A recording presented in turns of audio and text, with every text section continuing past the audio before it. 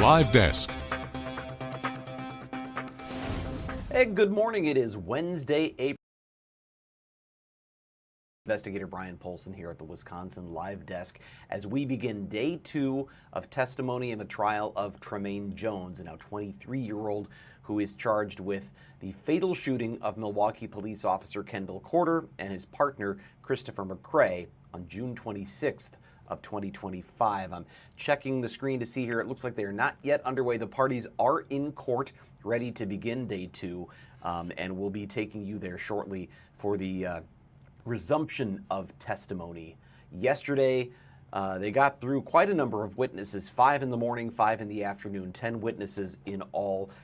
Actually started the day with finishing up jury selection on Tuesday, then opening statements from both sides, and then we did get into testimony. We know that the state's case focuses heavily on a reconstruction of the timeline of what happened here, starting with 911 calls that were placed by people who were observing or participating in or nearby as 2 groups of young women were fighting. There were shot spotter audio recordings that were played of gunfire before police were called to the scene, and then a series of 16 shots that were recorded after police had been dispatched. We heard radio traffic of the distress call from Officer McCrae after Officer Corder had been shot and was unresponsive, and Officer McCrae had also been shot.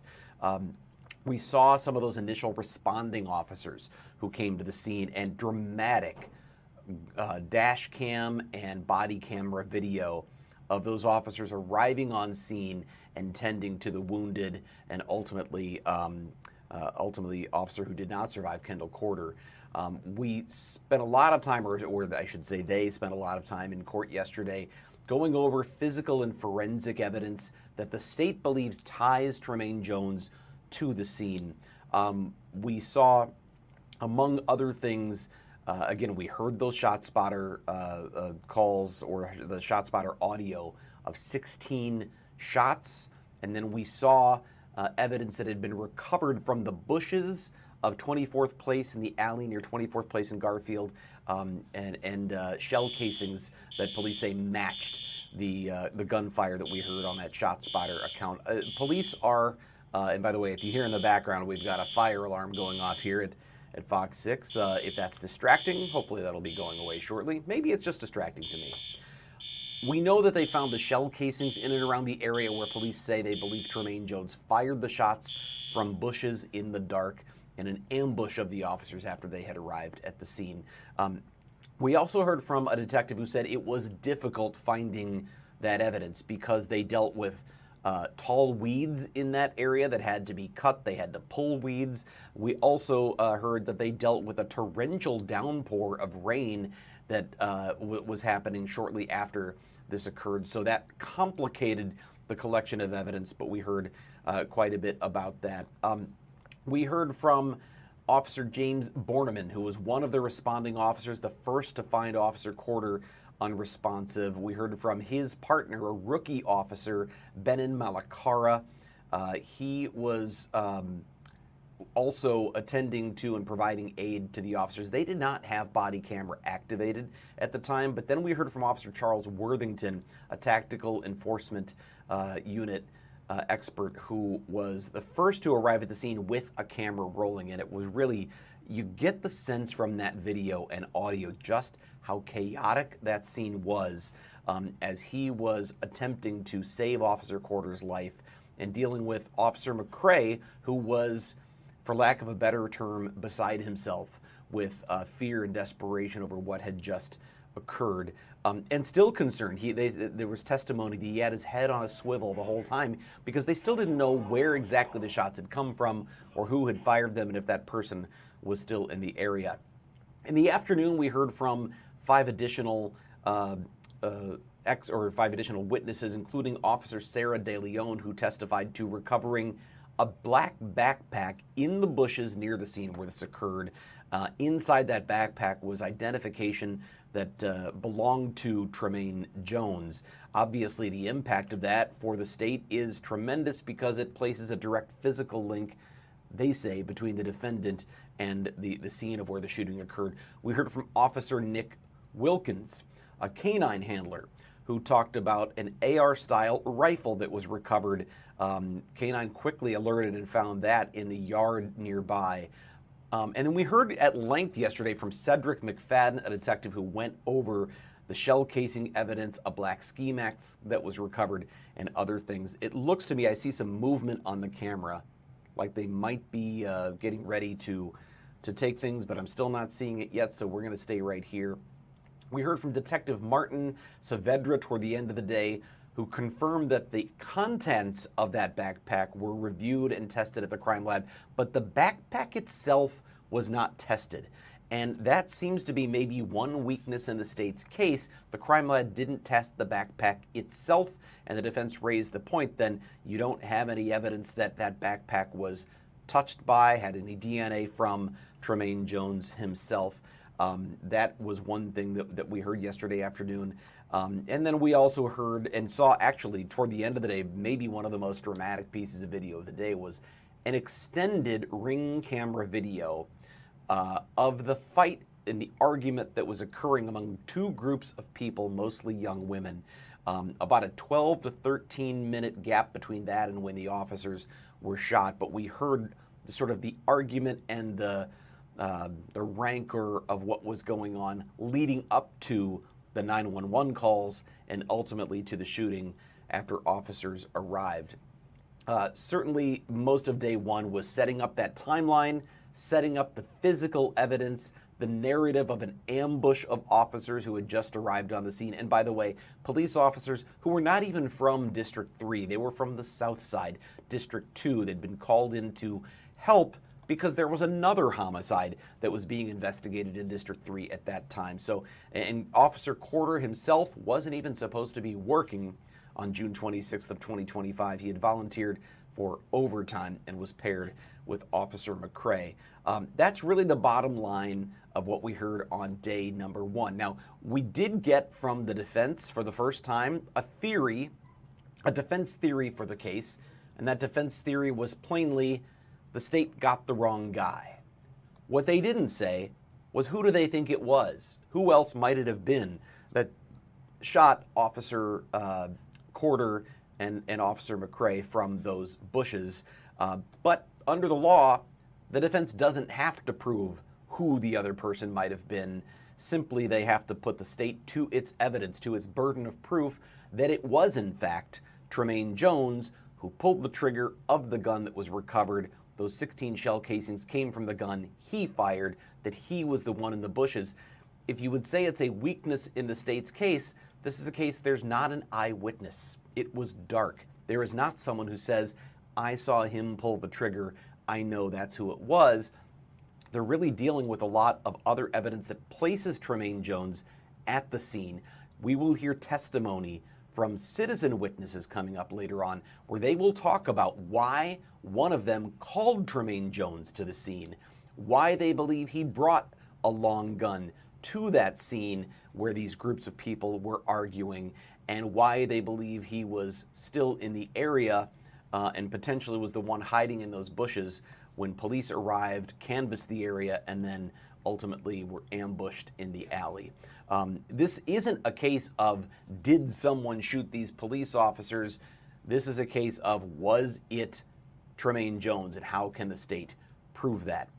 We know Tremaine Jones was there at one point. We know Kendall Corder died from gunshots. It's tying those two things together that is really the state's burden here, and that's what we're going to hear more about today. Now, we mentioned yesterday there are, I think, more than 170 witnesses that are listed in the state's potential list of witnesses. We are not going to hear from anything near that many. We heard from 10 on day one. I suspect it will not be much more than a fraction of those 170, but they have a lot of people to pull from.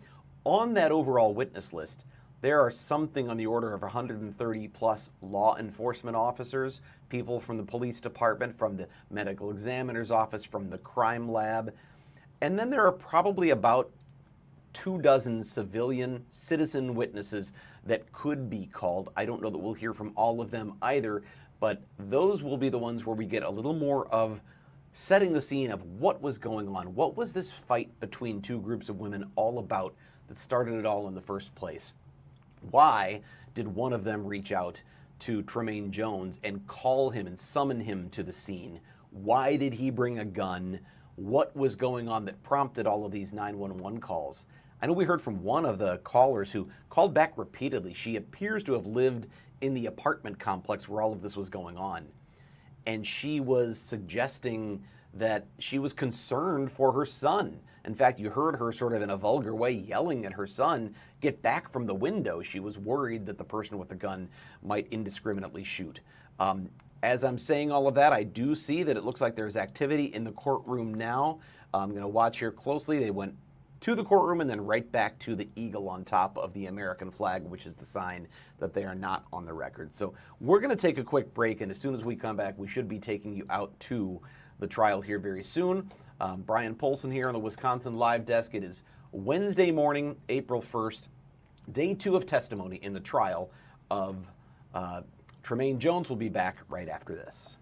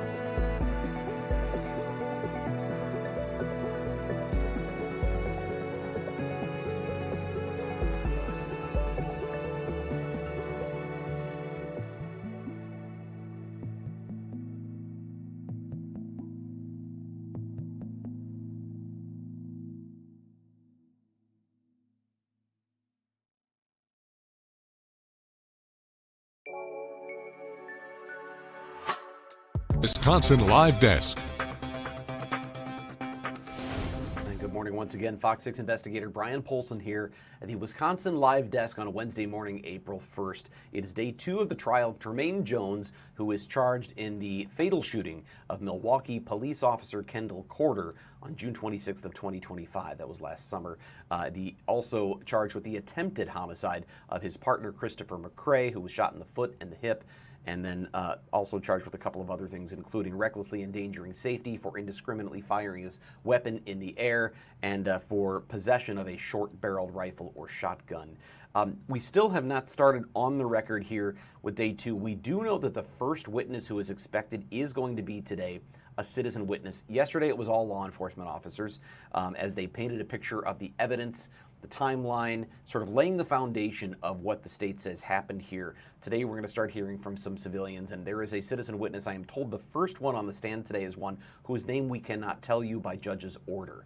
There are 3 witnesses that the judge, citizen witnesses, the judge made a ruling at the beginning of the case that for safety reasons, those 3 individuals, even though their names have appeared in other public records, that the order to the news media covering this is that those names not be uttered, their faces not be shown.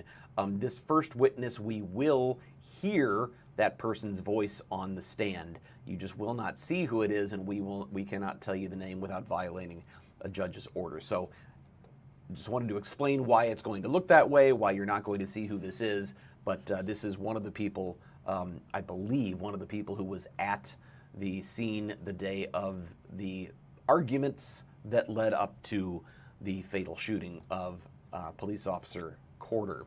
I keep watching out of the corner of my eye here because I can see movement of the camera, but then they're right back on that eagle at the top of the American flag, which means they are not ready to go. In fact, if I show you, that's what I'm talking about. There's that American bald eagle at the top of the flag. That is the signal that they are not yet on the record, not yet ready for us to open up the microphone.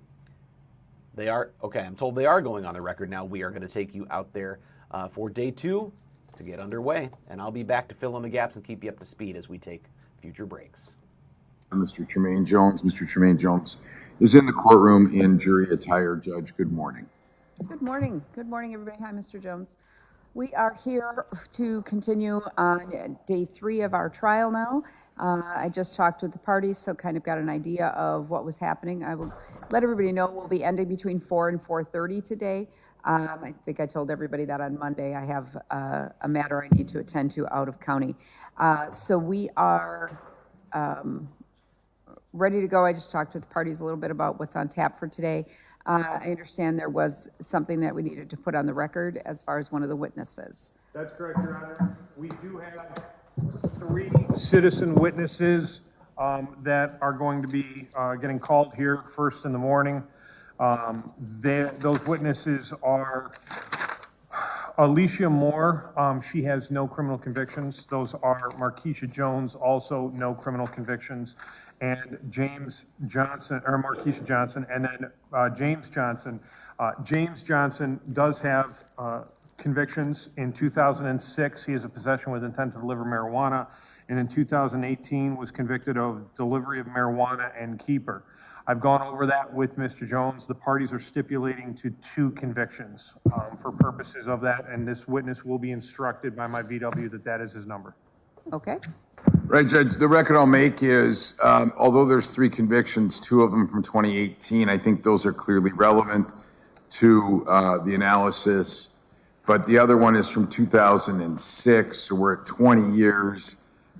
If there was maybe some sort of continuation or some sort of argument, I might make it, but I think that 2 is the appropriate number, given the limited purpose that this information is before the jury.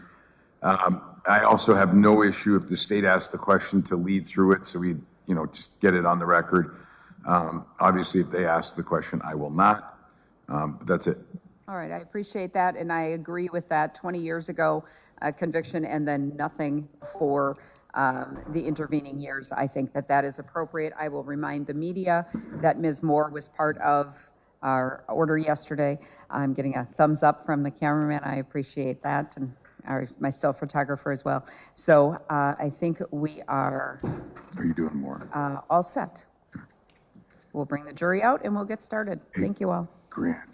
Yep. Johnson didn't go to prison. In the 06. Okay, it's not like he was in prison for 10 years. Yeah. It's the only thing I didn't ask. What? The possession with intent was 06. As we wait here for that first witness, you may have just heard them saying on the record some of those names that we are under order not to tell you. The judge, so far as I know, is aware we are live streaming this trial. It was stated by the parties on the record there, but just want to be clear that we are still following that judge's order to the best of our abilities. As soon as we get this first witness underway, this first witness is a female citizen witness, and it will be the first non-law enforcement witness so far in the trial here as we begin day 2 of testimony in this trial of Tremaine Jones.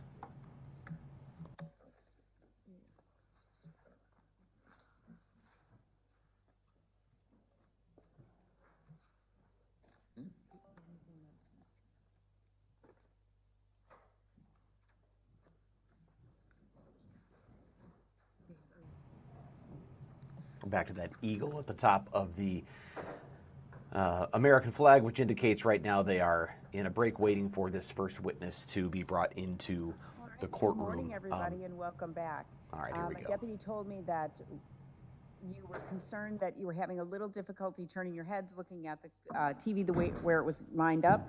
We have moved it. It's going to require a little bit of jockeying as you guys come in and out of the room. That's perfectly fine. And we're setting it up in a way so you will be able to better see it, as well as the witnesses will be able to do it. If they do have to turn their head, I will just have them grab their microphone so that they can still be heard very well, but able to do that. So I think that's where we're going to be. Everybody, this is better. Thumbs up if it is. I'm seeing a lot of thumbs. Better. It's hard to tell a little bit. There's nothing on there at the moment, but we're doing the best we can. So, all right, with that, I think we're ready to go. You may call your first witness. Your Honor, state calls Alicia Moore.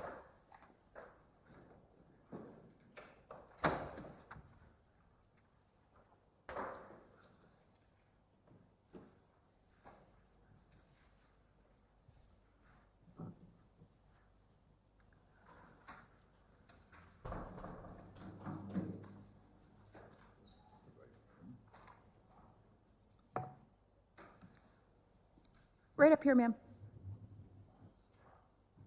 Well,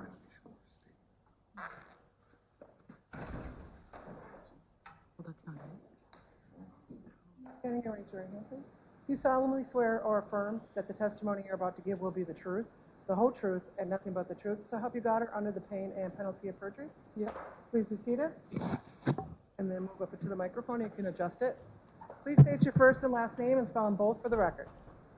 Alicia Moore, ALICIAMOORE. Ms. Moore, can you pull that microphone down? It very much bends, and that way it'll capture you better. Thank you. You're welcome. Good morning, ma'am. Good morning. Can you hear me okay? Yes. All right. Now I noticed here, let's see if we can move you in a little closer. We just got to make sure everyone can hear you, okay? Mm-hmm. Remember, yeses and no's of the court reporter will yell at me. Now, ma'am, I want to draw your attention to the intersection and the corner of 25th and Garfield. Are you familiar with that area? Yes. Okay. And how are you familiar with it?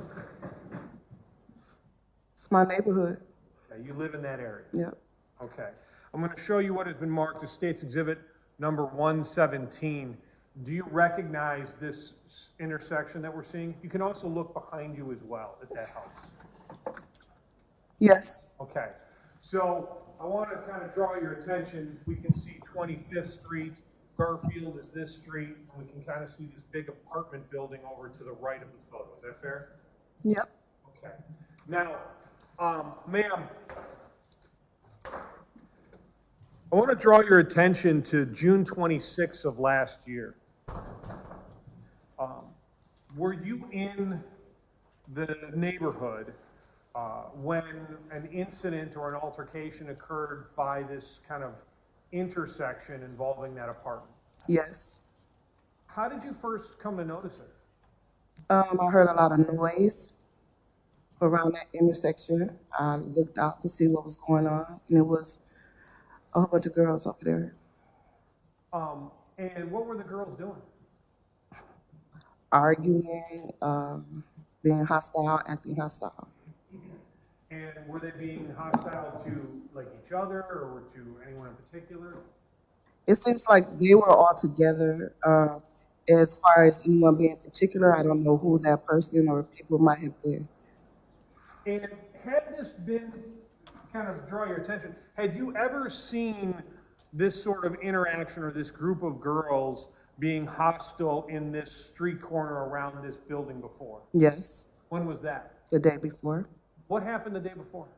They got into it with the people across the street in that apartment building. Okay, and so when you, just for the record, you kind of, with your thumb pointed back, you're pointing to this brick apartment building that we can see here on the corner of 25th and Garfield. Yes. Okay. Now, was there a fight the day before? When you say get into it, what do you mean by that? A fight or argument, fight. I'm not sure if they fought or not. I'm not going to say that offhand, but they were arguing, a lot of yelling, going back and forth. Was it a friendly interaction? No. And then the day we're here to talk about, which is June 26th of 2025,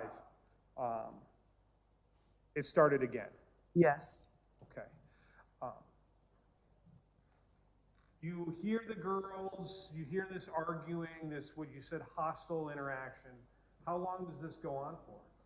I can't give you an exact time limit, but it was pretty long. A long time. Yes. Okay.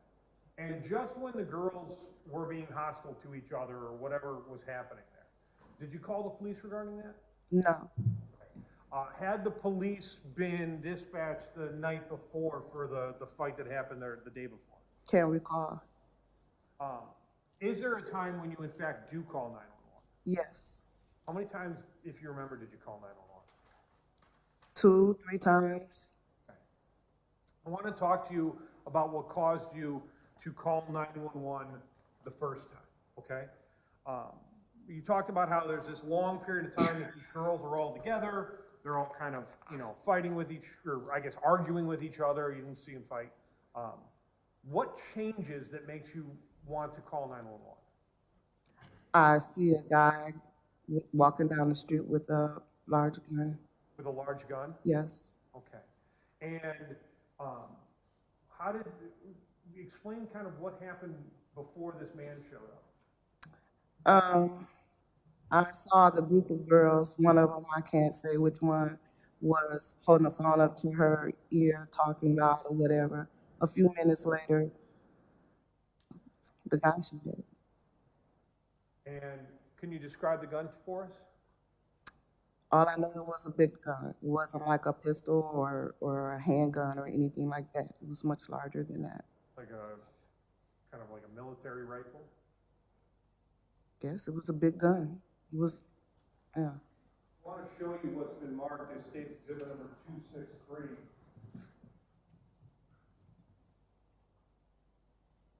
Kind of look like this one? Something like that, about that size, yes. Now, when you see this individual walking up and down the street with the rifle, or with this big gun, this big military gun that you refer to it as, what did you do? I called 911. Okay. Now, I want to just bring something up here. Your Honor, I have State's Exhibit number 3 currently in the computer, and I'm going to be playing just the first portions of call number 1, not the whole call as we listen to it, but just a certain portion of it very quickly here.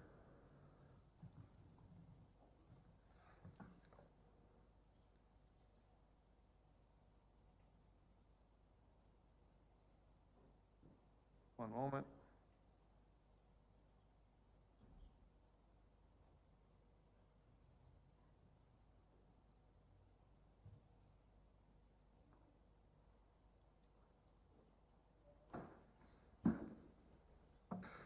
Your Honor, I have call 1 from State's Exhibit number 3, currently in the computer, playing from 0 minutes and 0 seconds into the recording. I'm going to lower the volume just a little bit in the beginning. Playing from this portion. Your emergency on the corner of 25th and Garfield. There's some kids or some people trying to fight, and it looks like somebody got a gun, like a big gun. Okay, can you? And pausing at 12 seconds. Did you recognize that voice? That's me. Okay, so this is your first phone call to 911. An individual, this person that you saw, he had a kind of a big gun. Yes. Okay. Now, ma'am, is there a time where you end up calling 911 a second time? Yes. What happens with the second call? I believe he was yelling. He went over to the apartment building and started shooting or, yeah. You fired a shot? Yeah. Okay. Now, ma'am,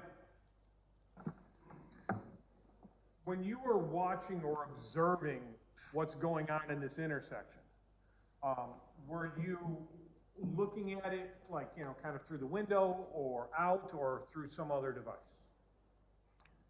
First, I peeked through the window, I believe, and then I was also seeing it on my Ring. I'm not going out there. Understood. So you had a Ring camera? Yes. Okay. Now, I have, Your Honor, State's Exhibit number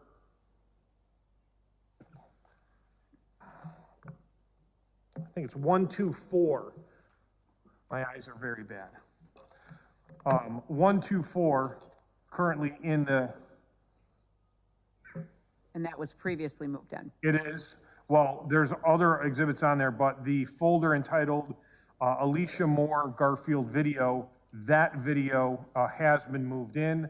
I'm opening it up right now and we'll be moving forward to a section.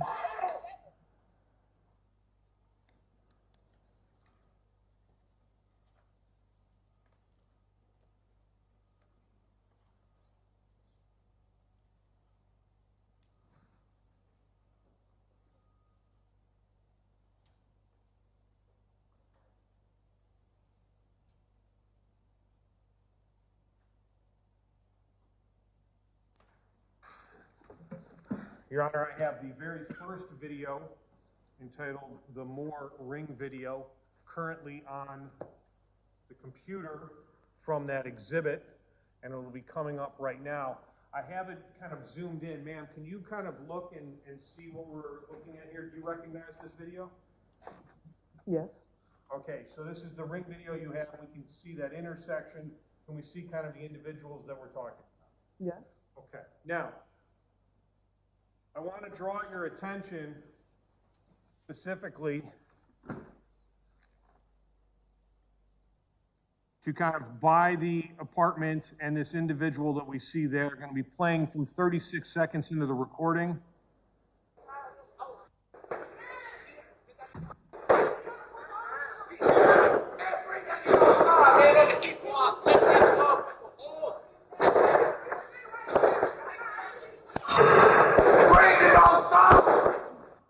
And stopping at 52 seconds. We just saw him discharge a gun. Yes. And then heard him say, "Bring it outside." Yes. Is this the video that you provided to the police? Yes. Okay. Now, ma'am, when you see this, what we just saw through this Ring doorbell, this Ring camera, what do you do next? Call 911 again. Okay. Had the police shown up between those two calls? No. Okay. Now, Your Honor, going back to State's Exhibit number 3, going to, which will be call number 4, which is at 914.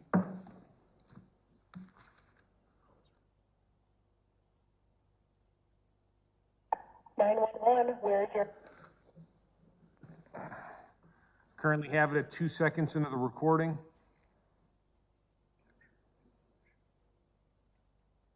And playing again from this portion. On the corner of 25th and Garfield, got off the phone with you guys. The guy that I reported, he just shot the gun up in the air. Okay, you said 25th and Garfield? Yes, right. Pausing at 14 seconds into the recording. Ma'am, do you recognize that voice? It's me again.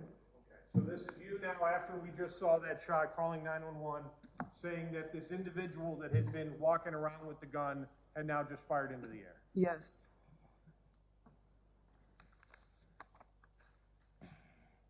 Do you end up, what happens next?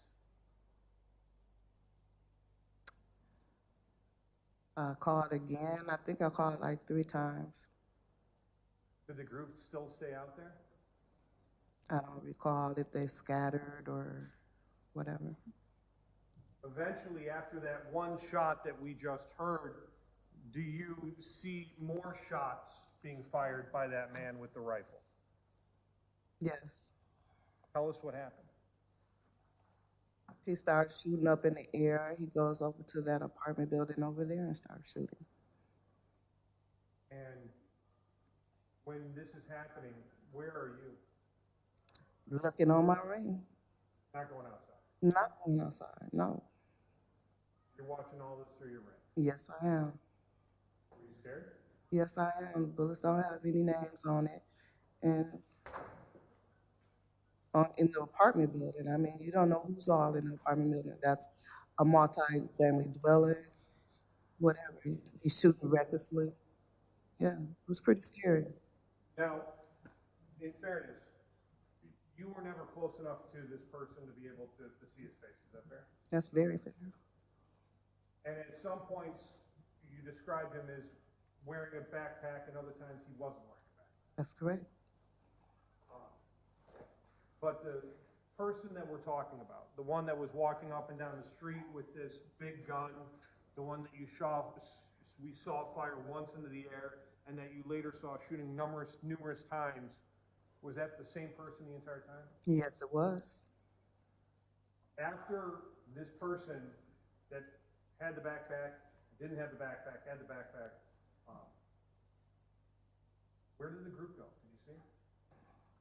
They dispersed. They started scattering. Yeah. After they left, you hear more gunshots? No, I didn't. You can't. At some point, do the police reach out to you because of what happened? Yes, You provide them this video. I do. Thank you. I have no further questions. Thank you. Cross? Thank you. Ms. Moore, it's fair to say that you called for police 3 times before officers showed up? Are you asking me, is it fair to say that? Yes. Yes. And is it fair to say you didn't see a shooting involving police officers, yes? Yes. And that wasn't captured on your Ring camera? No. And I know that you just said that group scattered, yes? Yes. Did they scatter when the police showed up, or what made them scatter? I can't recall. Oh, you don't know what made them scatter? No. Thank you. No more questions. Any redirect? No, thank you. Thank you. You may step down. You're all done.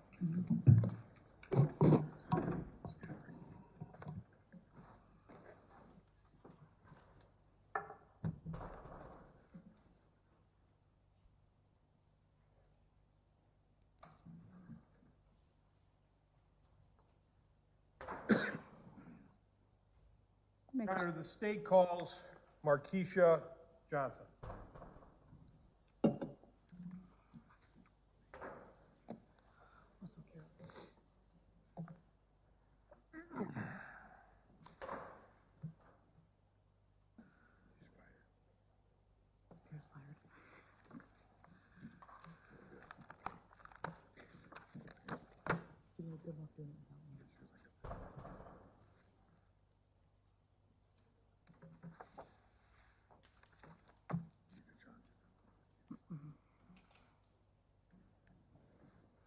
Right up here, ma'am. You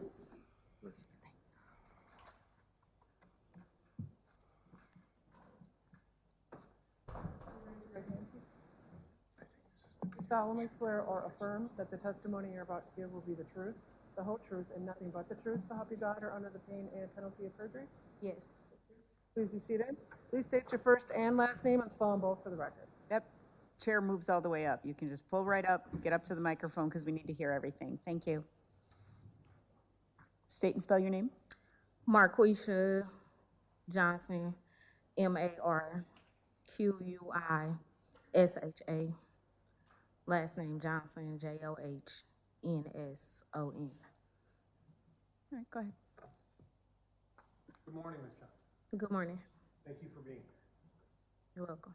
Okay. Now, I want to just kind of focus in on kind of just a general area of around the intersection of 25th and Garden.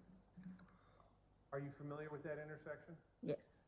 And drawing back to the date of June 26th of 2025, did you live in that area? Yes. Okay. I want to show you what has been marked as State's Exhibit number 117.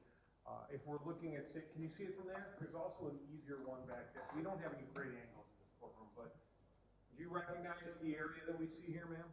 Yes. Okay. We can see 25th Street, Garfield, an apartment building.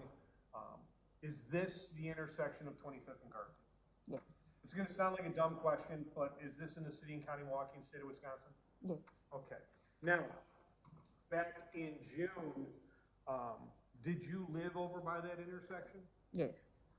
Where did you live kind of in the general area from that apartment building? In close proximity. Now, I want to draw your attention to the night of June 25th, 2026. Were you present at your house that night? Yes. Did you see some incidents that occurred out in front of this apartment building? Yes, I just was woken up out of my sleep by my children. They were scared because they saw someone with a large firearm. And you said you were sleeping, right? Yeah, And you were woken up by who? my children. How old were your children? 15 and 9. Now, there is a 911 call where someone who did not want to provide their name mentioned seeing someone with a gun outside their window. Was that you? I believe so. Did you listen to a 911 call today? Yes. Okay, was that you on that 911 call? Yes. Okay. Now, just so going back to State's Exhibit number 3, going to call number 3. This has already been admitted and already played, but I'm going to just get an identification.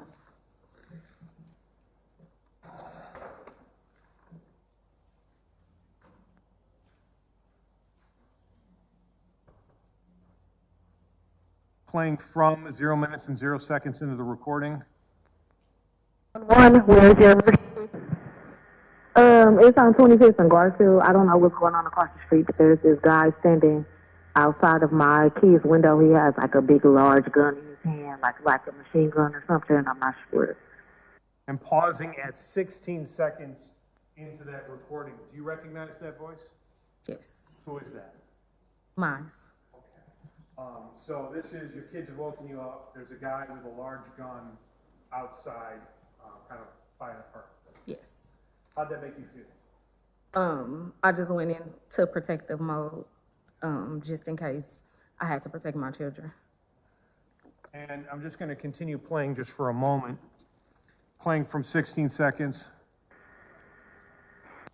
Sure, what's going on? Move away from this fucking window. Pausing at 24 seconds in that. Is that you telling your kids to get away from the window? Yes. Pretty scary situation. Yes. Okay, so while you're on the phone with 911, trying to keep your kids away from the window, what are you seeing outside? There was a guy, I couldn't see his face, so I'm not sure what he looked like, but he just had a gun and he was yelling, telling people to come outside. I guess the people in the building, telling them to come outside. He did mention that he was off some liquor, so that probably, I don't know if that's what caused it. I don't know what was going on, but that's just what I heard. And that was just it. He was just telling them to come outside. Did you see him do anything with that? I didn't see him do anything. Did you hear him shoot? I heard shots, but I don't know. I couldn't physically see him, so I don't know if they came from him or somewhere else. Fair enough.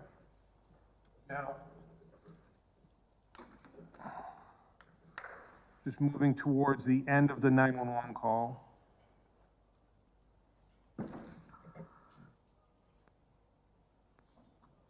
Playing at 1 minute and 34 seconds of the recording.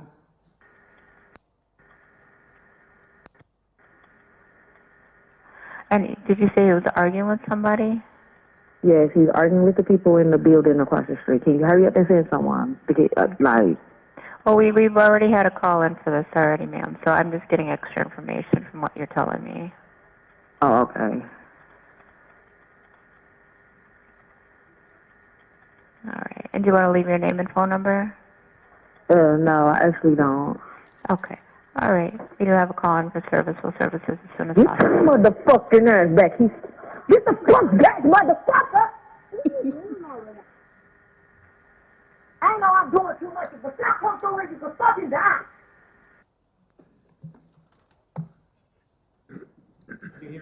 kind of noise towards the end of your call there, is that fair?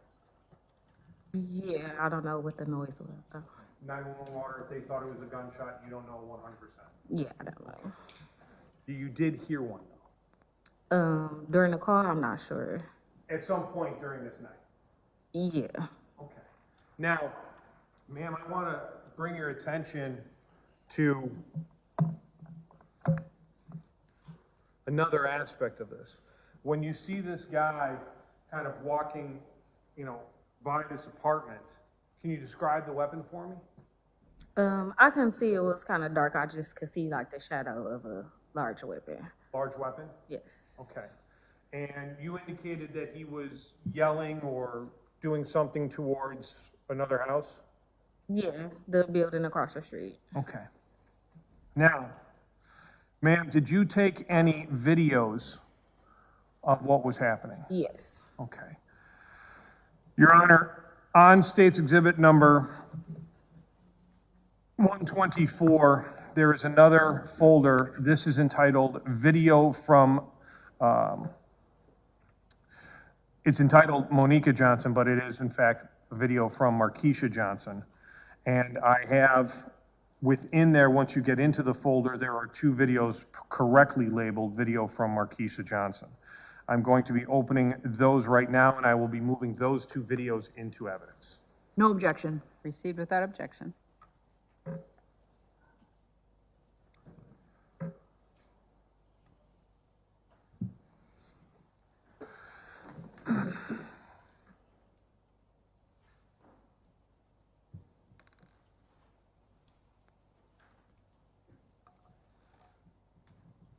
Ma'am, do you recognize what we can see here in this video? Yes. We can see what appears to be a flower and then the intersection of 25th and Garfield. Yes. Who took this video? I Okay. Playing from 0 minutes and 0 seconds into the recording.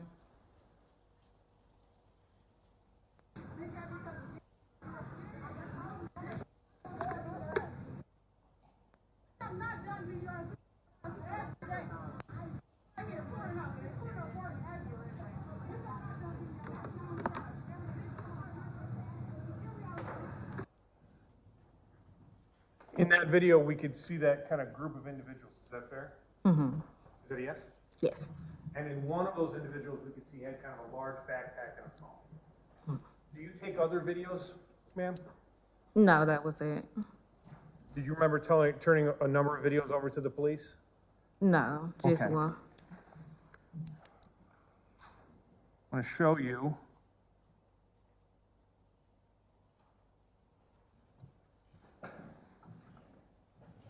Oh, yeah. We see here. Do you recognize this video? Yes. Okay, so you took this video as well. Yeah. Okay. And I want to kind of draw your attention to this individual that we're going to be able to see here. And we're going to play it, and then I'm going to kind of zoom in on some areas. Is this going to be the person you saw walking around with that large weapon? Yes. Okay. Playing from this portion at 0 minutes and 0 seconds into the recording.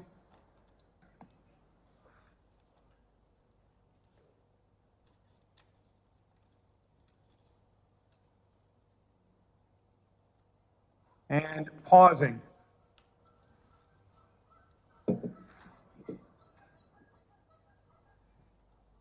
If we're looking at this particular individual, we can see the firearm that he had. Is that fair? Mm-hmm. Is that a yes? Yes. Okay. We can see a backpack. Yes. The backpack appears to be over a jacket that has some sort of red and white pattern or lettering on it. Is that fair? Yes. We can also see on the head some sort of hair covering or mask or something that is kind of hanging off the top of the head. Yes. Okay. Going to move back just a little bit in terms of what we have.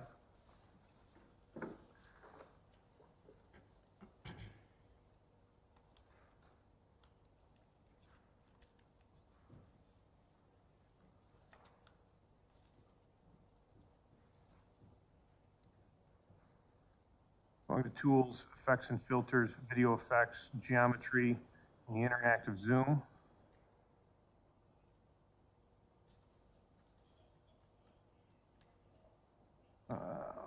That's not working in this video.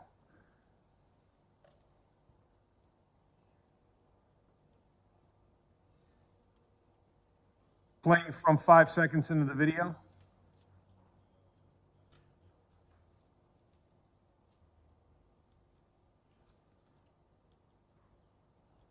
I want to move back just one little second here.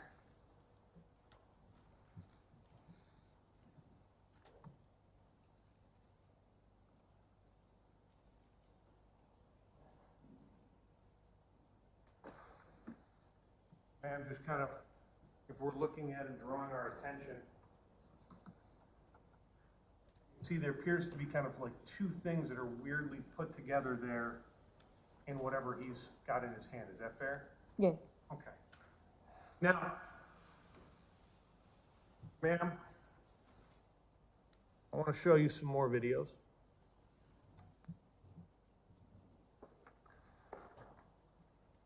Your Honor, I have State's Exhibit number 125, which I am placing in the computer right now.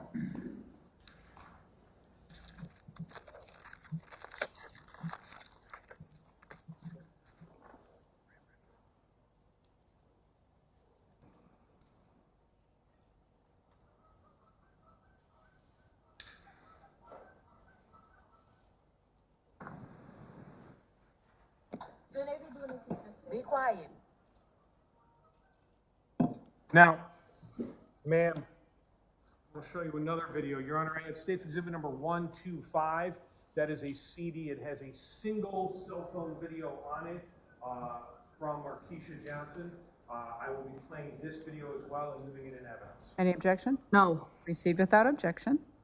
Ma'am, previously when we had seen the video that you'd shown us, or that we'd seen, we could see there's a backpack as well as some like red and white lettering. I want to show you another video, which is State's Exhibit number 125.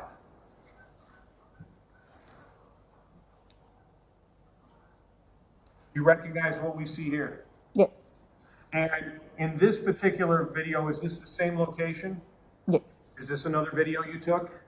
It probably was it connected? I didn't have that many. Sorry? I didn't have that many videos where they connected it or. Okay. Now, if we're going to be just playing from this portion, does this is this the intersection of 25th and Garfield? Correct. Okay. Playing from 0 minutes and 0 seconds.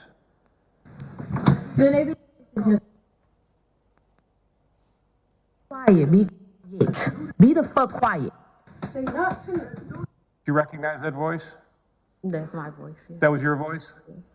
And you telling your kids to be quiet? Yes. Okay. So you remember now this is the video you took? Yes. Okay. I mean, to be fair, probably a lot going on. Mm-hmm. Trying to keep these idiots. Yes. Keep your kids safe. Yes. Call 911. Yes. Videotape. This individual that we can see here, we can now see what was that red and white pattern that was on the back of that jacket. Is that fair? Yes. And we can see that it says, just do it. Mm-hmm. Yes? Yes. The Nike logo. Yes. Okay.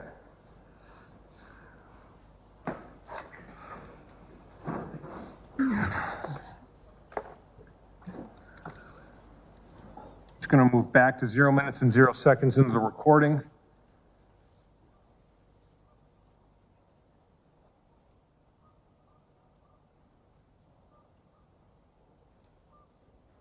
That's not working. For whatever reason, on this camera, on this computer, that is not working with this video. But I will continue playing from 0 minutes and 0 seconds into the recording. Be quiet. Be quiet. And as we are looking and watching, you can see what appears to be that same hair covering, Yes. jacket, same rifle, Yes.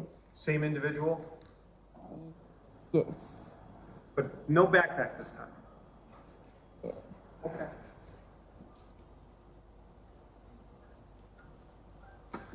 Playing from this portion. Be the fuck quiet. Not to. What you want? Let's do it. Let's do it. Let's do it.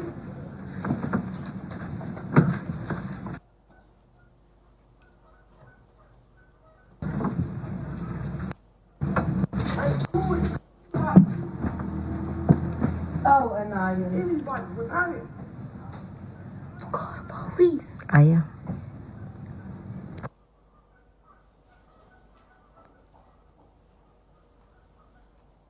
There are two voices at the end of that call. Who was that? My baby. Your 9-year-old? Yes. Begging you to call the police? Yes.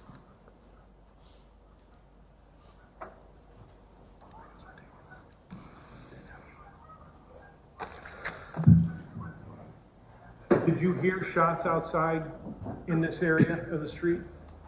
And it, like, right by my house? No, I just got my kids to the floor because I seen what was going on. I didn't know what was gonna happen, so I just made sure they were on the floor just in case. But then probably, I don't know, maybe 5 minutes or so after the call, I did hear like a number of shots. I don't know where they were coming from or, you know, what was going on, but I did hear a number of shots after about 5 minutes after the call. And then later, did you hear more shots? No. At some point, you hear the police respond. The police response probably, after the shots, I probably didn't hear a police response probably for about 10 to 15 minutes maybe. Now, ma'am, you did not originally want to cooperate. Is that fair? Correct. You prefer not to be here. Correct. You didn't give your name to 911. No. Kind of tried to make the police think you weren't home when this happened. No, I didn't. I answered the door. I came out on the porch, and you know how anybody would do, come look to see what was going on. But yeah, no. And then the police came back a few times and were able to get these videos. Correct. Thank you. Just to be very clear, when the officers were shot, you didn't see that happen. No. You don't know if this is related or not. Correct. No, I don't. You just know that what you saw regarding shots you heard by your house, the only person you saw with a gun was this backpack guy that had to just do it, and that gun with the weird extension on it. Yeah, that was it. Okay, nothing else. Thank you. All right, Cross? Nothing, thank you. All right, thank you. You may step down. Judge, can we have a sidebar, please? Yeah, come on in.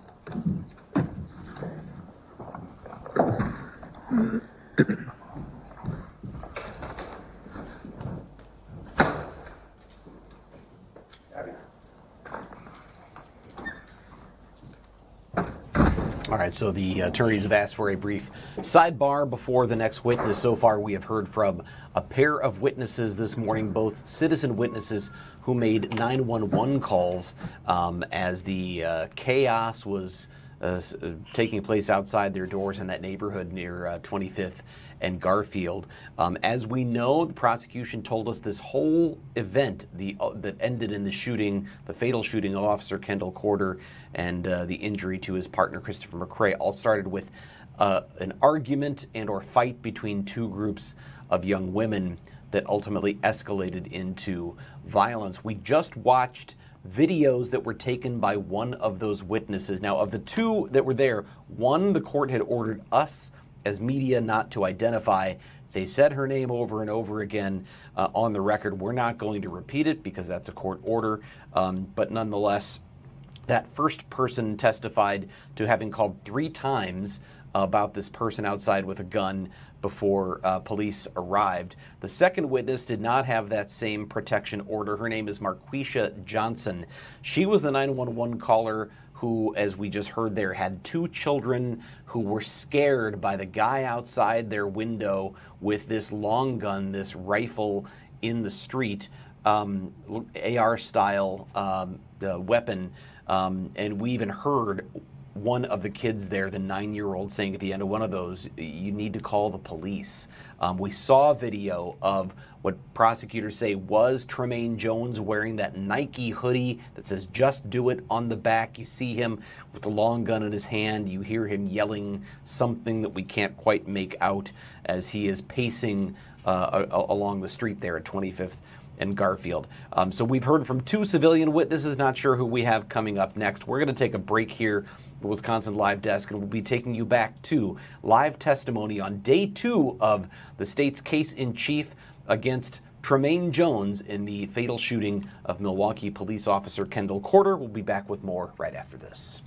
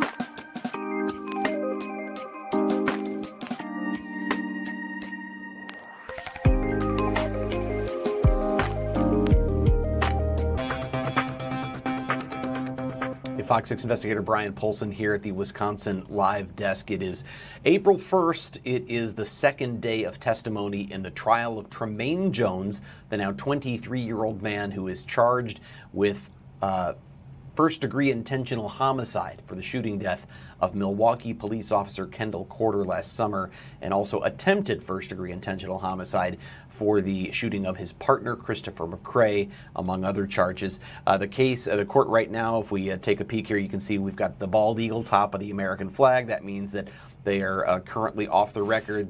I think it was a defense counsel who had asked for a sidebar with the judge, which means they want to go speak. They have both sides go into the judge's chambers and speak off the record. So the case is currently on hold for right now. We'll take you back as soon as they resume testimony. I want to show you what we just saw moments ago, and that is video of what prosecutors say is Tremaine Jones. You see him in that Nike Just Do It jacket or shirt, and you see the long gun in his arm, the AR-style rifle that is the subject of this. As he's pacing back and forth, the white tennis shoes. He has something on his head, some sort of head covering as well. Now, he doesn't have the backpack at this point, and we've seen other videos where Tremaine Jones, or what prosecutors say was Tremaine Jones, was pacing that scene with a black backpack. Ultimately, that is the backpack that prosecutors say police found nearby the bushes where the shots came from that ultimately killed Officer Corder and injured Officer McCrae. But you're seeing this video loop. Again, this is what one of the neighbors from across the street of the apartment complex recorded on a cell phone as she was calling 911. We heard a couple of witnesses who made those calls here today. The first two witnesses today are our first citizen witnesses of the trial, and they were both 911 callers.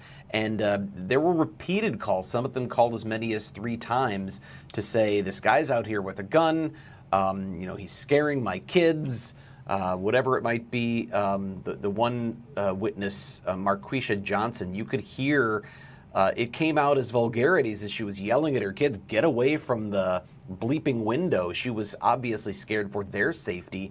And then we heard the 9-year-old say, you need to call the police. Clearly they were scared. She actually said that at one point she had her kids down to the floor, get down on the floor, just out of concern for what might happen. You see him sort of swinging that gun around, and she has no idea. I'm sure none of the other neighbors had any idea what might happen next. They say he was yelling at people in the apartment complex, and according to what we know from the prosecution's case so far, they say he was summoned there by one of the women who was involved in an ongoing argument with another group of women, that he was summoned there essentially as an enforcer or to back them up or to take their side. And then he brings this gun along. Obviously, the prosecution says that's Tremaine Jones. The testimony has not yet been given where they can directly tie that that's who this is that we're seeing, but that is the case that they are making. Of course, the defense will make its case either that that is not Tremaine Jones or that that is him, but that they can't prove this person is the one who fired the fatal shots several minutes later from the bushes a block or so away. So that's where we are right now. It's 9:39. We're still in the early part of testimony on day 2. Yesterday was all police witnesses. We kind of got the foundation laid for what the state believes is its case and what is the key evidence in this case. It's a case where they don't have an eyewitness. There's no one who saw Tremaine Jones pull the trigger and shoot these police officers. The officers were ambushed as they were in an alley in the dark, and say these shots came from bushes. So it's going to come down to trying to tie Tremaine Jones to those bushes and to the shell casings that were found all in that area. We know that a backpack was found nearby, and in that backpack was identification belonging to Tremaine Jones. We see video of the person with the gun having a backpack at one point, a black backpack. So that's one of the ways the state is trying to tie these two events together. We know that the defense's case here is simply that the state has the wrong person. And every time a witness testifies to what they heard or what they saw, the guy in the street with the gun, their kids were scared, whatever it was, the defense comes back and says, did you see anyone shoot at police? No. Did you, do you have any other direct knowledge of the shooting of these police officers? Did you see it? Did you witness it? Did you see who did it? No. And that's really the defense's case here is you've got to prove the person who pulled the trigger and killed Officer Corder was Tremaine Jones. That's really what they're hanging their hat on right now. Probably the biggest weakness in the state's case is simply that they don't have an eyewitness. There's one other piece that could be so far, maybe if you would call it a weakness, is simply that the crime lab didn't test the physical backpack for DNA. Now, they tested items inside the backpack, but the defense seems to be making the case through its cross-examination that just because his DNA was on stuff inside the backpack doesn't mean he was the one carrying it around that night, or he was the one who had it at the scene of the shooting in those bushes. The crime lab didn't test the backpack. The state said yesterday that's because the crime lab limits how many items police can have tested, and they test the things they think are most likely to be important. So they tested a toothbrush, for instance, inside the backpack, and some of the other contents. They didn't test the exterior of the backpack itself. In terms of some of the strength of the state's case, we know so far that there were ShotSpotter audio recordings of 16 gunshots going off. That's tied to the 16 rifle casings that were recovered matching that ShotSpotter data, all right in that brush yard area that was consistent with the state's case and the police officer's description of there being a hidden shooter in the bushes. Rifle and loaded magazines were recovered, so they have what they believe was the murder weapon. They say it was difficult to recover that evidence, particularly the shell casings, because the yard was overgrown. They had to cut back the weeds. It was raining really heavily the night this all happened, and that made things a little bit more difficult. One other thing they found is a black ski mask. It's not yet clear if that's tied to this or if that's significant, but it does seem to be connected. We saw the video. I'm going to play it again. I'm going to show you once again real quick here.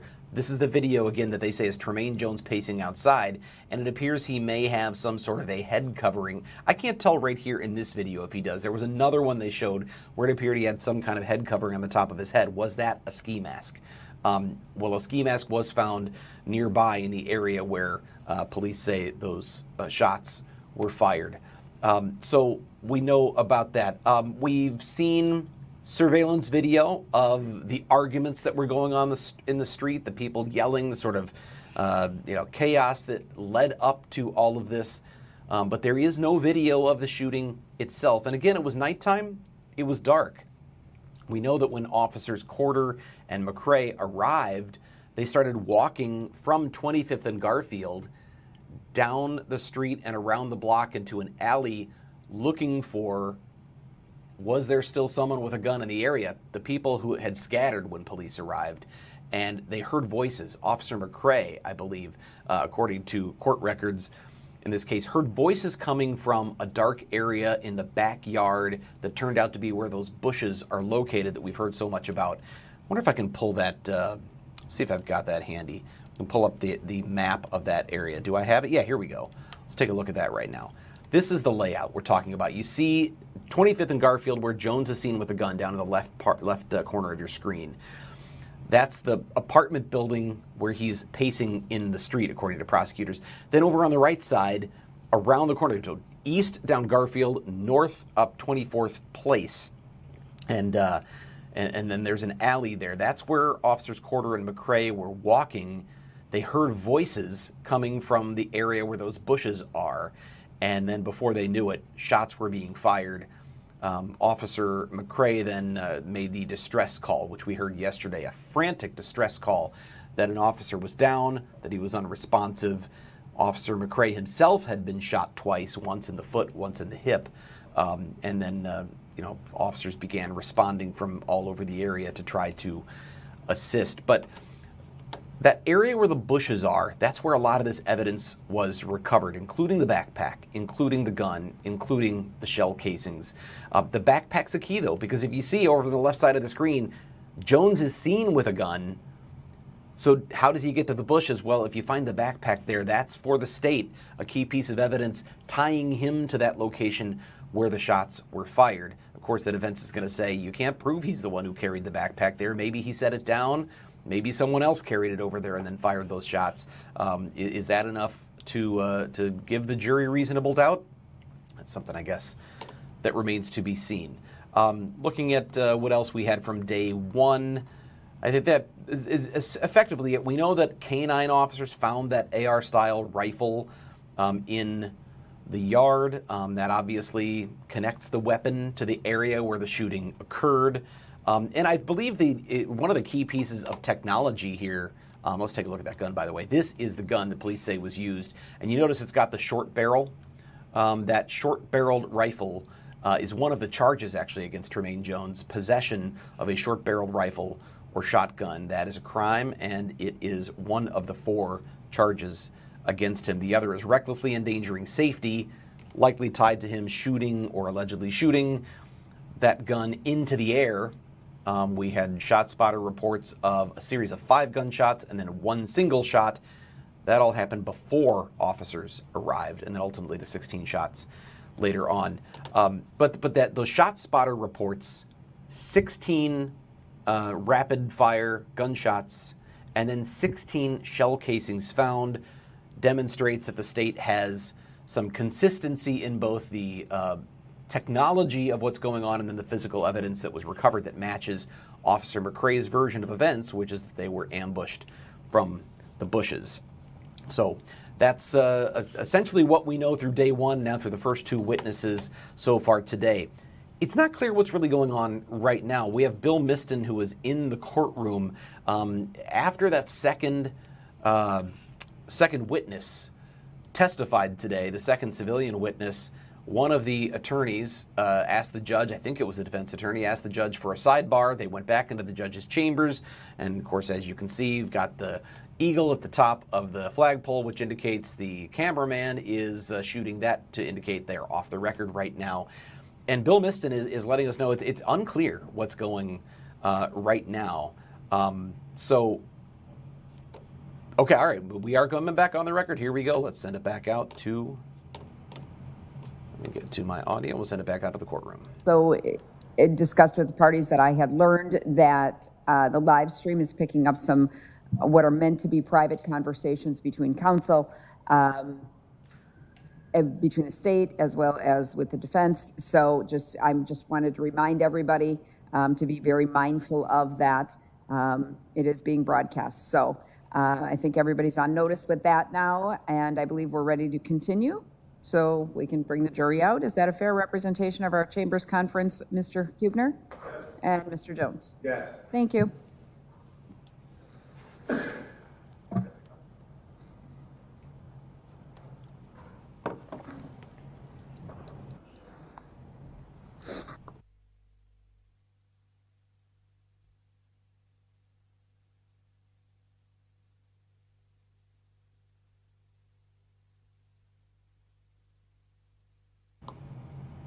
You see the eagle there again momentarily as they get ready to go back on the record. They're bringing the jury back into the courtroom now, and once the jury is back in place, we will get to our third witness of the day. No idea who that's going to be yet. I don't have any heads up on that, but yesterday was all law enforcement witnesses. 10 members of the Milwaukee Police Department. I think they were all police department members. And now 2 civilian witnesses so far today, 2 citizen witnesses who described the 911 calls they made about the street arguments and the spotting of a man with a long gun out in the street. That's what we've heard so far. There are a number of other citizen witnesses we are likely to hear from. I don't know if that will be today, if they will continue with that pattern of citizen witnesses, people perhaps who were at the scene that day and a part of this, or if we will get back to some law enforcement witnesses. In all, there's 170-something witnesses that could be called. It is highly unlikely Get set that up. will I actually believe happen. we're ready to continue. All You right, may here call we your go. next witness, Sounds like they're Mr. about to head back on the Your record. Honor, state calls James Johnson.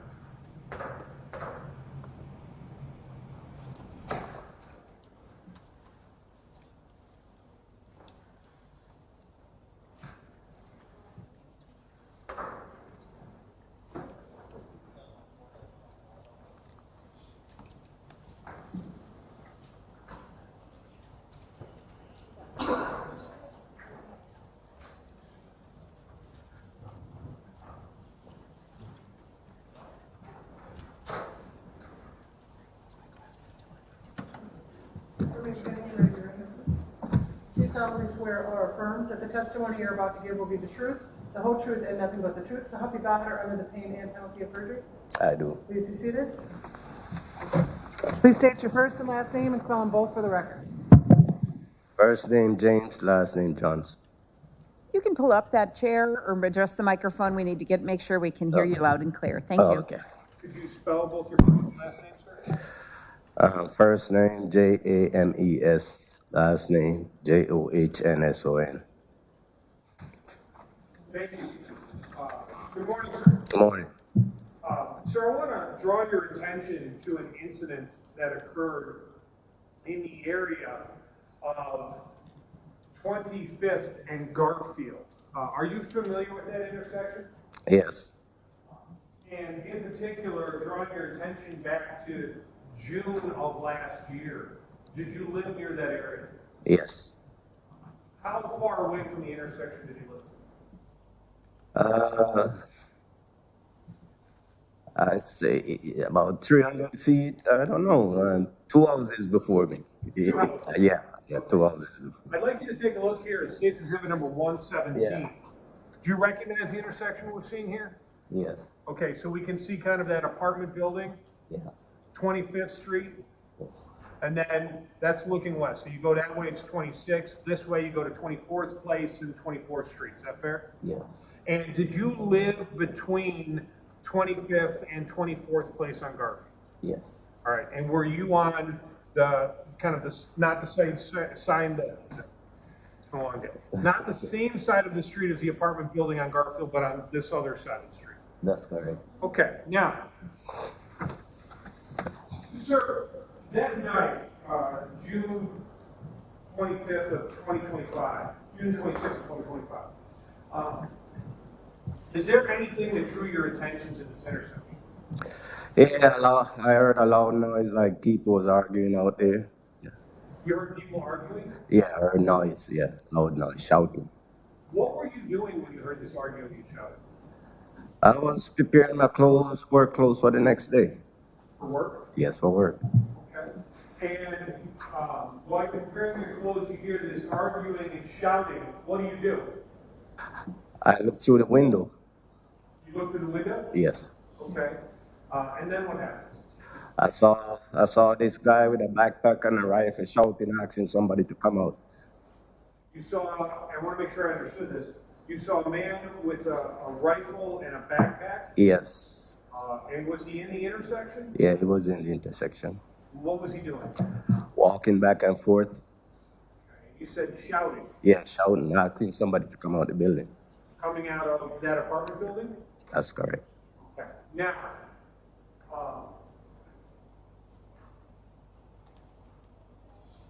in terms of this individual you saw with the backpack and the rifle, I kind of want to talk to you a little bit about this individual. Did there come a time when the police asked you whether or not you would be able to identify this person? Yeah. And did they kind of go through a full procedure with you? Yes. Okay. I want to show you what has been marked as State's Exhibit number 312.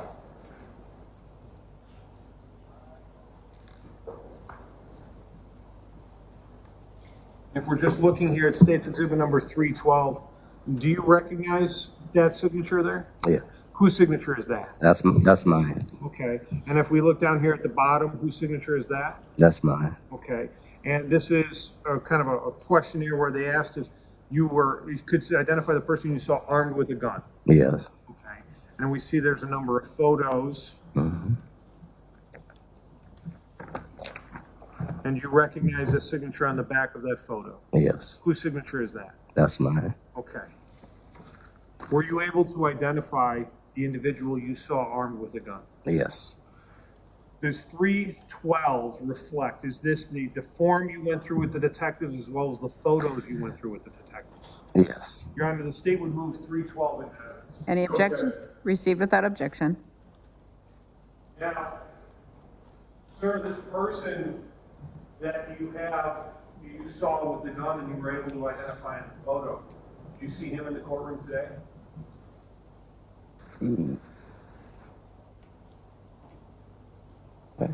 I ain't see anywhere. You can stand.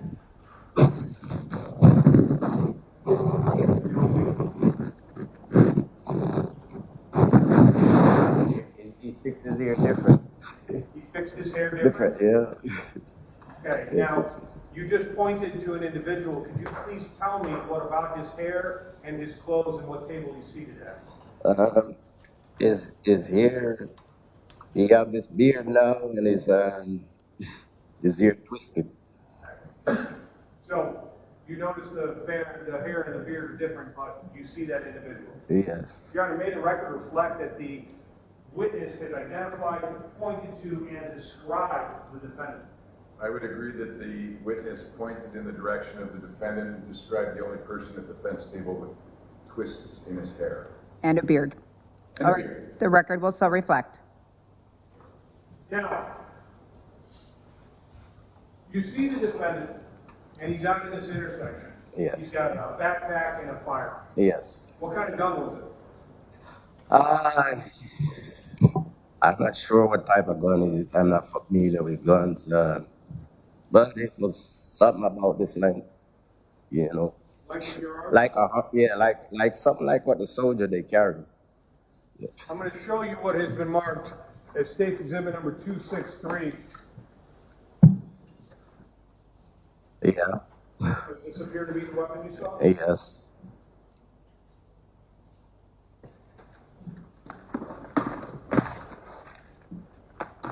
Now, you see the defendant, you say he was walking back and forth, Yeah. and he's kind of arguing with this apartment building, Yeah. telling them to come out. Yeah. What happens next? He turned the gun up and shoot like he was shooting at the building. I fired one shot. Saw him fire one shot. Yeah. What did you do? I called 911. And after you see that shot, do you stay outside? Do you stay looking through your window, or what? I stay outside. Do you ever hear any more shots? Yeah, he fired about three. He turned it up and fired about 3 more at it. So you saw him fire multiple times? Yes. Now, remember telling your detective you saw him fire one time and you weren't 100% certain of the direction? Yeah, well, I know he turned it up. Yeah. Okay. And Because he was facing the building. That's what I. just for the record, you kept putting your hands up like kind of in an angle. Is that fair? Yeah. Is this the only person you saw shoot that? Yes. After he shoots a couple times at the building, what happens next? Oh, my family grabbed me and said, "Come on in," and took me inside. Did you hear more shots? Yeah, a moment after, I heard like 4 shots coming from the other end of the alley. By the alley? Yeah. And did you see what happened with these shots? No. And in terms of what happened regarding these shots, did you see who fired?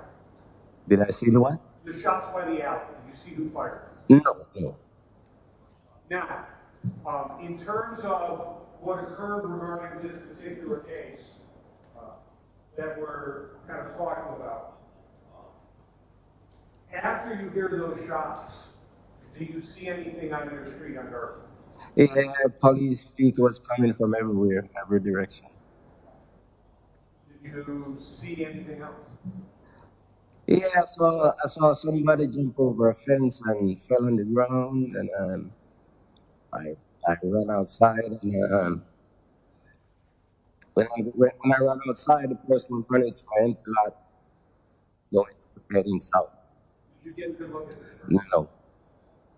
Could you tell us whether or not it was the same person, the defendant you saw with the backpack and the gun? I couldn't tell because it was getting dark. It was dark then, But I just got a glimpse, Yeah.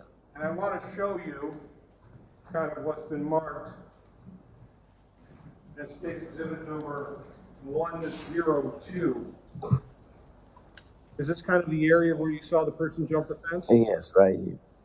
Okay. Now, you just pointed, and I'm going to could you point there, and I'm going to put my finger on it? Okay. Okay. I'm going to put my finger right there. Is that fair? Yes. Okay. Now, you keep my thumb on it. We're going to move this over to the big screen on State's Exhibit number 102. So this is the area where you saw a person jump the fence. Yeah. Couldn't tell who it was. No. But didn't see a gun this time? No, I didn't see no weapon. Did you see a backpack this time? No. Okay. Now, I want to come back to this identification procedure that you did with this. Yeah. Showing you what's been marked as State's Exhibit number 312. And kind of just placing this on the big screen here. And we're looking at this. Whose signature is that? That's mine. Okay. And whose signature is that at the bottom? Okay. That'd be there. Yeah, that's fine. Now, when they went through this, did they read you this form? Yes. Did they tell you that you should not feel you have to make an identification? It is as important to exclude an innocent person as it was to identify the person, the perpetrator. Yes. Okay. Now, there is one aspect that I would like to talk to you about. Okay. Did you see these people in person or through a series of photos? See, folders. Photos? Yeah, folder. And were those photos in folders? Yes. Now, drawing your attention towards the bottom here. If we're looking towards the bottom of what we're seeing, I want to draw your attention to first what we see is folder number 1 with a yes, Yeah. and then crossed out in a no. Yeah. Who did that? Who circled yes and then crossed it out and then put the initial JJ?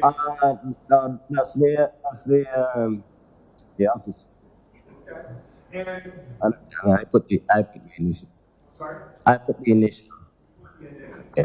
And then did you in fact make an identification with someone else? Yes. So when you had originally circled 1, Yes. was that correct? No. Okay. What about the person in folder number 4? Yeah, and then it was correct. Okay. Now,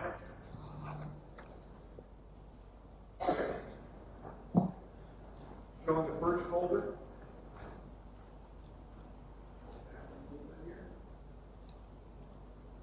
Second, third, fourth.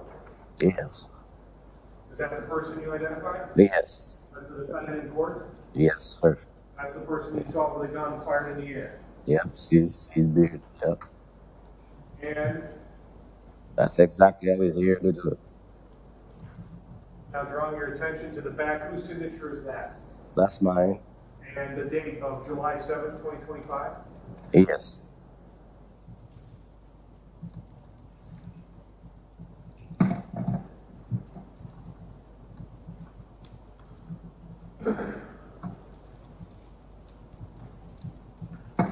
Sir, is that person, the person you just identified as the defendant, the person you saw with the backpack and that large gun there? Yes. The person who shot towards that apartment? Yes. Didn't see what happened in the end? No. Can't tell us if it's the same person that jumped that fence? No. All you can tell us is you saw him shoot the gun over on 25th and Garth. That's correct. Sir, have you ever been convicted of a crime? Yes. 2. Thank you. Nothing else. Cross? Thank you. All right, Mr. Johnson, I just have a few clarifying questions for you, okay? Yeah. So it's my understanding there was an incident that happened out on the street around 10 after 9 that stretched to about 9:20. Does that sound about right? I'm not sure what time it was, but all I know is just before dark. Okay. Before dark, and what you saw was a guy on the street with a big long gun and a backpack, and he shot into the air, correct? Yes. Okay. And when police officers asked you to identify that person, you identified the person that you saw with the big gun and the backpack on the street, walking back and forth, correct? That's correct.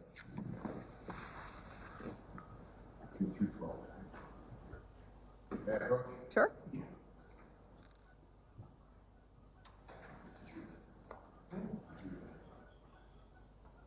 Handing you what's been admitted as Exhibit 312. Do you see that, sir? Exhibit 312. Yeah. You see that? And this is the form you just talked about with the state, right? Yes. The state, in the first page, it asks you to identify, it says the person armed with gun. Do you see that? Yeah. Yes? Yeah. I need you to speak in the microphone. Oh, sure, sure, yeah. So what you were doing when you were provided this photo array and identifying people is you were identifying the person you saw with the gun on the street, true? Yes. You have no idea what happened in that alley because you went back inside, correct? That's correct. Nothing else. Any redirect? No. Thank you, Mr. Johnson. You may step down. You're all done. Oh, thank you. You have a nice day. You may call your next witness. Your Honor, state calls Detective Eva Malafa.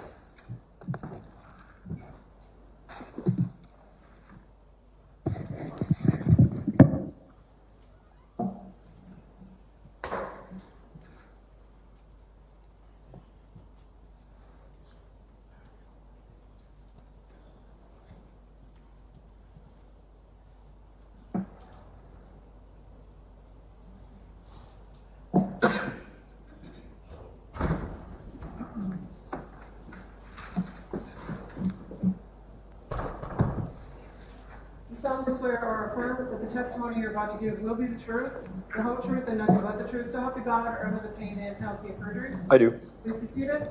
Please state your first and last name and spell them both for the record. First name is Ndiva, spelled Ndiva. Last name Malafa, Malafa. Detective, how are you employed? Through City Milwaukee Police Department And how long have you been with the Milwaukee Police Department? for about 12 years. How long have you been a detective? For a little over 2 years. And how long, what's your current assignment? The Homicide Division How long have you been in homicide? for a little over 9 months. Now, I want to draw your attention specifically to June 26th of 2025. Were you part of the investigation into the death of Officer Kendall Porter and the shooting of Officer Chris McCray? Yes, I was. And kind of related to that, were you therefore also involved in the investigation regarding some shots fired that happened in 25th and Garden? Yes. Did you have an opportunity to conduct a photo array with anybody related to this case? Yes, I did. Who was that? Mr. Johnson. Is that the individual we just saw leave? Yes, it was. Okay. Now, I want to show you what has been marked as State's Exhibit number 312. Do you recognize the signature at the very bottom of this page? I do. What is that? Whose is that? It's reporting officer, and then that's my signature. So this is you, and this is your form that you did with Mr. Johnson. That's correct. Okay. Placing 312 back on the big screen and just going towards the bottom portion of it and kind of moving over. Can we see, just so we're looking at, this is your signature right here? Yes, it is. Okay. Now, are you familiar with what's referred to as a six-pack? Yes. What is a six-pack? That is just legal jargon for a photo array, which contains 6 photographs. And what I want to do is I want to go to the very kind of last page of State's Exhibit number 312.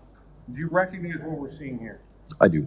Is this the six-pack that was used here? It is. Okay. In order to come up with a photo array, how is the six-pack used so that we can kind of get to the process we're about to talk about? So the reason why we use a photo array itself is essentially it's an investigatory tool that investigators use to determine the reliability of the witness to be able to recall the subject or the suspect based off of their recollection. What we're going to do typically is we're going to select the suspect, and then we enter into what's referred to as our IWS system, or a system that compiles all the booking photographs in the city of Milwaukee. And then based off of that, we'll select 5 additional photographs of subjects that are compared or somewhat similarly physically characteristic-wise to our suspect. And that's how we compile 6 photographs in total. Okay. And if we're just going to the last page, we can see those 6 individuals that all you selected in your attempts to create this photo array proceeding. That's correct. Okay. Now, second, I want to kind of just go through here, and there's a number of different areas of the photo array procedure I'd like to talk to. Do you show the witness the six-pack or all 6 photos at one time? No, we do not. How do you show it to them? In sequential order. And when you're saying in sequential order, is it like photos, or are they somehow kind of covered in some way before they're shown? Yes, so our photo arrays are going to be labeled in manila folders 1 through 8. So the photos will be contained in folders 1 through 6, and then folders 7 and 8 are going to be blank. Okay. So there's a few things I want to kind of talk about that you just mentioned. First of all, every one of the photos that we have, like you printed them out, or large photos of the versions from that six-pack? Yes. And then you mentioned, and this is important, we have 6 photos, but 8 folders. Why are folders 7 and 8 blank? So the reason why they're blank is because research has shown that it's best practice to ensure that the witness doesn't believe that they're viewing that last photo. And the reason why they might believe that that last photo has to contain the suspect, if they haven't identified 1 through 7, then they're forced to maybe subconsciously or consciously say that number 8 has to be that suspect, which then can result in an improper photo array. So you don't want someone who's sitting there thinking, well, police think they have the individual. I'm at folder 6. I don't have the individual. I'm just going to pick folder 6. That's correct. So 7 and 8 are meant to kind of make the witness think they have more options. Yes. So they're not just picking a random photo. That's correct. Okay. So 7 and 8, are they always blank? Yes. Okay. Now, I want to talk about folder number 1. Is the target ever in folder number 1? It's best practice to not contain the subject in folder number 1. And Milwaukee Police Department, do you put the target in the first photo? No, we do not. No, we do not. Why not? Because again, if you put the suspect in folder number 1, it can be deemed to be not only suggestive, but also research has shown that the witness that is viewing that photo array can feel that they don't want to make that identification based off the first photo that they see. So this is again trying to kind of make certain that we don't, get someone just picking or not picking just based on a photo. That's correct. Okay. So now we have 6 photos. A filler is always in folder number 1. How is the location or the position of your target selected between folders 2 and 6? So what's going to happen is the administrator of that photo array, in this case that was me, I'm not going to place any of the photos in that folder because I don't want to be suggestive at all to the individual when they're viewing that photograph if I know the location of the suspect. So the photos and the folders will be handed to an investigator that's not in particularly part of this investigation, and then they'll place the suspect in either folder 2 through 6, and the fillers will be the remaining folders to make and complete that photo array. So when you were looking at this particular photo array and going through with Mr. Johnson, you did not know where the target was? No, I did not. I mean, obviously you knew he wasn't in 1 or 7 or 8, but you did not know if it was 2 through 6. No, I did not. Okay. Now, in this particular case, I want to kind of go through a number of other things that are on this form.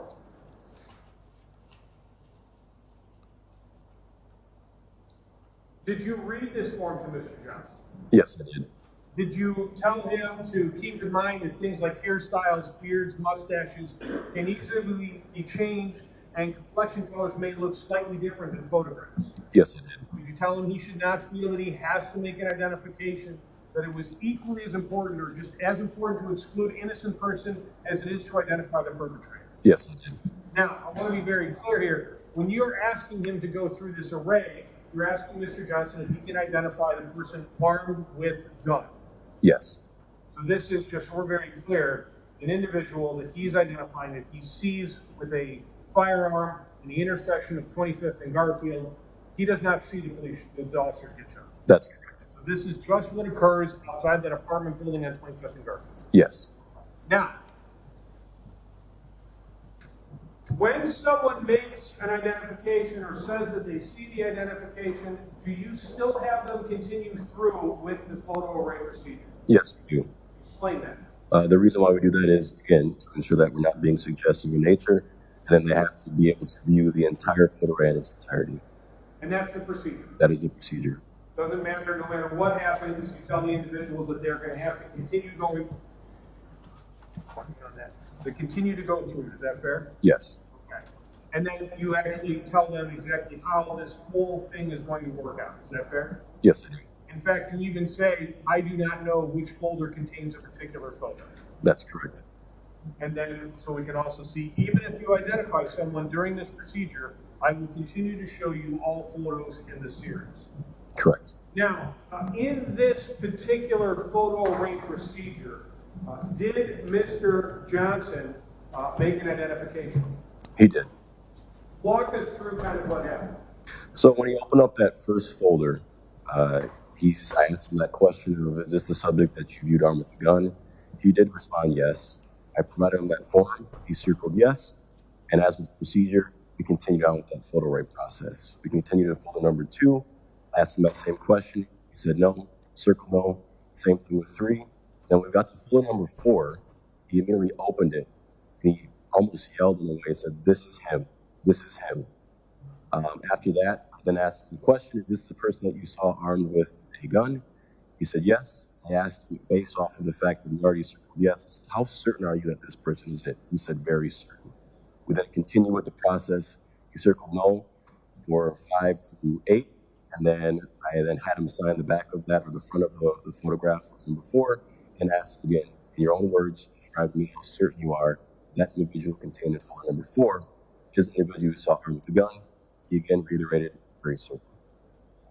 So while there was the original, on 1, he then says very certain is the person in position 4.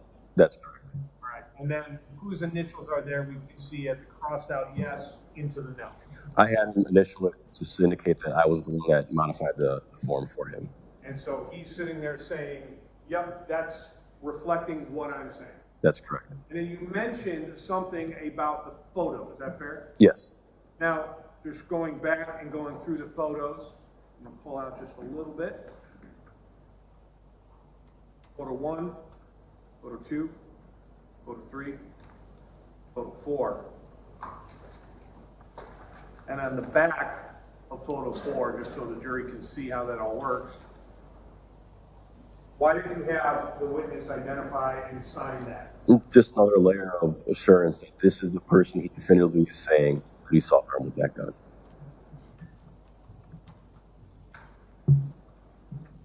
Just to be absolutely clear, though, this procedure is simply about what he's seeing in the intersection, 25th and Garfield, shooting up in the air by an apartment.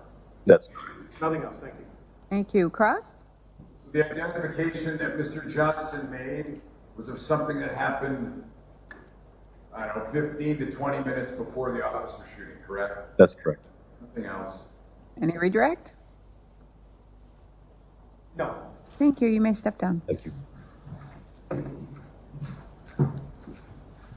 May call your next witness. Matter State calls Detective Thomas Clayhorse.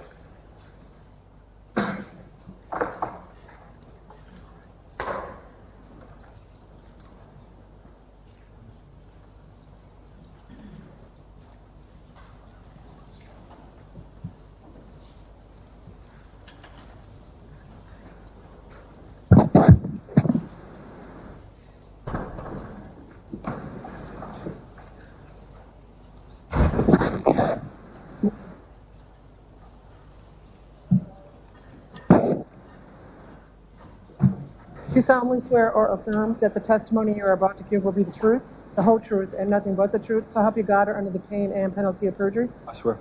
Thank you. Please be seated. Please state your first and last name and spell them both for the record.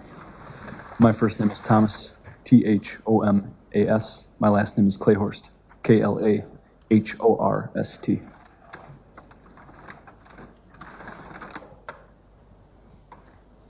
How are you employed?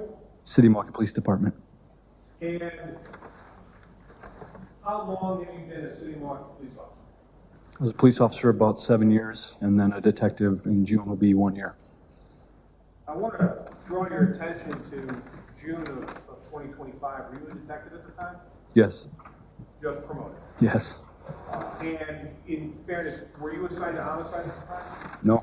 Where were you assigned? I was at the Violent Crime Division at that time. In relation to your involvement with violent crimes, were you asked to assist regarding a search warrant related to kind of some conduct that occurred on 25th and Garfield? Yes. Where did you end up conducting the search? It's been 2203 on 25th Street, apartment number 2. Now,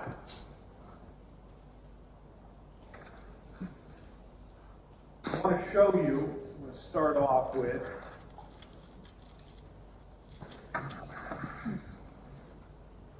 going to an exhibit we've already talked about here, State's Exhibit number 117.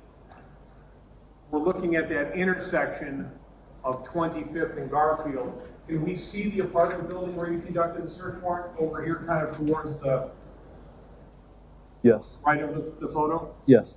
Okay. I now want to show you what is remarked as State's Exhibits numbers 126 and 127. Did you recognize those? Yes. What are those photos of? Looks to be photos of the entry into the apartment building. And in regards to the entry into the apartment building, are these photos kind of the front area that lets us see what the apartment building looked like on 25th Street just off of Garfield? Yes. Honor, the state would move state's exhibits numbers 126 and 127 as evidence. No objection. Received without objection. Okay. I'm going to place state's exhibit number 126 on the big screen, and then state's exhibit number 127. We can end up seeing kind of a close-up of kind of the entrance into this particular apartment. Is that fair? Yes. Okay. What apartment did you end up conducting this search warrant on? Number 2. Now, detective, the police, would it be fair, the reason the police are drawn to this apartment is because 911 calls had originally originated that there was some shooting related to this particular apartment? Correct. And apartment number 2, was that on the lower or the upper of this building? Would have been the upper. The upper? Okay. Now, I want to show you what has been marked as state's exhibits numbers 128, 129, 130, 131, and 132. I would ask you to take a look at these for me and tell me if you recognize them.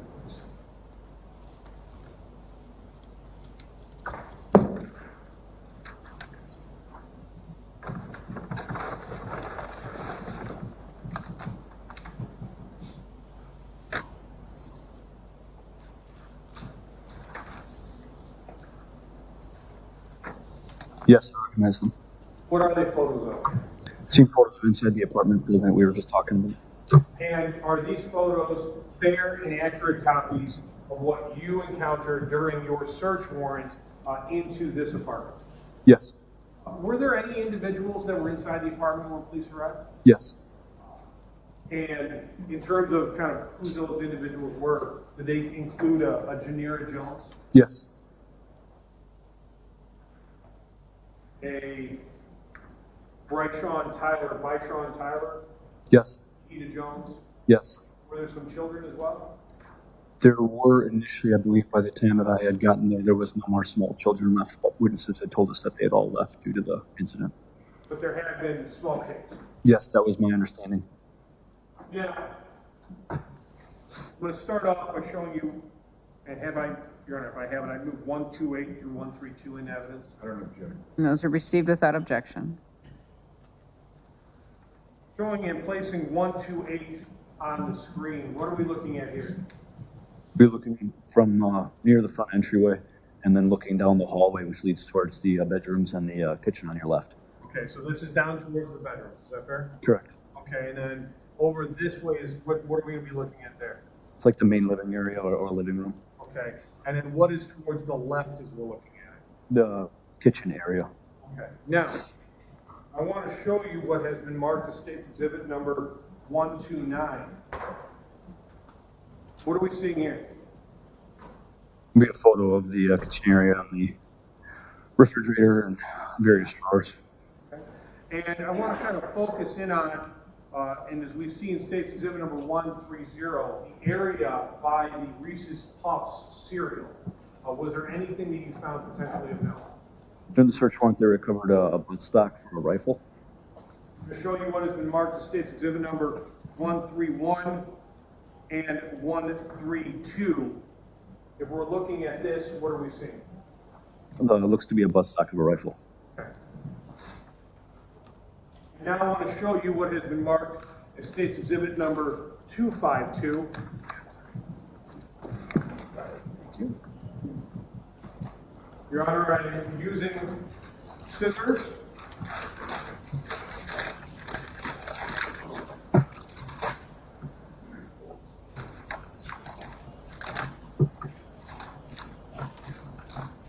To open it in front of the witness. What are we seeing here? The buttstock of a rifle. And when you're saying the buttstock of a rifle, what does that refer to? Typically the end that would go towards your shoulder. The kind of thing that you can, when you're saying towards your shoulder, what you can kind of place or put the rifle into the shoulder so that you can fire it. Correct.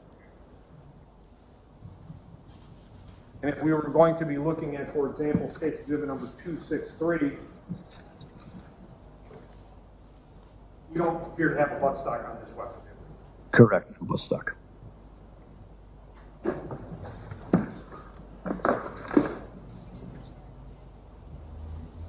Your Honor, the state would move State's Exhibit number 252 in evidence. Objection? I said I don't object. Oh, thank you. I didn't hear you. Received without objection. Now, Detective, want to kind of continue and remain in the area where we were. I'm going to return just for one moment to State's Exhibit number 128. And what I would like to do is I would like to now turn our attention to kind of this area around this wall where we can see like the cord and some children's toys and things like that. I want to show you what has been marked as State's Exhibits numbers 133, 134, and 135. I would ask you to take a look at these for me. Tell me if you recognize these photos.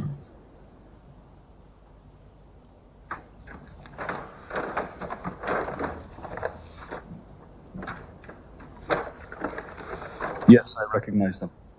And what are the photos of? These would be photos that were taken of a recovered casing within the residence during the warrant.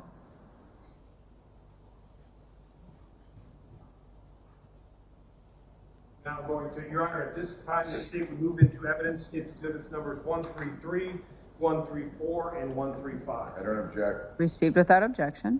Placing it on the big screen, kind of just drawing our attention to where we see here. You see the beef-flavored ramen noodles. Drawing your attention kind of right there by that photo marker number 3, as we see in State's Exhibit number 134 and State's Exhibit number 135. What do we see there?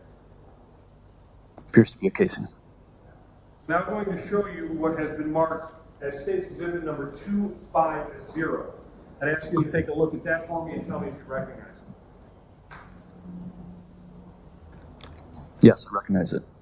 What is it? It is usually a pistol caliber casing. What caliber is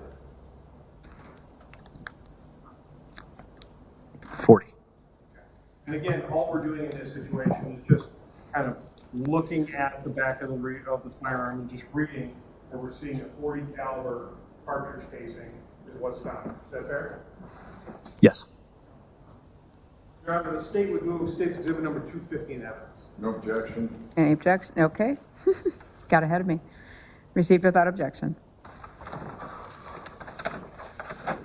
Now, Detective, did you find any other cartridge casings within this area, within this apartment building?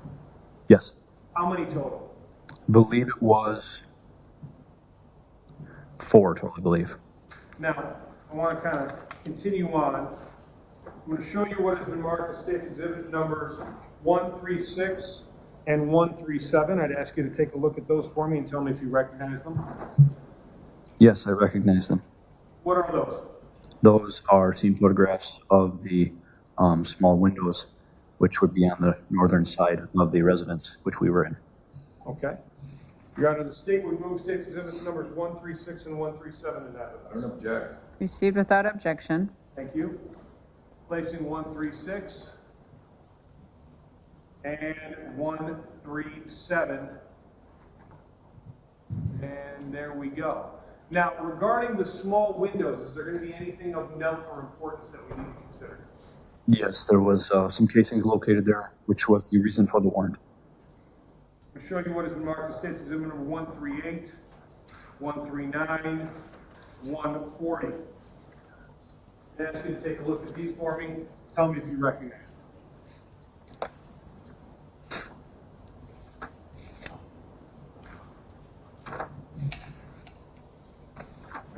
Yes, I recognize them.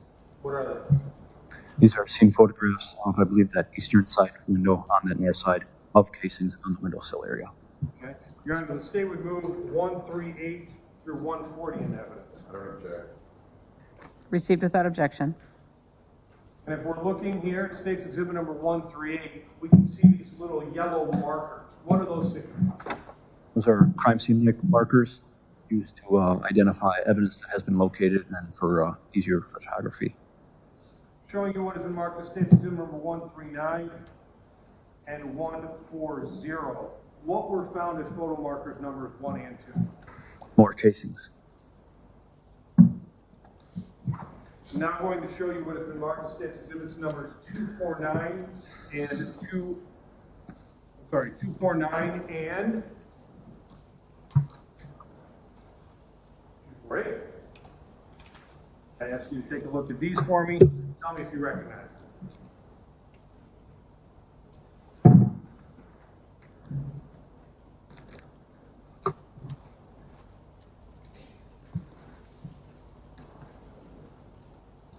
Yes, I recognize them. What are they? More 40 caliber casings. Again, 40 caliber? Yes. Okay. Just based on your training and experience, you can't tell us whether or not these are fired by the same gun or even by the same gun as the other 40 caliber, can you? No. We have to send that to the crime lab? Correct. Okay. But these are, in fact, these 40 caliber cartridge casings found by this window. Yes. Your Honor, the state would move 248 and 249 into evidence. Nope, no objection. Received without objection. For the record, 248 is the 40 caliber casing at photo marker number 1, and 249 is the casing at photo marker number 2. Thank you. Now, Detective, I want to kind of continue in our area there. When I want to show you what has been marked as State's Exhibits numbers 141, 142, and 143. I would ask you to take a look at these 3 exhibits and tell me what they depict.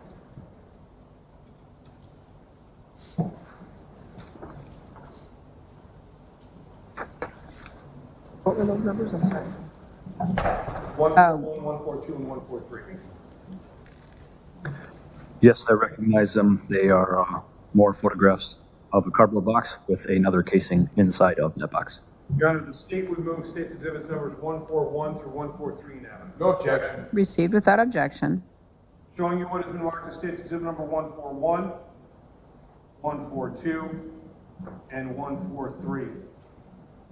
And now I want to show you what has been marked as State's Exhibit number 251. I ask you to take a look at that for me and tell me if you recognize it. Yes, I recognize it. What is it? Another 40 caliber casing. Your Honor, the state would move State's Exhibit number 251 in evidence. I don't object. Received without objection. Now, Detective, going back just for 1 minute.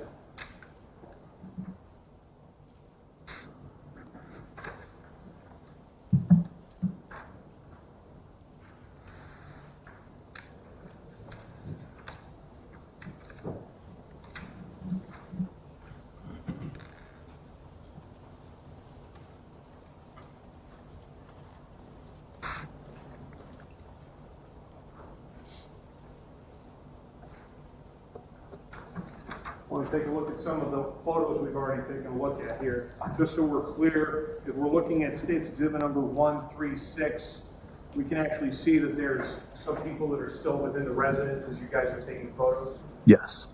And State's Exhibit number 137 appears to be a small child. Yes. Now, I want to draw our attention back to 128. You had mentioned kind of like a hallway or how this takes us down towards kind of like a bedroom area. Is that fair? Yes.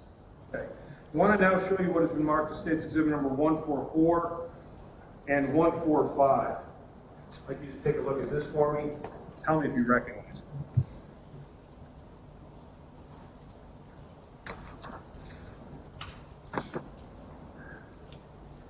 Yes, I recognize it. And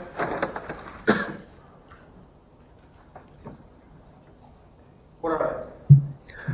More scene photographs. This one depicting a box with the word Palmetto on it. Palmetto. Correct. Here's what sort of box? Typically, that would be a firearm box. Okay. Your Honor, the state would move 144 and 145 in evidence. I don't object. Received without objection. Showing what we see here, State's Exhibit number 144, and then the close-up at 145. Detective, I'm now going to show you what has been marked as State's Exhibit number 253. It's scissors. Thank you very much. Your Honor, I am opening State's Exhibit number 253 by cutting the top.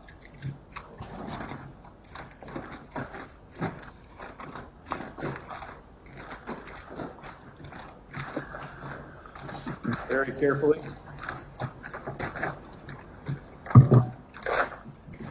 And as I remove from State's Exhibit number 253, what do we see here? The same palmetto box we just saw in the photograph. Palmetto arms box, is that fair? Yes. And if we are looking in terms of what we can see, box appears to be related to palmetto arms. Correct.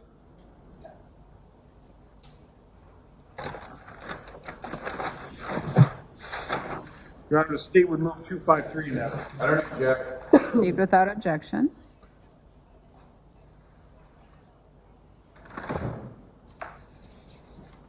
Now, Detective, I want to go to the last area that we're referring to. I want to move into the bathroom of this residence. In regards to this bathroom, was there anything that you note or found inside the bathroom? Yes. What did you find? During the search, they located a backpack under some clothes in a hamper which contained 2 handguns. Okay. I want to show you what has been marked as State's Exhibits numbers 146, 147, 148, really 146 through 151. I'd like you to take a look at those for me and tell me if you recognize them.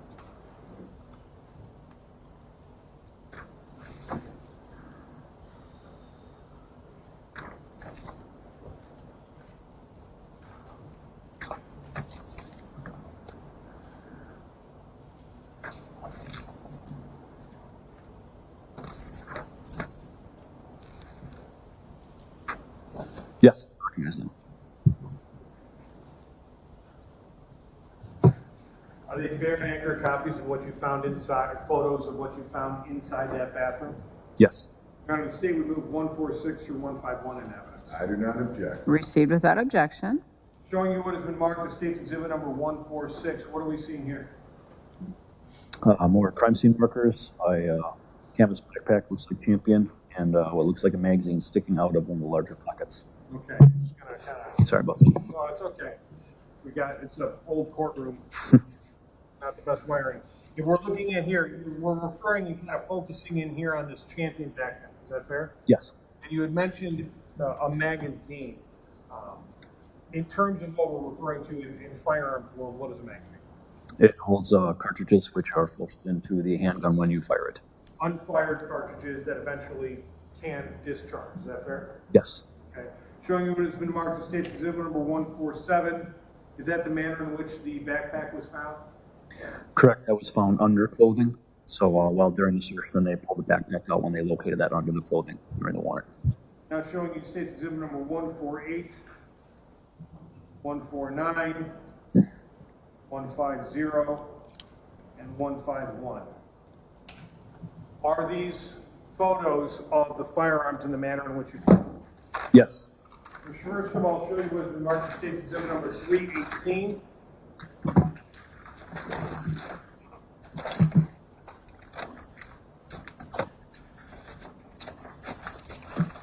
Which I am now opening with scissors. I'm going to pull out. Is this kind of small backpack that was found in the bathroom? Yes. All right.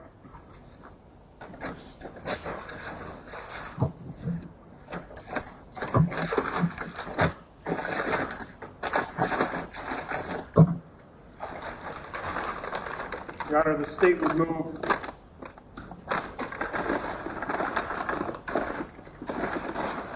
You said it was 318.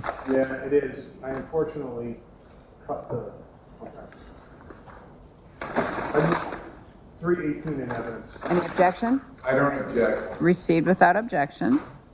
And now I want to show you what has been marked as State's Exhibits numbers 239 and 238. I'd ask you to take a look at these two boxes and tell me if you recognize them.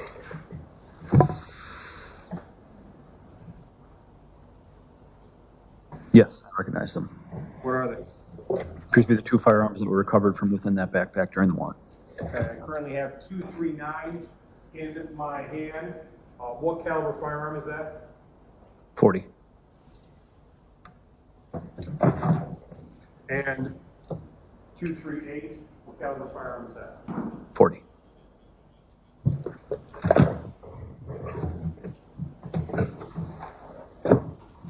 Your Honor, statement was 238 and 239 in evidence.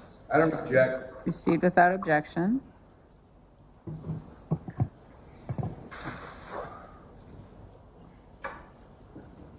Detective, this search warrant in this investigation was related to the possibility of shots being fired outside this residence and possible return fire. Is that fair? Yes. And when this search warrant was done, 2 .40 caliber firearms were found and 4 .40 caliber cartridge casings were found. Yes. Also, just to be very clear, we found a rifle butt as well as a box for, I guess, basically a firearm of a longer sword. Correct. Nothing else. Thank you.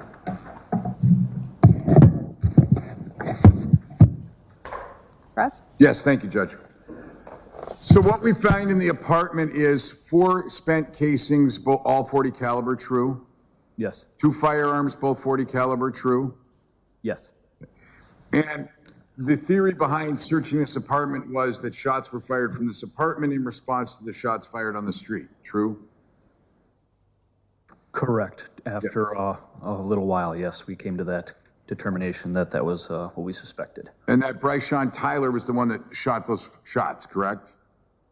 That was our suspicion, yes. Right, and that shooting, that exchange of gunfire occurred in that initial group of shootings which happened between about 9:10 and 9:18, correct? As far as when the act... That's actually the second group, which would be around 9:26, not 9. I'm asking him what he knows. You may answer if you know. The actual casings inside the residence, as far as from what time frame that they were fired or which incident that would have been connected to, that was not part of the investigation that I was aware of, so I wouldn't be able to answer that at this time. Well, let me ask it this way. Is it expected or throughout the course of the investigation that those 40 caliber casings and shots that were fired from those guns related to the officer involved shooting? It would be suspected, yes. Well, let me ask a more precise question. Is it the belief during the investigation that either officer was struck with a 40 caliber weapon? I don't have that knowledge of the investigation. Okay. And do you know where Mr. Tyler went after he exchanged fire with the individual on the street, based on your investigation? From my investigation, the only interactions I had with him or knowledge of where he was inside that residence. I was with him there the whole time. At the time those shots were being fired, correct? Just the time that I was on scene in that apartment. I wasn't aware of his whereabouts prior to my interaction with him inside of the residence. And when did you interact with him?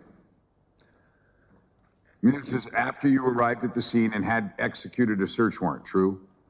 Correct. When I came to assist regarding that call for police at the residence, which would have been prior to midnight, and then at that residence until approximately 4 or 5 in the morning. Okay, so it would have been from about midnight to 4 or 5 in the morning, and the shooting of the officer involved shooting was around 9:30. Correct. Whenever the actual officer involved shooting came over, I responded, and then I made my way to the house probably within an hour. So it would have been about an hour after the incident itself into the early hours of the next morning. And that's when you interacted with Mr. Tyler, about an hour or so after the officer involved shooting? Correct. All right. And did Mr. Tyler allow the search of the residence, or did you have to use the search warrant that you had? We utilized the search warrant. Right. Did he volunteer to you that the 2 firearms were in the backpack in the apartment? No. I have nothing else. Redirect? No. Thank you. You may step down.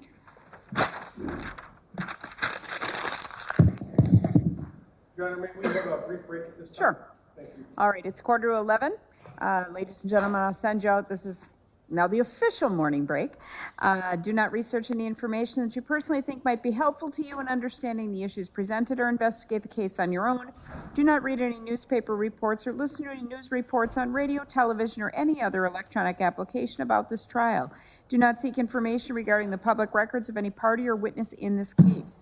Do not communicate with anyone about this trial or your experience as a juror while you are serving on this jury.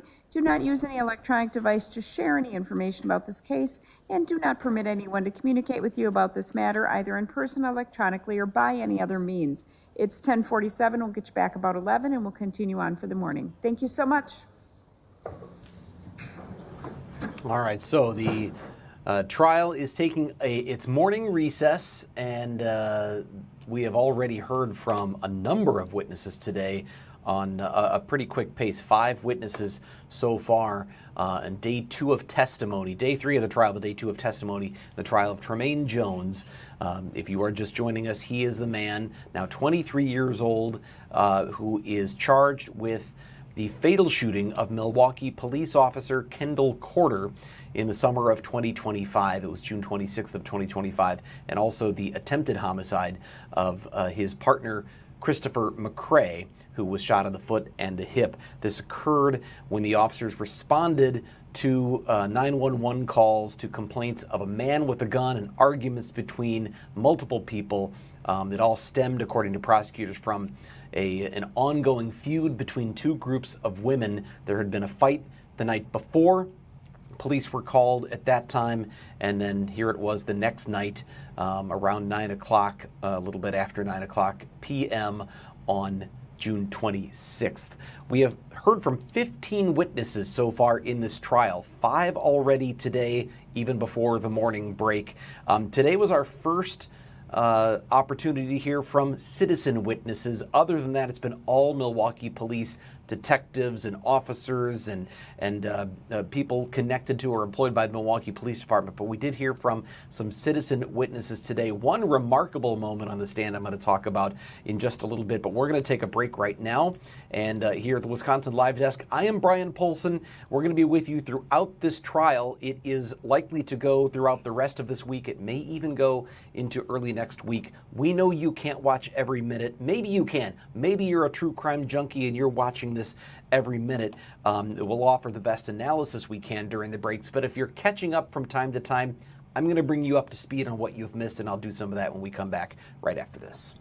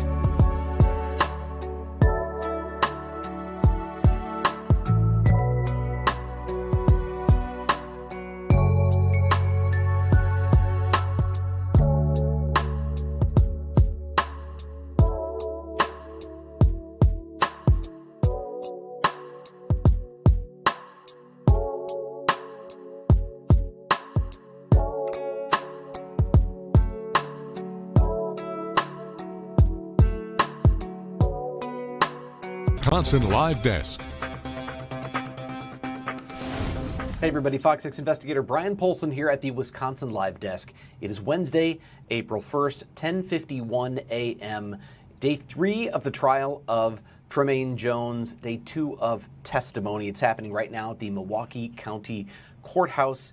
We are 15 witnesses into this trial so far, and there's still a lot to come. We know the state has listed as many as 170 witnesses that it could call. Highly unlikely that it'll be anything close to that, but we are probably still looking at a matter of a few dozen witnesses at least that will be called over the course of this trial. Today, 5 witnesses who have been on the stand, and it was our first chance to hear from civilian witnesses. Now, one thing that's a little bit interesting about live streaming a trial, in this case, the judge ordered that one of those citizen witnesses, the first one who testified today, that the media not identify her by face, so the cameraman in the courtroom cannot show her on the stand. We could hear her voice.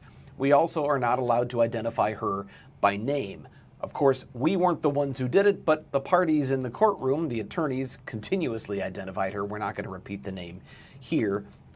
They named her because we're live streaming the trial, and they were introducing her, calling her to the stand. They even had video files that had her name in them. We're not going to go there with that, but what I will tell you is she was one of the 911 callers, one of the people who lives in that neighborhood near 25th and Garfield, and called police after seeing a man in the street with a long gun, hearing the arguments that were happening or the yelling and screaming that was happening outside, the sort of chaos outside her window. We also heard from someone who was identified, Marisha Johnson, a 911 caller with a couple of kids, 15 and 9 years old at the time. They saw this man outside their window in the street with this short-barreled rifle, AK or AR style, I should say, long gun. They were scared. You could tell that Marisha Johnson was scared. It translated into her using some pretty strong language with her own kids, saying, "Get the bleep away from the window," telling them to get down on the floor. She described how she had them get down on the floor because she didn't know what was going to happen next. She called multiple times to 911 before police finally were sent to the scene. And then we heard from a man named James Johnson. I'll show you a picture of him here. This Mr. Johnson is another neighbor, lives along, I think, between 25th and 24th Place on Garfield. And he described many of the similar things. He heard the fights, he heard the things, but he actually described something that other witnesses hadn't seen, and that is after he heard the series of gunshots that came from the alley area where prosecutors say the gunman, they say Tremaine Jones, fired the fatal shots. After that, he saw someone jump a fence. So he lived on Garfield there between 25th and 24th Place, right there in the middle of your screen, somewhere on that probably south side, I'm guessing, of the road. I don't know for sure if it was the south side, but he's somewhere in that block. He sees someone jump the fence right there next to the house. You see the circle kind of in the middle, bottom right of your screen. And that seems to be an area where I think the prosecution will be leading to suggest that someone who had just fired fatal shots from those bushes you see at the upper right side of your screen, that they might have run that way to flee the scene and hop the fence. The prosecutor did ask him, the person who jumped that fence, did you see a backpack? Did you see a gun? He didn't see either. We know the backpack and gun were ultimately located near those bushes, so they're painting the picture of Tremaine Jones firing the fatal shots from the bushes and then leaving the scene, dropping the gun, dropping the backpack or leaving them behind, and then hopping the fence to get away. At least that, again, is the picture they seem to be leading toward with that image or that testimony of Mr. Jones saying he saw someone jump the fence. Now, it was a really remarkable moment in the courtroom as James Jones is on the stand, because oftentimes when prosecutors will ask a witness, can you identify the person you saw outside your window or the person you saw in whatever the case was, and they say, do you see them in the courtroom today? They say yes. They say, can you describe them and show us where that person is? And they'll say, he's in the such and such clothes and he's sitting there over there at the defense table. Well, Mr. Johnson had a moment looking around. He couldn't see at first, and he wondered, does he see the person he saw outside in the courtroom? And he's looking and he's squinting, and then he stands up, and you see the moment of recognition. He even had a smile on his face. He points right at Tremaine Jones sitting at the defense table One of the more demonstrative witness moments that I've seen in a trial, where someone stands up, scans the room, sees the person they're talking about, points the finger, even with that little bit of a smile, like, it's you, I see you. That was a fairly strong moment, one that may have made an impression on the jury. I know it made an impression on us here at Fox 6. I mentioned he's the one who saw someone jumping the fence. I think this is it. That is the finger of prosecutor Grant Hebner, the lead prosecutor in the case, pointing at the fence that Mr. Johnson says he saw someone jumping over. And again, that's that bottom circle there. The fence is located right there. You see its relationship to the bushes. And I'll go back again. He says this is the fence. He saw someone jump over that fence. Now, he did say he couldn't tell. It was dark. He couldn't tell if it was Tremaine Jones. He couldn't really see much. He didn't notice a backpack. He didn't see that person having a gun as they leapt over that fence. And again, I think the state's case will ultimately be that the gun and the backpack were left behind from the shooting, and they will say it was Tremaine Jones fleeing the scene and hopping over that fence. We have talked at length here about the state trying to lay out the physical evidence of Tremaine Jones being at the scene, the backpack, the identification, finding the gun, the fingerprints on the gun. There's also been some video evidence, and we saw some of that today, and this is a video of the man they say is Tremaine Jones outside the apartment building at 25th and Garfield. And you see him pacing back and forth. He's got the white tennis shoes on, and he's wearing, you see the gun in his hand. You see he's also wearing an easily identifiable Just Do It Nike sweatshirt or jacket. And there he is holding that gun up in the air on his shoulder, swinging it around. Witnesses who called 911, in particular the mother with the children, you see as he's swinging that gun around indiscriminately, he's yelling things at people inside the apartment. She was scared. She didn't know, and she said she went into protective mode. Imagine that's you. I mean, imagine you live right there. Your kids are inside. They're at the window looking out going, Mom, you need to call police. And you're thinking, get away from that window. You don't know when he might fire that gun or a gunfight might break out. So if you imagine this is your neighborhood, you look out on the street and see that. Well, that's what those witnesses were seeing when they called 911.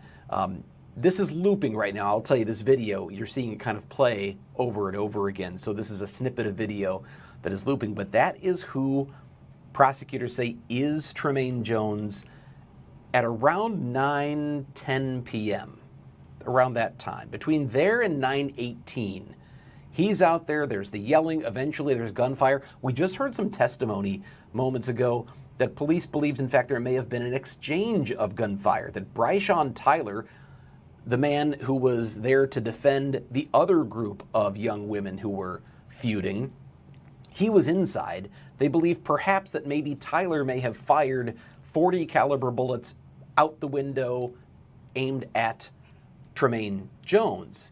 But all that happened between 9:10 and 9:18. Police did not arrive at the scene until 9:22. And the shooting doesn't occur. In fact, I'm sorry, I think I've got that wrong. I think police were dispatched at 9:22. That's right. The squad 2221, which is Officers Corder and McCrae, were dispatched at 9:22. Gunshots are then heard on ShotSpotter at 9:25 and 9:26. That's what they believe is the exchange of gunfire between the two parties. And then at 9:31, the officers arrive on scene. By then, everybody scatters. The people aren't left on the street. They get there, it's dark, and the officers have to check out the area. 6 minutes after they first arrived at 25th and Garfield, they called in a location change to 24th and Garfield, but they were actually incorrect. It was 24th Place. Milwaukee has numbered streets and places that are side by side. You'll have 24th Street, 24th Place. They called in 24th and Garfield. It was actually 24th Place. So around the block, around the corner, and I'll go back to the map of all of this. Let's see if we can pull that off. Yeah, so there's the map. Jones seen with gun there on the left side of the screen. That's 25th and Garfield. That's the apartment complex. That's the area where the 911 callers saw what they believe was Jones, or what police say was Jones, pacing outside with the gun, the video you're just watching. Police get there at 9:31. They don't see anyone. So they go walking east on Garfield. They walk north on 24th Place. That's the road that's north-south on the right side of your screen. And then they get to the alley, and it's dark. They can't really see, but Officer McCray, according to criminal complaint filed in this case, hears a voice coming from the area in a dark part of the alley where we now know there were bushes. And he hears the voices, he flashes his flashlight toward those bushes, and that's when the gunshots start. They were, as they say, ambushed, or as McCrae says, they were ambushed by gunfire. Officer Corder is shot, I think it was 3 times. I know one of them was in the armpit, just within, a fraction of an inch, I believe it was, of his bulletproof vest. He was shot, I believe, at least 3 times. McCrae was shot twice, once in the leg, once in the hip. Officer Corder, of course, was unresponsive at the scene and it eventually died. In the hospital, McCrae survived. So that lays out for you sort of an image of what happened. We've heard from the 3 civilian witnesses. We've heard from a couple of police witnesses today.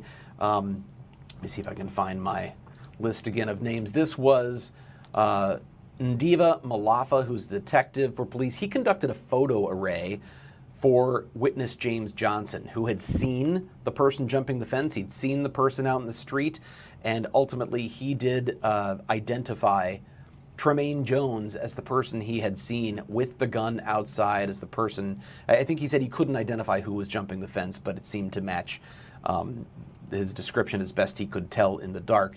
But the person he saw out in the street with the gun, he ultimately identified in that photo array as Tremaine Johnson. There was some discussion about how police do photo arrays and how it has changed and evolved over the years. There was a time when police wouldn't tell an eyewitness that the 6 photos, the 6-pack we're showing you here, may or may not include the person who's guilty of this crime.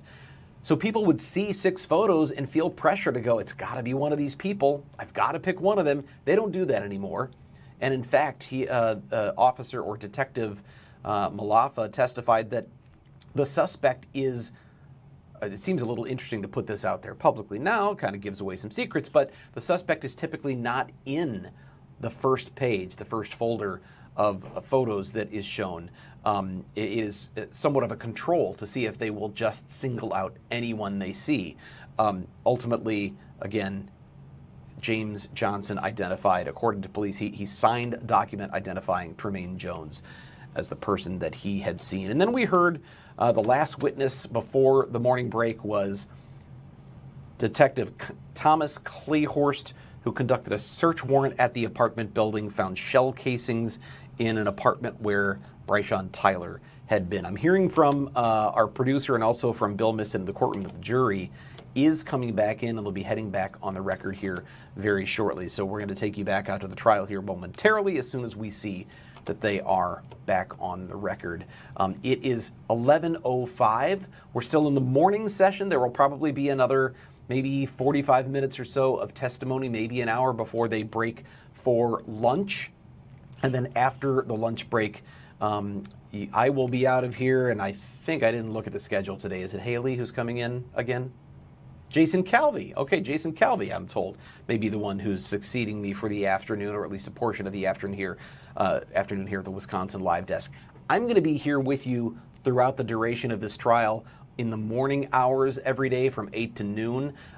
If this trial stretches into next week, we plan to continue doing exactly what we're doing right here. We're going to bring you the live testimony on our live stream in the morning. This is available. You can always find it at the FOX6 News Milwaukee YouTube channel. You can find a link at Fox Local, and it'll bring you to this testimony. And during breaks, as always, I bring you up to speed, or whoever's here, Jason, Bria, Haley, we bring you up to speed on what's going on. All right, they are back in the courtroom now. We're going to take you back out to, I can hit the right, there we go. We're going to take you back out to the courtroom for resumption of testimony in the trial of Tremaine Jones.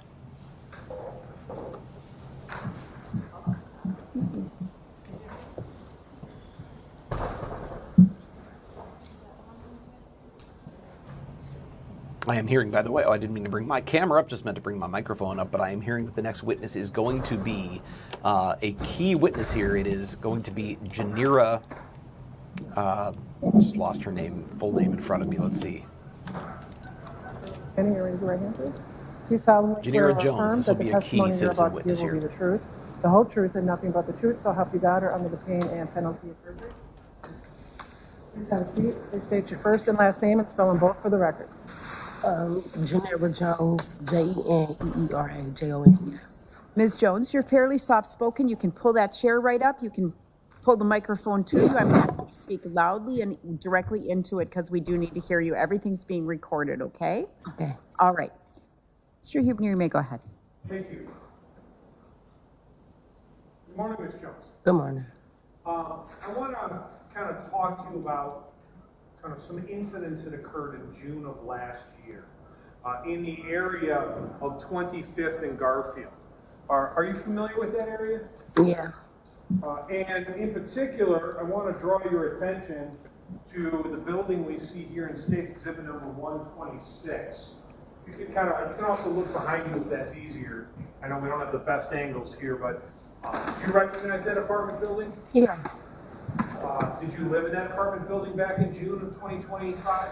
Yeah. How long did you live there? For a year. For a year? I'm going to try to get that microphone right up there for you. And in regards to living at that apartment for about a year, who'd you live there with? Me and my kids in Maine. In Maine? Mm-hmm. Is that a yes? Yes. Now I'm going to come back to who Maine is here in a little bit, but your children, how many of them did you have? 3. How old were they? 1 and 2. No, that was 1 and 3. And Maine, do you see this person, Maine, in the courtroom today? Yeah. Could you please point to him and describe him by what he's wearing? Oh my God. He got on glasses and a dark blue shirt. And can you let me know anything about what table he's at or kind of who he's sitting next to? He's sitting next to a lady. Michael? Oh, right there. And he's got glasses. What's his hair like? Twisties. Kind of made the record reflect that the witness is identified and pointed to and described the hair of the defendant. It's fair. All right, the record will so reflect. You knew him as Maine? Yeah. What was your relationship with him? That's my boyfriend at the time. Boyfriend at the time? Mm-hmm. Is it a yes? Yes. How long have you been together?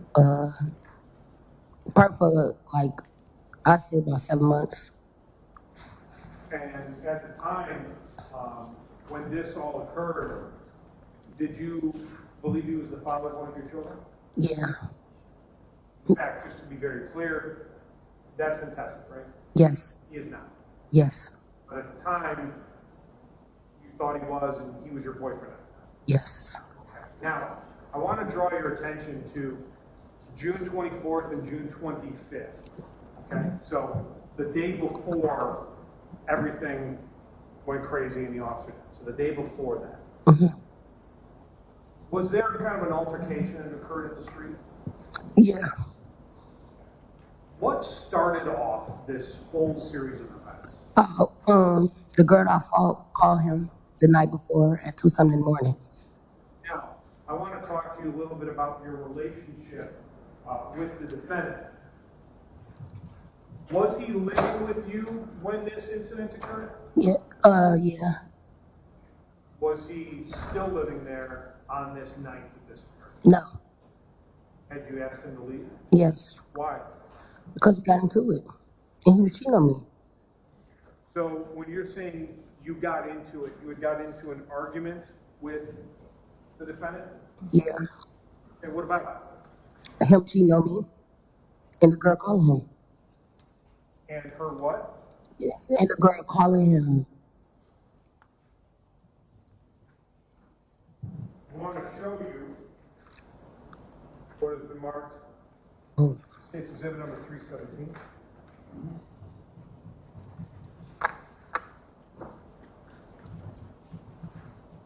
Recognize the person in State's Exhibit number 317? Yeah.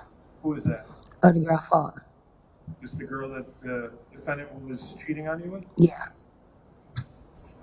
Your Honor, the state would move State's Exhibit number 317 into evidence in this time. Any objection? Yes. No objection. Received without objection. So, I want to make sure I understand this. The day before the first fight, you had kicked the defendant out of the apartment. Mm-hmm. Is that a yes? Yes. Because of the fact that he and this other person, do you know her name? No. This other woman that we see in 317, were engaged in a relationship that he was cheating on. Yeah. Did it make you mad? Yeah. So, I want to talk about the first time a fight occurred. What happened? I had texted her. Yeah, asked her, do she mess with him? Okay. And did anyone come over to your apartment? Yeah. What happened? I told her to come to fight. Okay. And then what happened? They jumped on me. Who jumped you? Her and some girls and some boys she was with. So some girls and boys jumped you? Yeah. What happened? Were you injured? Yeah. What happened? Oh, they messed up my eye. And in regards to you getting jumped that day in that fight, that eventually they leave. Yeah. I now want to talk about the night that the officers were shot. Okay. Did the group come back? Yeah. Who was all over at your apartment? It was me, my friend, my sister, and my ex-best friend, and Marisha. Sorry? And Marisha. And Bryce Sean. Mm-hmm. Who's your sister? Janiraa. And who's your best friend? Janiraa. And was one of them dating Bryce Sean? Sort of, kind of. Who was dating him? Miranda. Sorry? Miranda. Miranda? Yeah. Now, at some point, why do you ask Bryce Sean, or why does anyone ask Bryce Sean to come over to the apartment? So I won't get jumped on. Why? Did the group come back? Yeah. This woman that we see in State's Exhibit number 317, did she came back with people? Yeah, she came back with the same people. Why did they come back? Because they want the rematch. And why was Bryce Sean there? To make sure I don't get jumped on. Make sure you don't get jumped on? Yeah. In fairness, did he have any firearms? Yeah. 2 handguns? Yeah. Did you keep them in kind of a small little backpack? Yeah. Does a second fight occur? Yeah. What happens? Oh, me and the girl fought. And they weren't trying to jump in, and Bryce Sean put the gun out. So a guy was going to jump in? Yeah. And Bryce Sean stopped? Yeah. Did anyone shoot at this point? No. Then what happens? I guess they called me. And you're saying they, who's this? The girl. This girl here is 317? Yeah. Okay. Did you hear them make this phone call? No. So you're hearing some commotion, whatever happens. Do you then go back inside your apartment? Yeah. And when you go inside your apartment, who's all in the apartment now? Me, my sister, my ex-best friend, and my friend, Marisha. And who's outside the apartment? The girls, and Maine. So Maine shows up? Yeah. The defendant? Yeah. When the defendant shows up, what do you notice about it? He got a book bag. Yeah, what? A book bag. Book bag? Yeah. Big book bag? Yeah. Okay. What else does he have? A gun. A gun? Mm-hmm. Yes. Okay. I want to show you what has been marked as State's Exhibit number 263. You recognize this? Mm-hmm. Is it a yes? Yes. Whose gun is this? Maine's. Maine's? Yes. Okay.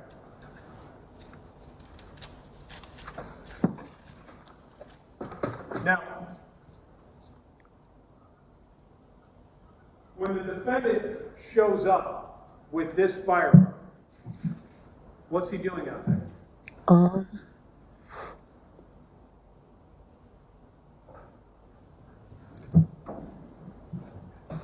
Need a moment?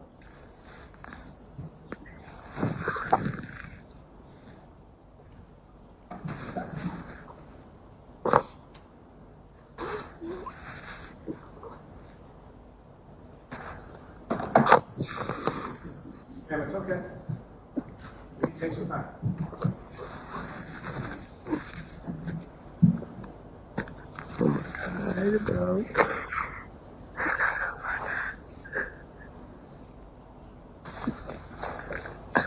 I can put on my glasses. Okay. Judge, can we have a sidebar, please? Sure.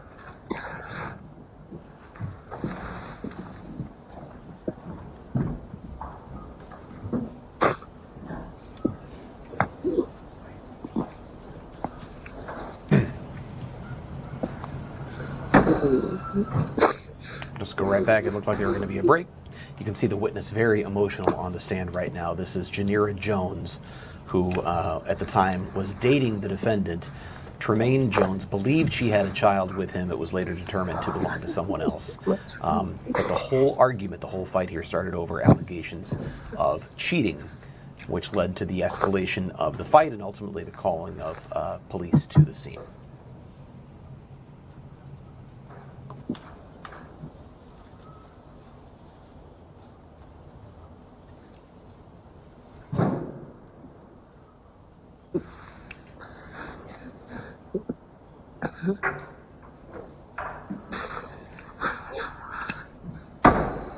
So, ma'am, I'm sorry, I thought it was normal eye contact. I need you to take those off. Oh, Lord. Oh, it's okay. They don't see me crying. It's okay. All right? If you need a moment to compose yourself, that's okay. All right? Okay. Now, what's the defendant doing while he's outside? Walking back and forth. He's walking back and forth? Mm-hmm. Is he doing anything while walking back and forth? Yeah, well, he got the gun in. I have State's Exhibit number 152 in the computer. One moment.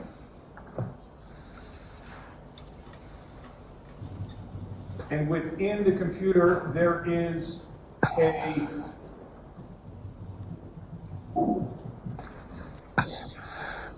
folder entitled Photos and Video Downloaded. And within that particular folder, I have a video entitled _7022 Move, which should be coming up on the screen as we speak. Ma'am, you familiar with this video? Yeah, Whose phone did police get this off of? mine. And is this video a fair and accurate depiction of what you saw someone doing outside your apartment? Yes. Who's the person we're going to see in this video? Me. The defendant? Yes. Okay. And to be clear, did you take this video? No, my ex-best friend. Okay. But this is what you're seeing while you're with her? Yes. Okay. Your Honor, at this time, I would move the video that I'm about to play on State's Exhibit number 152 in evidence at this time. Any objection? None. Received without objection. And playing from this portion.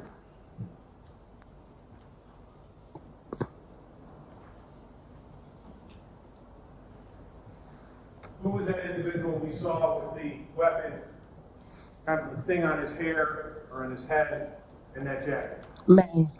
The defendant? Yes.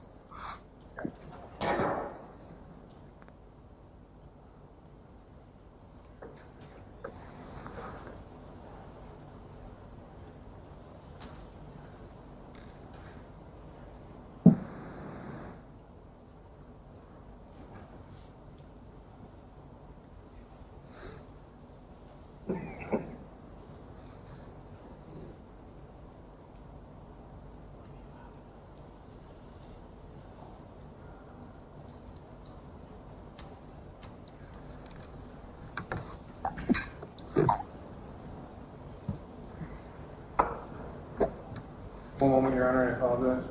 No problem. Now,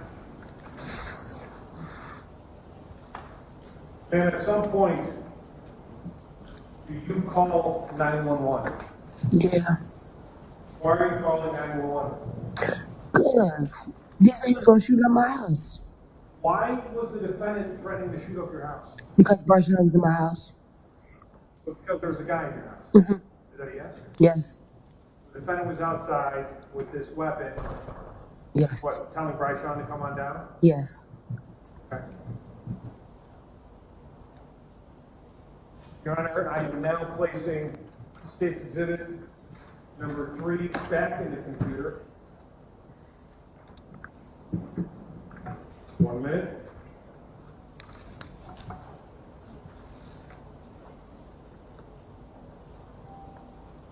And now we'll be playing, for the record, calls 2 and 16 from this particular CD that have not previously been moved into evidence. I would move them into evidence at this time.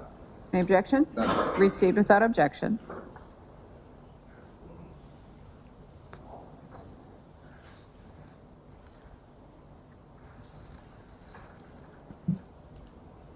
And just bear with me, the first part's always a little loud, but then it comes back down. Playing from that portion. Where is your emergency? There's a boy at my house with a gun, and they keep coming to my house trying to fight. What's the address? 2203 North. That's not me. That's not you, but is it going to be one of the women that are in your house? No, they don't sound like neither one of them.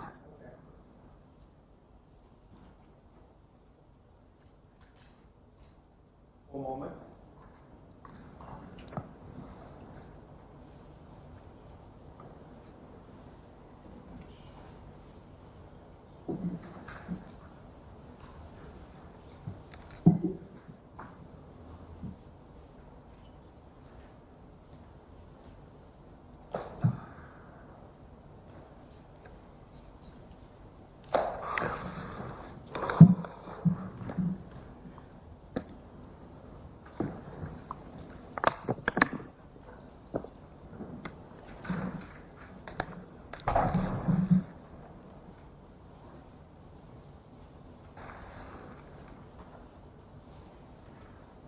And I'm going to play just a little bit more, and I want to see if you recognize some of the descriptions being described in this call, okay? Okay. Your Honor, I'm going to object. She indicated she doesn't know the voice on the 911 call. She indicated it's not her. Your Honor, if I may, it's going to have the apartment number and her name. All right, I'm going to allow it. Well, I'm going to see parties and chambers. 1 second. It's a little bit of an unexpected moment right there as the witness who's on the stand, Prosecutor Grant Huebner, about to play a 911 call that ostensibly is this current witness on the stand, Janiraa Jones, but then she says, that's not me. That's not my voice. And he is now looking to present evidence to convince her that, in fact, that is her on that call. The defense is taking the opportunity to say, look, she said it's not her. She doesn't recognize it. And now they are going to discuss this in the judge's chambers. You are seeing Tremaine Jones there in the courtroom, the beard, the eyeglasses, wearing the button-down shirt. Moments ago, the witness who was on the stand, Janiraa Jones, who identified herself as having been in a relationship with the defendant, Tremaine Jones, she calls him Maine for short. She said they'd been in a 7-month relationship at the time the shooting of Officer Corder happened, that she believed at the time that he was the father of her child. It turned out later another individual was in fact the father. But what prompted all of the discord here was she believed he was cheating with another woman, and that started arguments between two groups of women. All right, looks like we're about to come back on the record. Thank you. You may go ahead, Mr. Huebner. Thank you. One moment while we wait for the computer to fire back up. And I have it currently at 3 seconds into the recording. I'm going to play from this portion. There's a boy at my house with a gun, and he keep coming to my house trying to fight. What's the address? 2203 North 25th Street. Okay, repeat that for verification. What'd you say? Repeat it for verification. 2203 North 25th Street. Okay, is it a single family, apartment, or duplex? Apartment. Okay, what unit? 2. And do you know him? He always turned the sirens off to get him arrested because he already blacked my eye and I don't. Okay, what is he wearing? He got on the what he got on, y'all? He got on a. That do sound like me. I'm sorry, what did you say? Okay. I didn't hear what you said. I don't know. Ma'am, can you repeat what you said? I think that is me. Okay. She said, I think that is me. So sometimes hearing the recordings of your voice, you might be shocked to find out what you sound like. Yeah. Okay, I find out that I'm very nasally, and I'm very shocked by that. But in terms of what we're hearing, this is you calling 911, is that correct? Yeah. And we talked about your eye being black. Is that right? Yes. That's from the prior fight when you got jumped. Yes. And the boy who is outside your apartment number 2, who is that? Maine. Okay, that's the defendant? Yes. Okay. Playing from this portion at 43 seconds into the recording. A Nike jacket. Okay, what does he have dreads or no? What's his? Can y'all shut up? Can you repeat that? Does he have like long dreads or no? No, he got a low cut. He got a ski mask on. Pausing at 1 minute or 1 minute and 1 second. This individual you're describing, you're stating he doesn't have dreads, but he's got like a ski mask on. Is that fair? Yes. Over his head. Yes. Okay. Now, continuing to play from 1 minute and 1 second. It's over his head.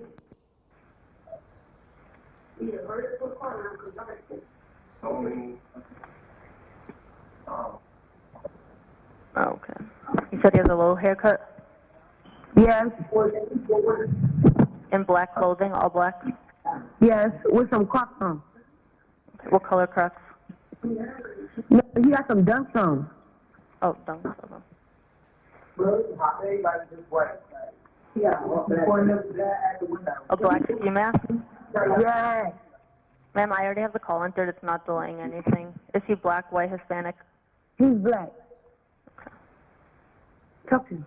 What's his name? Tremaine. And pausing at 1 minute and 50 seconds into the recording, we can hear there's a number of different voices regarding this call, right? Yes. There's you, there's your friends, And my sister. and your sister. The name you just talked about with this boy that's trying to come inside your house and has a gun outside and the ski mask above on his head, who is that person? Maine. You identified when you hear his name, Tremaine, in the call? Yes. That's the defendant you've identified? Yes. Playing from 1 minute and 50 seconds into the recording.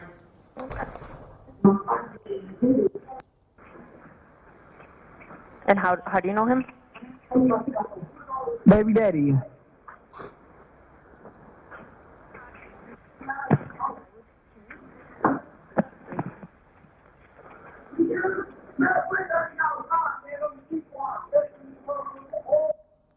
Pausing at 2 minutes and 11 seconds. We can kind of hear in the background, bring him outside. Is that fair? Yes. Who was that we heard screaming in the background? Maine. The defendant? Yes. Playing from 2 minutes and 12 seconds into the recording. Is he outside? He said he's threatened. He just shot. He shot in the house? Yes, he just shot a bullet to the house. You gotta hurry up. Like, what the buzz? They acting dumb. Get here, ASAP. We just blew that motherfucker. Get here. Pausing at 2 minutes and 37 seconds into the recording. Did you hear gunshots? Yes. Where did you hear them? Outside my window. Did you, in fairness, did you see who shot? No. Who was the only person you saw with a gun outside your house? Maine. Were you scared? A little bit. We can hear you begging the police to get here as soon as possible. Yeah. Yes. Okay, now.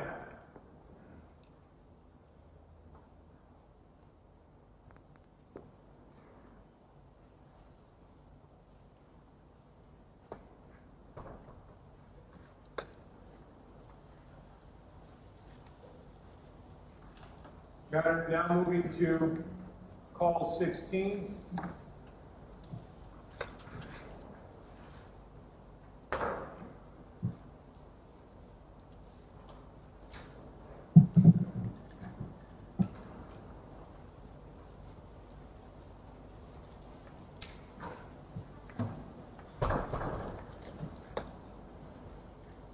Moment as the computer gets fired up.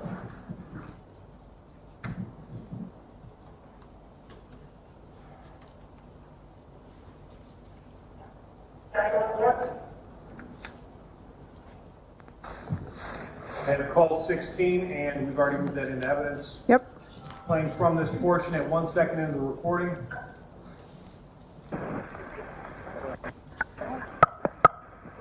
Hello, caller 911. Where's your emergency?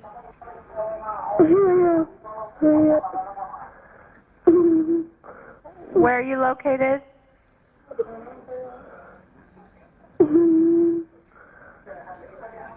Caller, where are you located?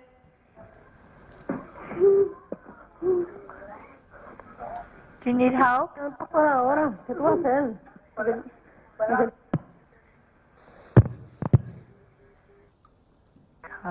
on.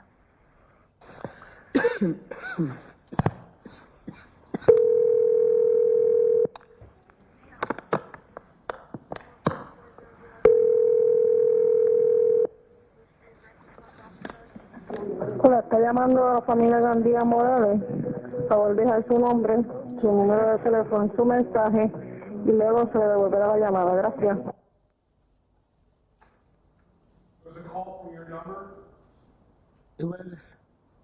Did you hear kind of the voices? Was that any of the kids? I think so. But you're not sure. I'm not sure.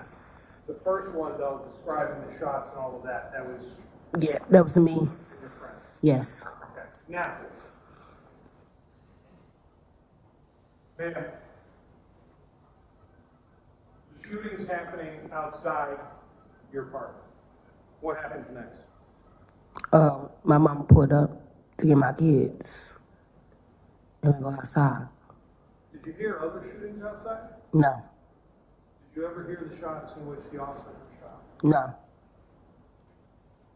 When the shooting's happening outside your apartment, I want to kind of focus in on that portion of it. Where were you? Inside the house. Where inside the house? In the back room. Why'd you go to the back room? Because he shot through the window. Where was Brett Sean? In the living room. Did you see Brett Sean return fire? No.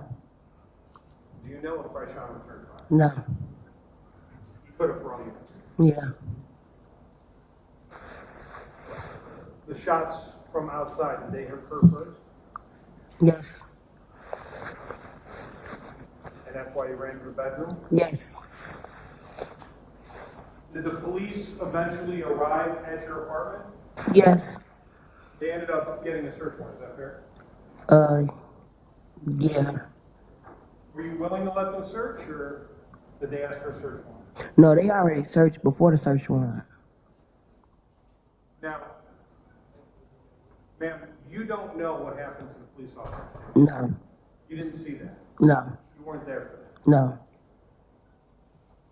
All you know is about this fight that occurred the day before, the fight that occurred the hours before, and then who was outside your apartment with a rifle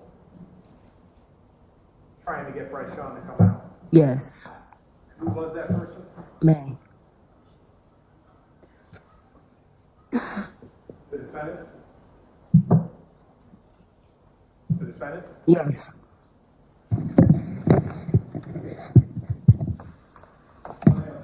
Thank you. Cross? Thank you. Ms. Jones, I think you said 2 days or so before this shooting, you kicked Mr. Jones out of your house, yes? Yes. And that's because you believed he was cheating on you, yes? Yes. Okay. And You said you don't know that person's name that he was cheating on you with, yes? Yes. But you identified her at, I think, Exhibit 317, yes? Yes. Okay. You don't know her name, but you said you texted her, yes? Yeah. I know her Facebook name. Okay. You know her Facebook name, okay. Yeah. So but you had the phone number of someone whose real name you didn't know. I didn't have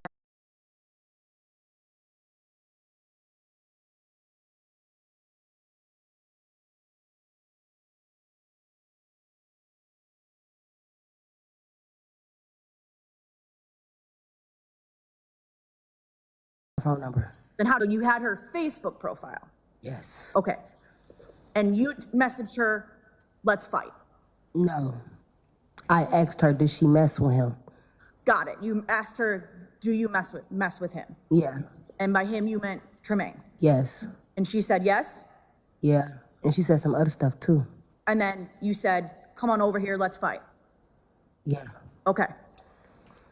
And again, this is the night before, right? The 25th? Yes. That's the night that your eye got all black. Yeah. And on that night, Tremaine wasn't there. He wasn't there. Just the girls. Yes. Okay. And then the next night, this person whose name you don't know came over again. Yes. Got it. And when they originally got there, Maine wasn't with them. No. At some point, Maine shows up. Yes. You don't know how he got there? The girl called him. The same girl that he was cheating on you with? Yes. How do you know that? Because she was the only one that was out there, him and and his cousin. Okay, so you actually don't know that for a fact, but that's what you assume. Yeah. Okay. We just listened to 2 911 calls. You remember that? Yes.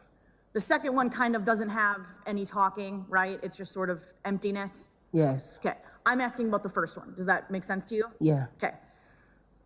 The first one, you specifically asked them something along the lines of, come get him arrested. Yes? Yeah.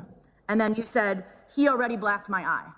Yeah. But didn't you just say he wasn't there for that first fight when your eye got black? No. Yeah, he wasn't, but he was there the morning of the first fight. Okay. But my question is, I'm confused. You told the cops on 911, this man blacked my eye. Yeah. Okay, but that wasn't true. Some of it wasn't and some of it was. Okay, so you lied. Got it. Isn't it true that you went to the police station, I believe it was that next day, Friday the 27th, yes? No, I went to the police station the night that the police got killed. Okay. At some point you were at the police station and you sort of gave a statement. Does that make sense? Yes. I'm not insinuating that you were arrested or anything. You just went there willingly, yes? Yes. Okay. And do you remember talking to Detective Martin and Detective Casey? Yeah. Okay. Isn't it true you told them you didn't know Bryshawn's name? I never told them that. Okay. If it said in the police report that you did know his name, or strike that. If it says in the police report you said you didn't know his name, that's not true. That's not true. So you're saying the police report's wrong? Yeah, I knew his name. Next question. You told us today on the stand that you knew Bryshawn kept guns in a backpack, yes? Yes. In that interview with Detective Casey and Detective Martin, it says in the police report you said you didn't know he had a gun. So are you telling the truth today, or were you telling the truth then? Argumentative. You rephrase your question, Yes. please. Is your testimony today that the police report's wrong? Yes. Your Honor, she has not seen the police report. That's hearsay. She needs to simply ask her if she said it and then introduce another witness, and that's how it's. Sustained. Did you tell police that you didn't know he had a gun? I don't remember. You don't know, okay. Did you testify today that you did know he had a gun and you kept him in a backpack? Yeah. Okay.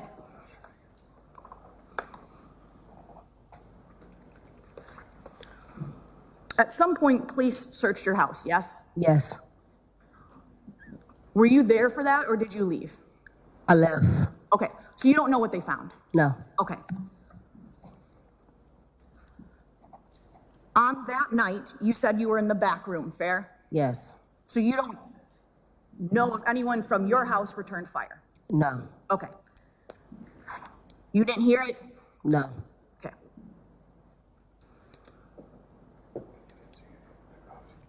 And eventually, you sort of heard through the grapevine that some officers had been killed, yes? Yes. You didn't witness that? No. You didn't hear that? No. Got it. Thank you. Any redirect? No, thank you. All right, thank you. You may step down, you're all done.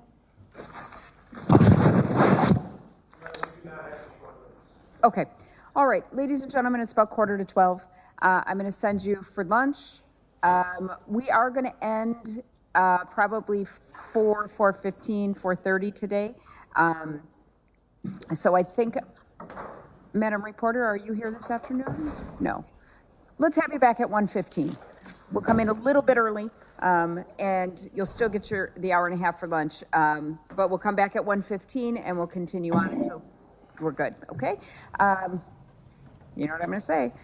Do not research any information that you personally think might be helpful to you in understanding the issues presented or investigate this case on your own. Do not read any newspaper reports or listen to any news reports on radio, television, or any other electronic application about this trial. Do not seek information regarding the public records of any party or witness in this case. Do not communicate with anyone about this trial or your experience as a juror while you are serving on this jury. Do not use an electronic device to share information about this case, and do not permit anyone to communicate with you about this matter, either in person, electronically, or by any other means. Enjoy your lunch. Thank you.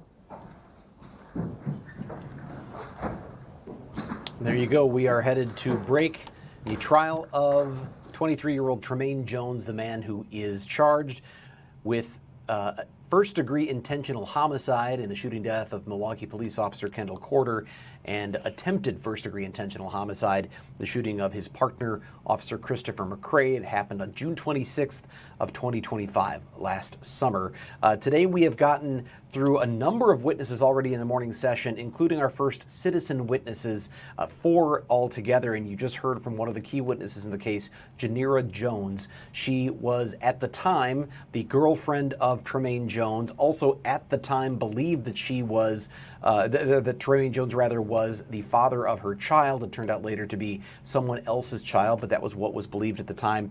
And this whole thing started because she had gotten word that Tremaine, who she refers to as Maine repeatedly in her testimony, that Maine had been cheating on her with another woman. She didn't know that woman's name. She knew her Facebook profile. She reached out to that woman through her Facebook Messenger app and challenged her to a fight. First asked, "Are you in fact messing around with Maine?" When that woman indicated yes and apparently said some other things, she invited her over for a fight. That woman, whose name we don't know, but whose photo we did see, came to 25th and Garfield on June 25th. And according to the witness who was just testifying, Janiraa Jones, that woman and others jumped her, gave her a black eye, and then the next day, they came back again. This was the day of the officer shooting. Those people came back. Eventually, there was someone who was with Janiraa Jones to defend her, a man named Bryshawn Tyler. Bryshawn Tyler had a gun. She says he was able to prevent the women from jumping her again when he pulled out his gun. She says that other group then called her boyfriend, Tremaine Jones, to the scene, and that is when he brought the long gun we have seen in the video, and ultimately what police say was the gun used from the bushes in the ambush on Officers Corder and McCrae. It is right now 11:46, day 2 of testimony in this trial. The court has just taken its lunchtime recess. We're going to take a break here at the Wisconsin Live Desk. When we come back, for those of you who haven't been watching all morning, I'm going to bring you up to speed on what you've missed so far, tell you about day 1 and also what we've had so far here in day 2. I'll give you that recap when we come back right after this.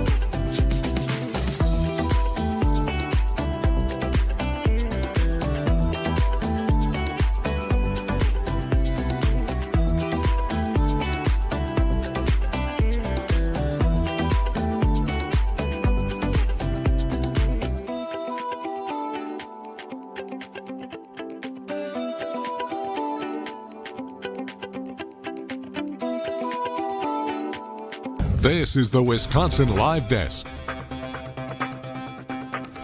And hey everybody, Fox 6 investigator Brian Polson here at the Wisconsin Live Desk, 11:48 a.m. on Wednesday, April 1st. This is day 3 of the trial, day 2 of testimony, the state's case in chief against Tremaine Jones, now 23 years old, charged in the shooting death of Milwaukee police officer Kendall and his partner, attempted homicide of and injuries to his partner, Officer Christopher McCray. The officers were, according to prosecutors, ambushed in an alley near 24th Place and Garfield in the city of Milwaukee, and that was on June 26th of 2025. Last summer, Officer Corder, of course, ultimately died a few days later, Sunday, June 29th of 2025. Today, so far, we have heard from, let me see how many, if I can count our witnesses. I want to say it's been 6 witnesses so far today, 4 citizen witnesses, 2 police witnesses. Yesterday was all Milwaukee police detectives and officers. Today, a couple of detectives, but we're hearing from our first regular folks who are taking the stand. And today started with a person whose name the judge has ordered the media not to use. We couldn't show her face, but she was one of the 911 callers who lives in the neighborhood, and that person described having seen someone outside the apartment or home where she lived in that neighborhood, seeing the person pacing around outside with a long gun. We then heard from another individual. Her name was Marisha, and let's see if I still have, I probably don't have her photo anymore handy, but anyway, Marisha Johnson, one of the 911 callers. Oh, we do. Hey, thanks, Delaney, right on top of it. Marisha Johnson has, or at the time, 15 and 9-year-old kids. I think they were 15 and 9, could have been 13 and 9. I know her youngest was 9 years old.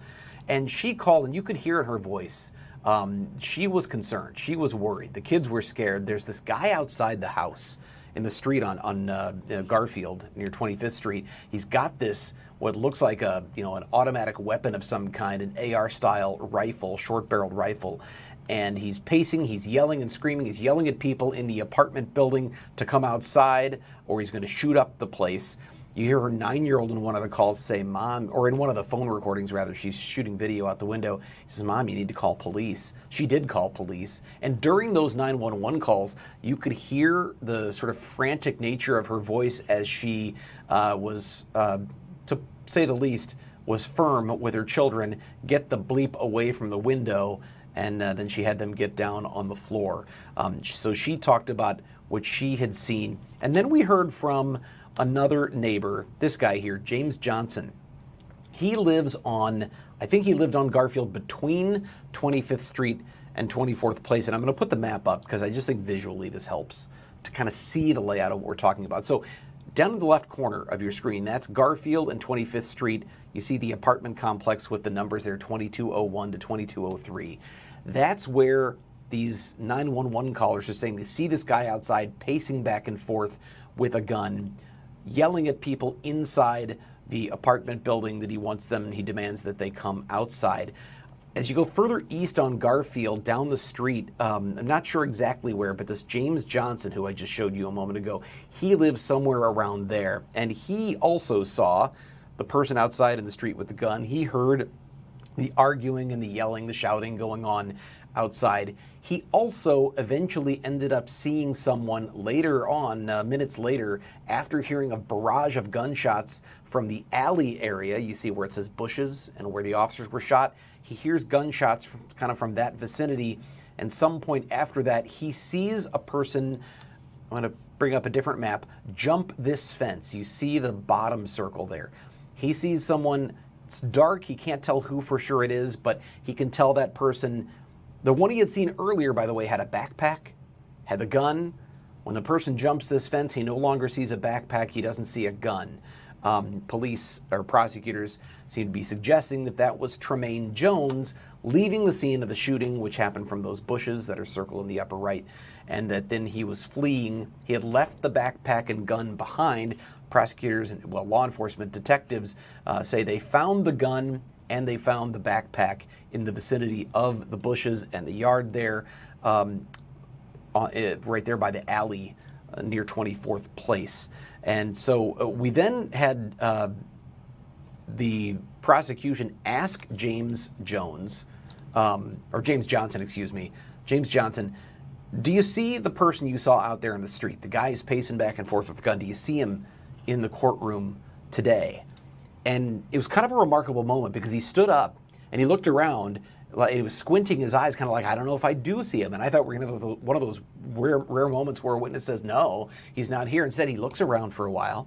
He's looking, and then he spots him. And he smiles and points right at him like to say, yeah, I see you. That's you.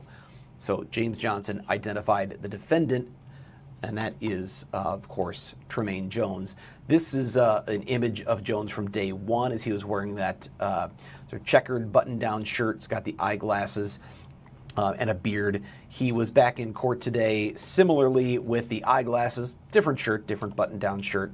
I think it's a light blue, maybe color shirt today. But that is who James Johnson pointed to, looked right at him, had that little bit of a smile on his face and said, that's the guy. I see you right there. So that was one of the more, I think, theatrical moments, I guess you would say, from the trial today as he stood up, looked around, and pointed right at him. I would say probably, though, the star witness today was this woman right here, Janiraa Jones. She is the one I mentioned who was the former girlfriend of Tremaine Jones. At the time this happened, she said she'd been in about a 7-month relationship with him. She referred to him as Maine. Full name Tremaine, but referred to him as Maine. So they'd been in a relationship. She thought he was the father of her child. Later, it was determined through a paternity proceeding that there was someone else who was the father. But at the time, she thought he was the father of her child. And she had discovered that he was having an affair with another woman. She told the jury today in her testimony that she reached out to that woman through Facebook. Didn't know her name, knew what she looked like, knew her Facebook profile, knew her profile name, and reached out to her through Facebook Messenger, asked if she was messing around with Maine. That woman apparently confirmed that she was. She says she said some other things, and then Janiraa Jones, the witness here, challenged her to come over and fight. Well, she says then, Janiraa Jones says that this unknown woman, the one cheating with her boyfriend, did come, but came with others along with her. She says they jumped her, they blackened her eye, and then the next day, she had protection. She had a guy named Bryshawn Tyler who was with her when the girls came back, and Bryshawn Tyler, she says, pulled out a gun and kept them from jumping her again. From what we understand, what she says she assumed is she assumed that that other woman called the defendant, Tremaine Jones, to the scene, and that's why he showed up with the gun, yelling at Bryshawn Tyler to come out of the building or he was going to shoot up the place. That's ultimately what led to police being called. That is why Officer Kendall Corder ended up at the scene with Officer McCray, and it was ultimately, as they were canvassing that scene, everyone had scattered, it's dark, they're seeing what they can find, they approach the alleyway at 24th Place and Garfield, and that is when they hear voices. Officer McCray said he heard voices coming from the bushes, and as he flashed his flashlight toward those bushes in the dark, that's when the barrage of gunfire started, and of course the chaotic scene that ensued after that. Yesterday we heard from some police witnesses, including police officer Charles Worthington, who's part of the Tactical Enforcement Unit. Charles Worthington was in the area investigating a totally different homicide. Here's the distress call, races to the scene, has his body camera rolling as he comes up upon officers McCrae and Corder and attempts to render medical aid. And in that body camera video, it was such a chaotic scene. This video was played yesterday. You can hear the distress in Officer McCrae's voice as he realizes his partner is down, he is unresponsive. It was pretty dramatic video testimony yesterday. We've heard from a lot of police witnesses who've kind of laid the foundation of the evidence in this case. What is the evidence that Tremaine Jones is the one who pulled the trigger? And the defense is really trying to tear that apart because their case hinges not on someone else did this. They do say they think it was someone else. They say they think the state has the wrong person. But the defense's case hinges on holding the prosecution to the burden of proving it was Tremaine Jones. No one saw him pull the trigger. It was dark. If police are right, if prosecutors are right, he was hiding in the bushes. No one could see him. So how do they know it was him? Well, we know there was the backpack with his ID in it that was found near the scene. We know they found the gun that we will hear later on from likely a crime lab expert, that they found fingerprints matching Tremaine Jones on that gun. We will hear that he spoke to someone as he got back to the apartment and told someone, "I thought it was dude," suggesting he thought the person he shot was in fact Bryshawn Tyler, not police.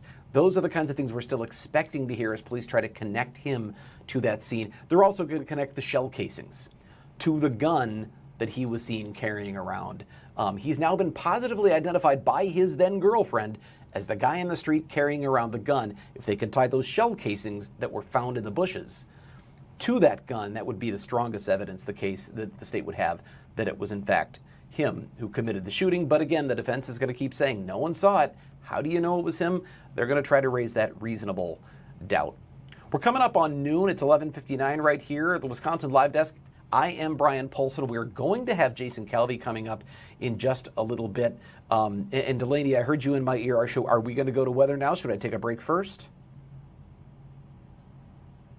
Okay, all right, no weather right now. And thankfully, it's not like yesterday. This time, I sent it to weather and we had, storms coming through. Weather's a lot lighter today, nothing to worry about there. So we don't have weather to go to, but we're going to take a break. I'm going to change this out here for just a moment. All right, we're going to take a little bit of a break. When we come back, it might be me, it might be Jason Calvi, but we're going to be here giving you a recap of the morning and setting the scene for what comes ahead this afternoon. Trial will resume at 1:15 today.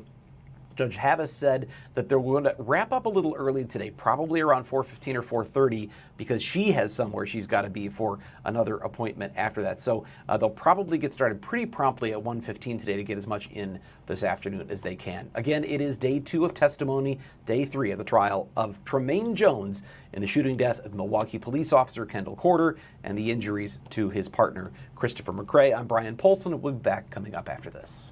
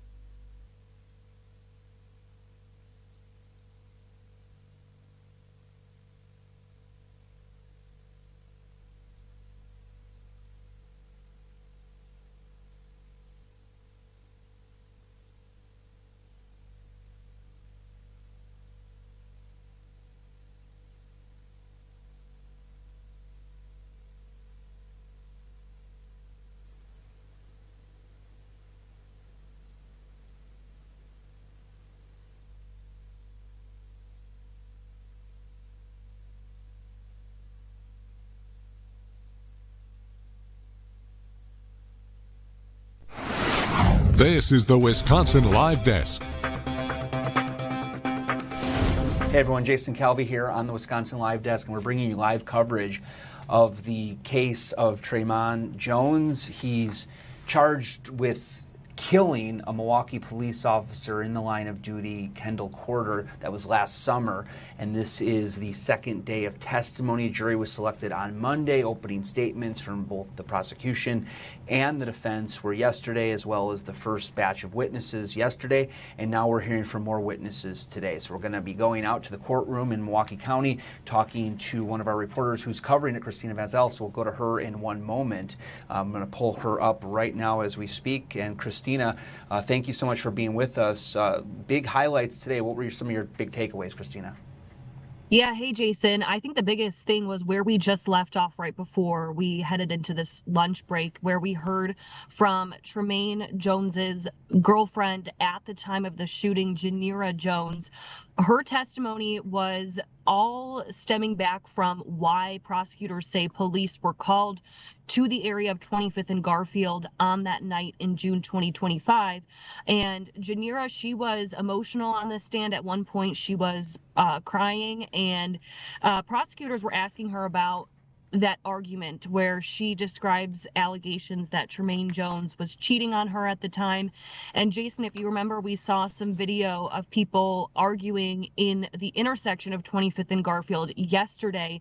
We saw that video again this morning. It's from a ring camera video where you see people on the street, and prosecutors say that one of those people is Tremaine Jones with that large rifle. So I would say her testimony is what stood out to me the most, just because it's all what is stemming from why police were originally responding to that area in the first place.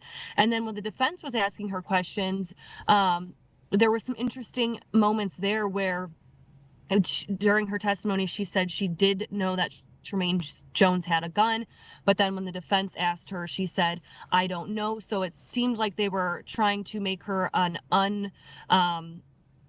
witness that the jurors maybe would question if she was telling the truth. And some of her reactions to what the defense was asking her, you could see it on her face.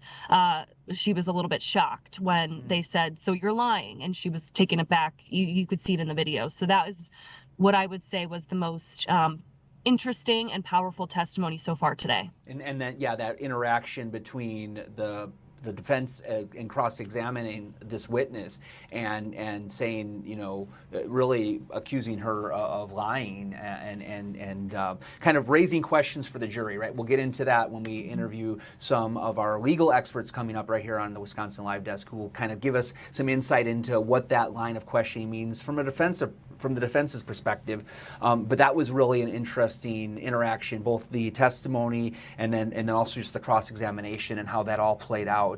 What was interesting about it as well is just that discussion about what led up to there was this back and forth over the course of 24 hours of a fight or interactions between various people, and that was setting the scene for what happened when prosecutors alleged that the defendant in this case then ambushed and shot these two Milwaukee police officers, killing one of them and injuring the other.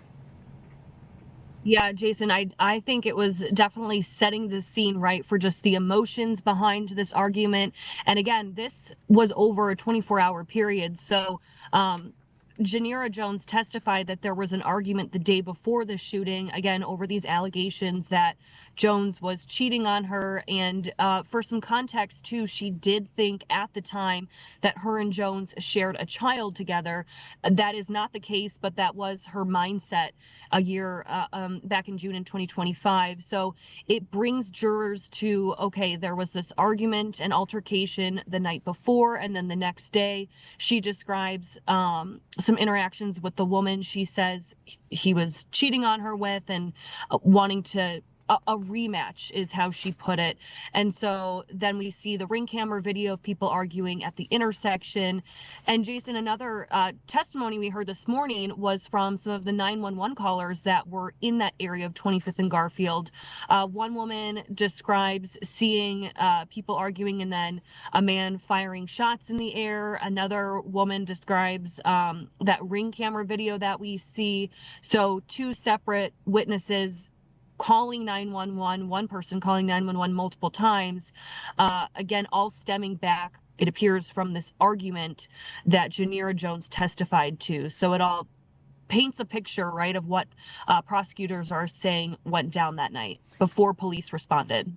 And for anybody just joining us here on the Wisconsin Live Desk, Christina Van Zels is covering this case, one of our several reporters and digital journalists who are on the scene covering it at the courthouse as well as here at the Fox 6 studios. And so we want to just get people back up to speed about this trial, very important trial. And if the defendant is found guilty, he would spend the rest of his life in prison.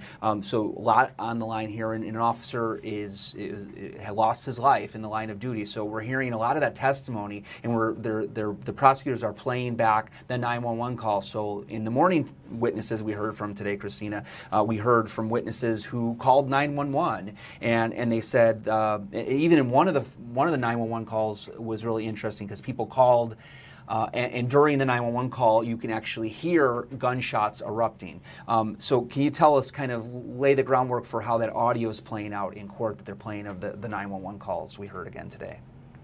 Yeah, there was one woman who called 911 multiple times, and you could hear, I want to say it was frustration in her tone, because she called 911 when you hear her say there's people arguing and one person has a gun, and then you hear an additional 911 call from the same woman who says, she saw someone shoot a shot in the air and that she had called and no one's responded.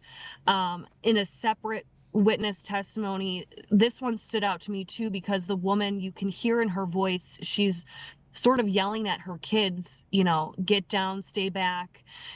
She sounds scared because she says that she sees a man right outside her house with a large gun. And then the prosecution shows the rifle that they say was used in this homicide, and the woman just describes being afraid and calling police when she sees the man who prosecutors are saying is Tremaine Jones outside of her home.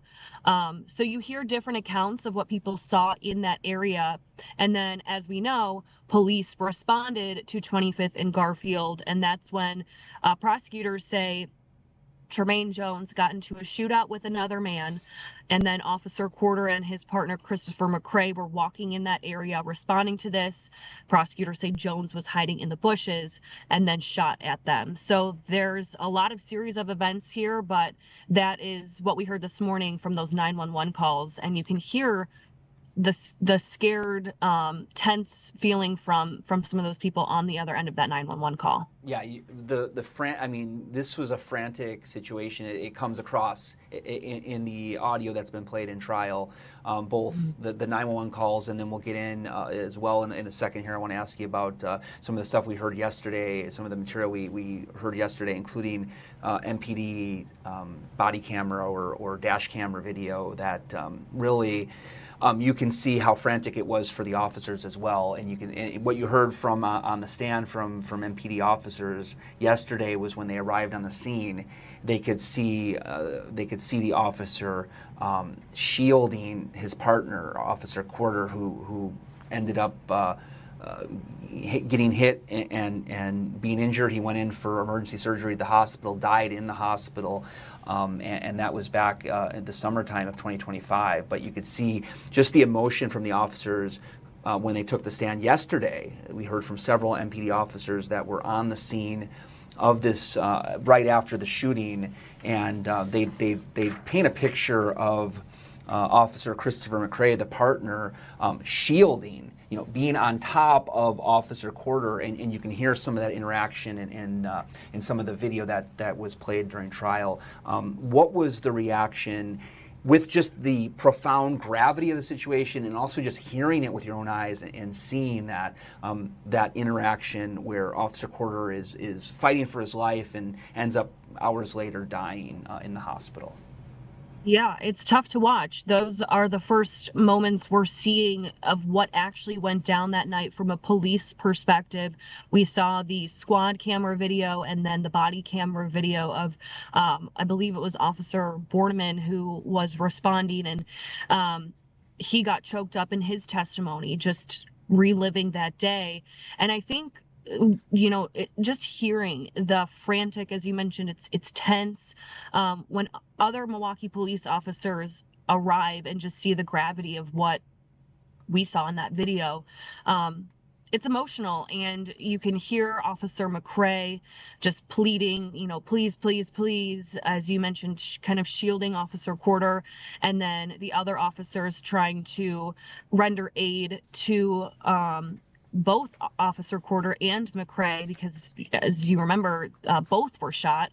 So it's the first look that we had as to the initial moments when other Milwaukee police officers were responding to help. And yeah, it's tough to watch. And even Milwaukee police officers who were on the stand had to take a moment, got a little bit emotional and choked up there. So that was the biggest thing from yesterday's testimony, was that video, and just getting that first look from police body cam, because we haven't seen that yet. We've seen other photos and stills of who prosecutors say is Tremaine Jones with that rifle, and we were, our crews were at the scene when this happened, but just getting that sort of frantic response and seeing that for the first time, that stood out in testimony yesterday. Well, Christina, thank you so much for joining us, and I want to let all of our audience know that's watching right now that right now the trial is on a lunch break. So that's what we're going to hear from Christina right now. We're also going to hear from a defense attorney, not representing the defendant in this case, but a prominent legal scholar who will get us up to speed on what's going on and the mechanics of this trial. So we want to thank Christina for her time getting us up to speed with what happened today in the courtroom and yesterday as well. And then we're going to be talking really about what's going on, what the stakes are, what the prosecution and the defense are laying out in court during this day of the trial. So we'll have that coming up right after this. Stay with us.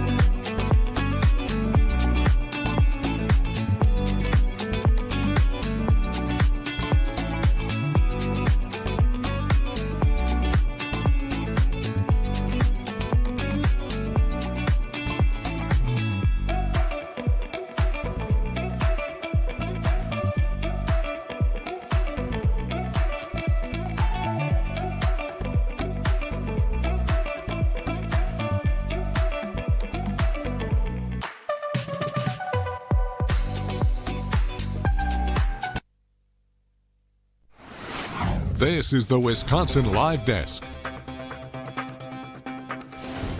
This is Jason Calvi on the Wisconsin Live Desk, and we're covering full-time here the trial of Tremaine Jones, and he's accused of killing a Milwaukee police officer in the summer of 2025. His trial is begun this week with jury selection on Monday, opening statements, and some of the witnesses were questioned yesterday, and today we're getting into the second day of testimony. And there's a lot that's been going on. We heard from several people who were witnesses of what happened in that summer, the interactions on the street in Milwaukee back in the summer of 2025, and also heard from Milwaukee police about how they go about helping identify potential suspects using photos. So we'll get to that in a second, but I want to bring in our legal analyst, Jonathan Lavoie, who has been on the Wisconsin Live Desk as well as Fox 6 on our nightly broadcast talking about what's going on. He's a legal expert. You hear him a lot when we have questions about what's going on, and I want to bring him in because he's got a lot of insight. He's from the law firm of Kim and Lavoie. Jonathan, second day of testimony today. What are you hearing? You heard from witnesses that talked about a fight that was going on between several people, that kind of the foundation or the situation that was going on outside when police were called, 911 was called. So get us up to speed about this day 2 of the trial, please. So today was very interesting because we started listening to some citizen witnesses. You know, yesterday we dealt with in fact, it was all law enforcement officers yesterday testifying. Today we heard people that were there and saw things happening and were able to really kind of humanize and personalize what was happening. And I think that's always important to jurors. Sometimes law enforcement testimony can be dry, but when you actually hear from people that were there, that piques the interest of the jury. And I think it was compelling here today that they were sort of developing a reason why Mr. Jones was upset, sort of a motive that he was upset about the cheating and the girlfriend situation.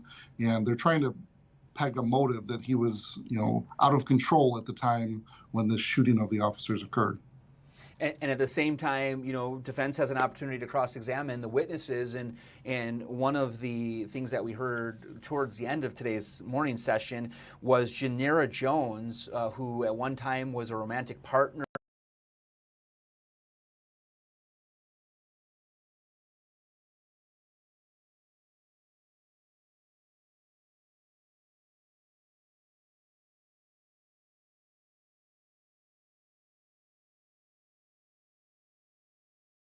of the defendant.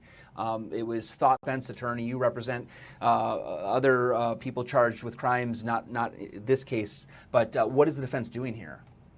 Right. So one of the things the defense attorney is always going to do when cross-examining a witness is trying to expose inconsistent prior statements, things that she may have told the officer that's different than what she's now testifying to. And that's what the defense was trying to establish today through cross-examination of Janiraa.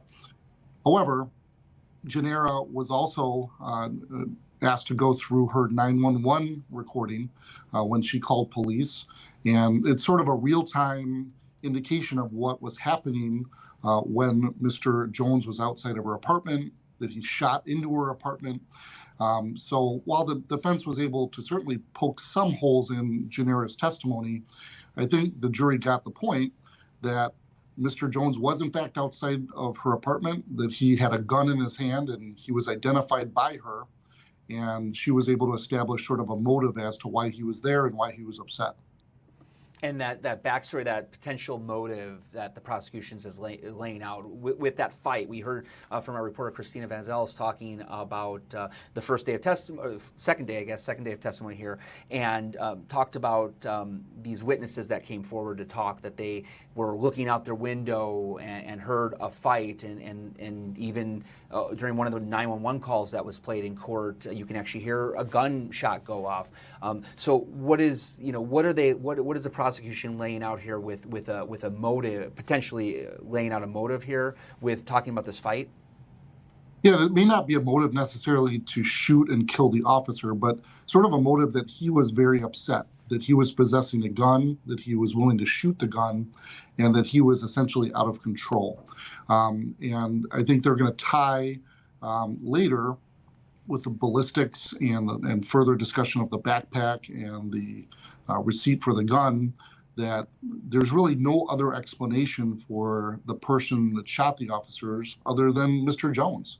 That Mr. Jones was possessing this weapon earlier, he was shooting the weapon earlier, it's his weapon, it's his backpack, and he was in the area where the officers were shot. So I think the state is just trying to show an out-of-control person that clearly was the shooter that killed the officer.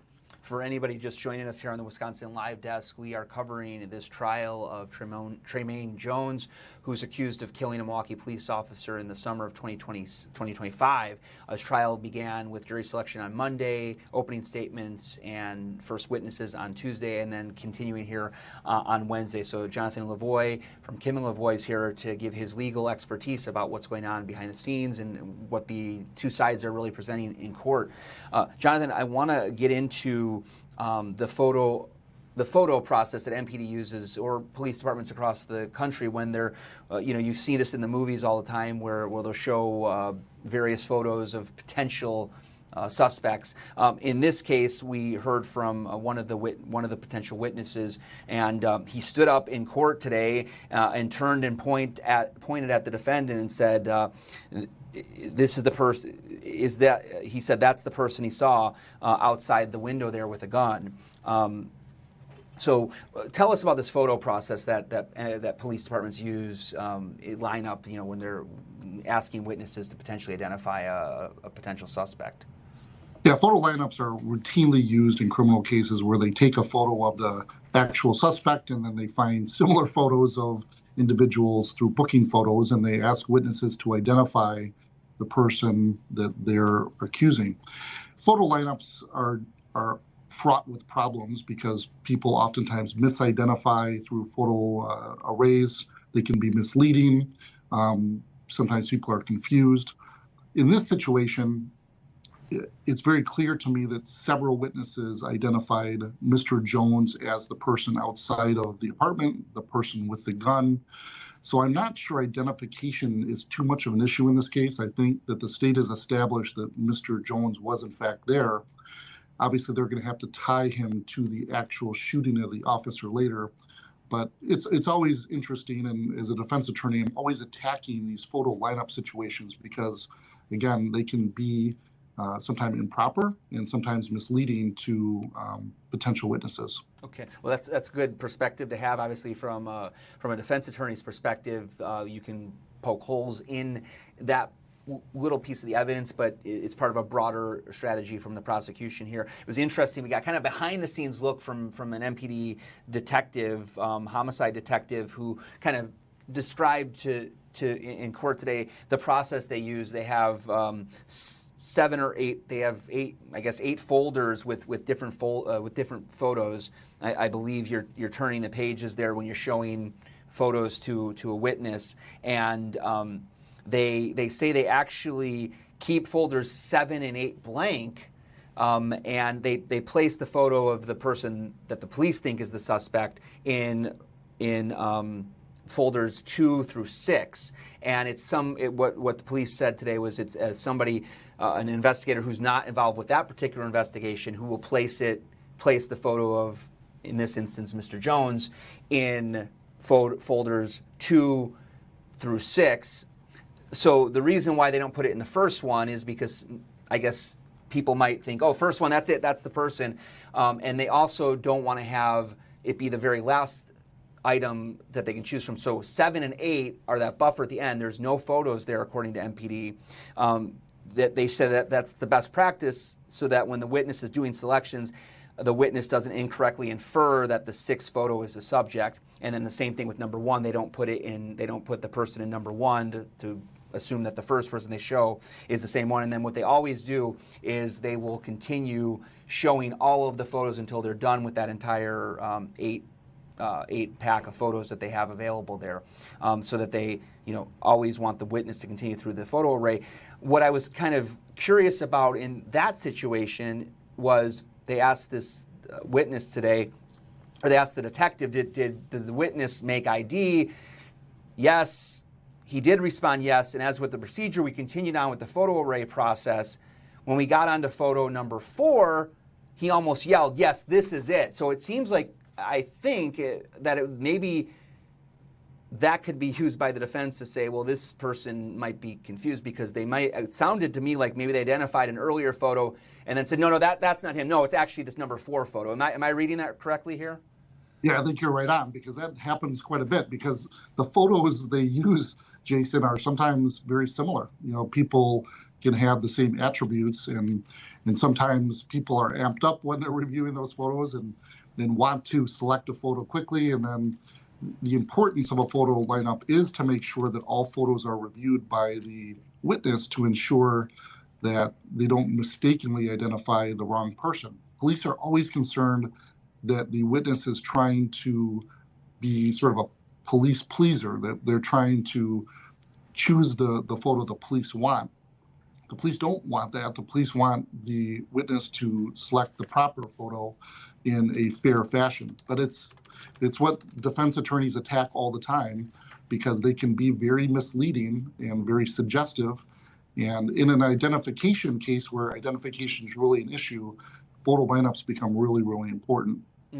Well, I appreciate that insight from your perspective, and it was interesting to get that from MPD today, because that's a part. We always often see these in movies, but to have the sort of philosophy from the department about why they choose to place the photos where they place them, and how it's kind of a random pick from another investigator not involved with that particular case that puts it in the folders 2 through 6, and then letting all the photos be shown to the people and keeping that buffer at the beginning and the end so they don't potentially falsely pick somebody there.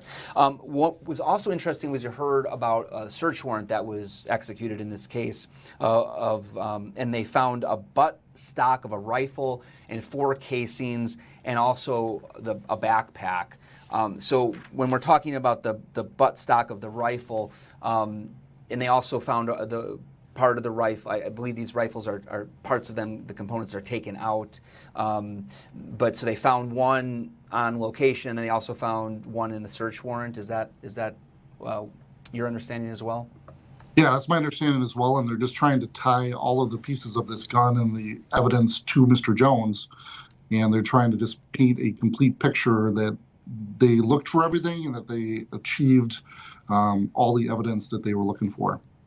So we heard from the witnesses that presented this morning, they talked about and identified Mr. Jones, the defendant, as the person outside of those apartments yelling, or urging people to come down. There's people that witnessed shots being fired into the air.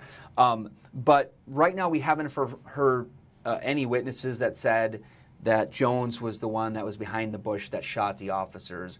How is the prosecution going to be able to prove that? That's what they're alleging in the complaint here. How are they going to prove that in the defense? I mean, what are they going to be able to potentially punch holes in that argument in the court today, in the courtroom? I think that's a great question, and probably the crux of the defense argument is that we have witnesses that show Mr. Jones outside of the apartment holding the gun, but we don't have witnesses that actually saw him shoot the officer. So I think the state is going to rely on kind of circumstantial evidence, even though we don't have a direct witness saying that they observed him shoot the officer, that there's really no other reasonable or plausible explanation that we can come up with other than it must have been Mr. Jones, because it's the same weapon. His fingerprints are on the weapon. We know that the weapon was purchased by him. We know that there was a backpack near the weapon that contained identifying information to Mr. Jones. And then we talked about the motive of him being upset at the circumstances. So I think the defense is going to point out that we don't know who the shooter was because no one saw him shoot, but the state's going to say that there's no other reasonable explanation, and circumstantial evidence is admissible and is valid evidence to be used in a criminal trial. And then to have the in court today, they had the investigator show the evidence markers and the casings that they found, and they described how hard it was they had found 13 originally, but they knew from the shot spotter technology that the shot spotter technology identified 16 shots. So they're kind of looking around, and they actually did find another 3 to make a total of 16, which matched how many shots were identified by shot spotter. I guess when you hear from the detectives explaining how they found these shell casings and they had the 16 shots identified on ShotSpotter, how does that play into this debate over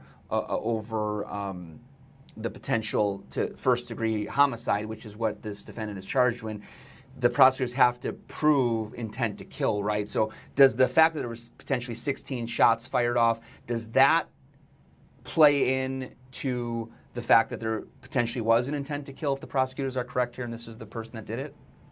Yeah, two issues with that. So number one, because the shot spotter identified 16 shots, it's important for the detectives to find 16 casings so they can confirm that it came from that same gun and there wasn't some second shooter or second gun at a different location.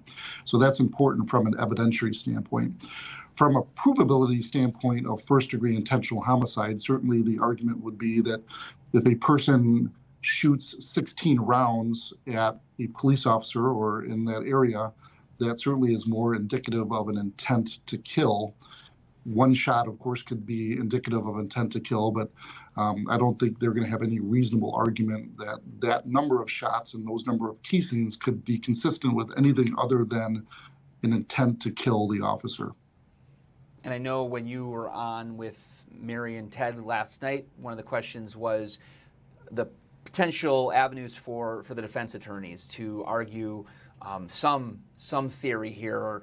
It was interesting in opening statements yesterday, the defense spoke for 5 minutes. The prosecution, I did a countdown here, the prosecution's opening statement was 33 minutes and the defense was just 5 minutes.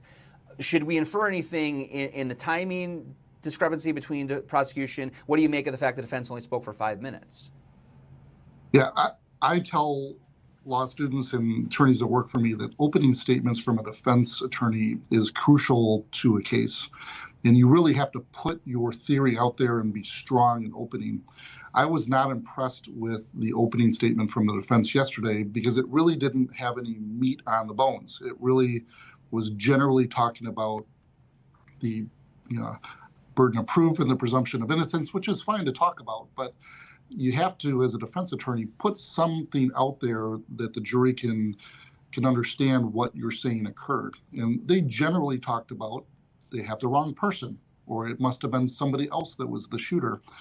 I explained last night when I talked with Ted and Mary that the defense is a little bit handcuffed in that department, that a defendant cannot name another suspect by name and say, I believe it was John Doe that was the shooter, unless there's a motion before the trial and the judge approves that the defense can point fingers at somebody else. And that avoids the trial within a trial, or that the defense can somehow just name another suspect and say that that person was a shooter. In our case, in this case, there has been no motion. So the defense is absolutely prohibited from naming a specific suspect as the person that was the shooter. They can generally say that it must have been somebody else, but in this situation, they're not allowed to develop their own suspect and present that to the jury. And as you mentioned, the 5-minute presentation by the opening statements of the defense attorney was pretty much, it's a tragedy that this officer died, but this defendant here, that their defendant, they say is not the right person. This is not the person that did the crime. So when the jury gets the case and they're in deliberations and the judge will give them long instructions about what the state statute says and what they have to weigh when they're wrestling with whether he's guilty or not guilty. When the jury gets the case, what kind of doubt does the defense attorney need to present to the jury that gets to that level where they could potentially acquit this defendant? So when I'm doing a tough trial with tough facts, even in the toughest situations, you want to present the jury with some other plausible explanation that they can talk about and say, maybe there's another possible side of the story. Maybe something else occurred. In other words, the police missed something, or a witness was wrong, or I have really concerns about this piece of evidence. I'm not seeing anything like that. That would be something that would typically be brought out in opening, where a defense attorney would say, you're going to see that there's an issue, that there's a fingerprint issue or a DNA issue or a witness issue, and that's going to be important to the case. And I'm not seeing that thus far. I'm certain that that's going to be part of maybe the closing arguments from Mr. Jones' attorney. But right now, they're just generally saying the police have the wrong person, but you got to put your money where your mouth is sometimes and give something more concrete to the jury so they have something to talk about in that jury deliberation room. Okay. Well, I really appreciate your time. We're really focusing on this trial of Tremaine Jones, accused of killing a Milwaukee police officer in the summer of 2025. Any last thoughts? I know you're going to be on again, but this evening, I believe. But thank you so much for your insights. Anything else that really struck you about these first 2 days of testimony? I think the trial's going smoothly. Judge Havas is really running a tight ship. The state's put in, a number of witnesses. I think it's moving pretty fast, and we're not seeing a lot of cross-examination questions. So I think the trial is moving fairly quickly, and I think it has a chance of being over by the end of this week or certainly by early next week. I don't expect the defense to put on a number of witnesses, if any. So I think we're moving along, and I think the state's going to try to tie all these things together in the next couple days. Okay, so I know there was some debate about whether it could potentially extend into next week, and given what you're hearing right now, where you've heard from some of the key witnesses that saw the interaction outside of the apartment, you heard from MPD officers that were on scene yesterday, you're hearing from the detectives who questioned witnesses and gathered the evidence, including those 16 casings outside in the alley area where Officer Corder was shot. Officer Corder then was rushed to the hospital. He received emergency surgery. He did not survive, as we all know. Anything else that we should look for as we right now the jury's on lunch, and they'll be coming back for this afternoon session. Anything that our audience should be looking for in this afternoon session? Well, I think everyone's looking for the testimony of Officer McCray. And I think that's going to be a very compelling part of this trial. And if I were the prosecutor in this case, I probably would hold Officer McCray for my last witness, because he obviously is a pretty compelling figure in this, in these facts. So I think Officer McCray is going to be sort of the end of the state's case. And I think that's where your listeners and viewers are going to be interested in hearing from, because he was boots on the ground and he lived that awful night where his partner was killed. And you could, even with the audio that they played, where he says, shots fired, officer down, you can hear the emotion. And then as the witness, MPD officers that arrived on scene said they witnessed, Officer McCray was covering his partner, shielding him, was on top of Officer Corder, protecting him in those moments where they had just experienced gunfire. He himself was injured. His partner ended up dying in the line of duty. Jonathan, thank you so much for your expertise, for being with us, and we really appreciate it today. Thank you so much. No problem. Thank you. We'll be back right after this.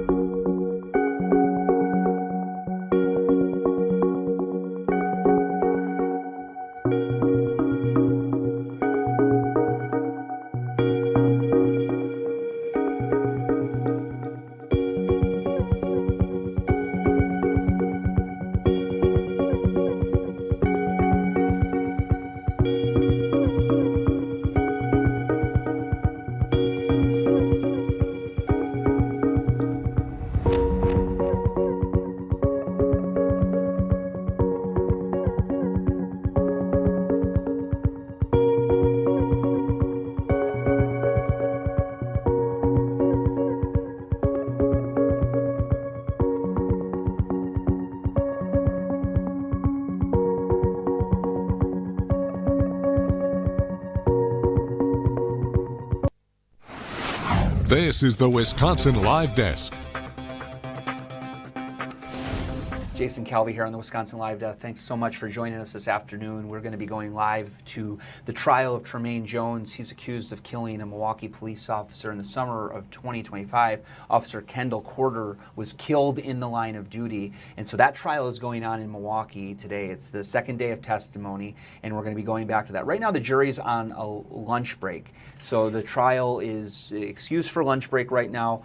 The next witness is going to be starting this afternoon, sometime around 1:15. We're going to go back on the record there in the Milwaukee County Safety Building. And so we're going to continue with our coverage. We've got live reporters who are both in the courthouse, in the courtroom, as well as monitoring the situation as well, both in the Milwaukee County Courthouse as well as right here at Fox 6, where we're covering this trial, gavel to gavel, right here on the Wisconsin Live Desk. So we're so glad to have you with us today. This trial, I just want to get you back up to speed if you're just joining us. This dates back to June 2025. It was 25th in Garfield. There was a fight among women, and prosecutors allege, and they brought forward witnesses that said that the defendant in this case, Tremaine Jones, was outside of this apartment, had what witnesses said was a long gun, and was calling for people in an apartment to come down. He was urging them or demanding that they come down to the ground where he was with the gun. At one point, witnesses said, and they testified to this as well today in the courthouse, that they said the defendant shot shots into the air. So that's sort of the situation, the background of why people were calling 911. They started calling 911 when there was this fight brewing.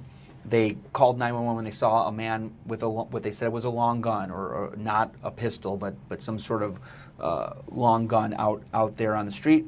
And then they called 911 as well when there was gunshots fired into the air. So police were responding to that.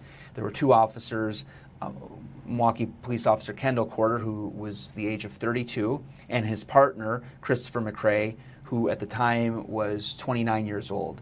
They were both responding to these various 911 calls coming in. They were looking for someone with a gun.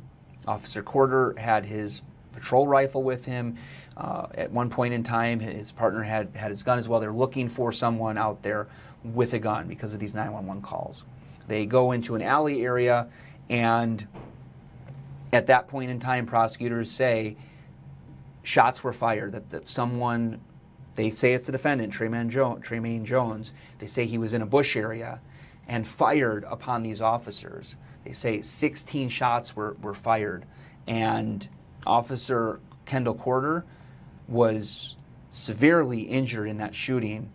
He had to be rushed to the hospital. The officers that responded to the scene were trying to give him life-saving measures there on the scene. Some officers testified about applying a tourniquet to Officer Corder's arm, and then they were able to rush him to the hospital. He had emergency surgery, and then he died in the hospital. Again, this was June of 2025.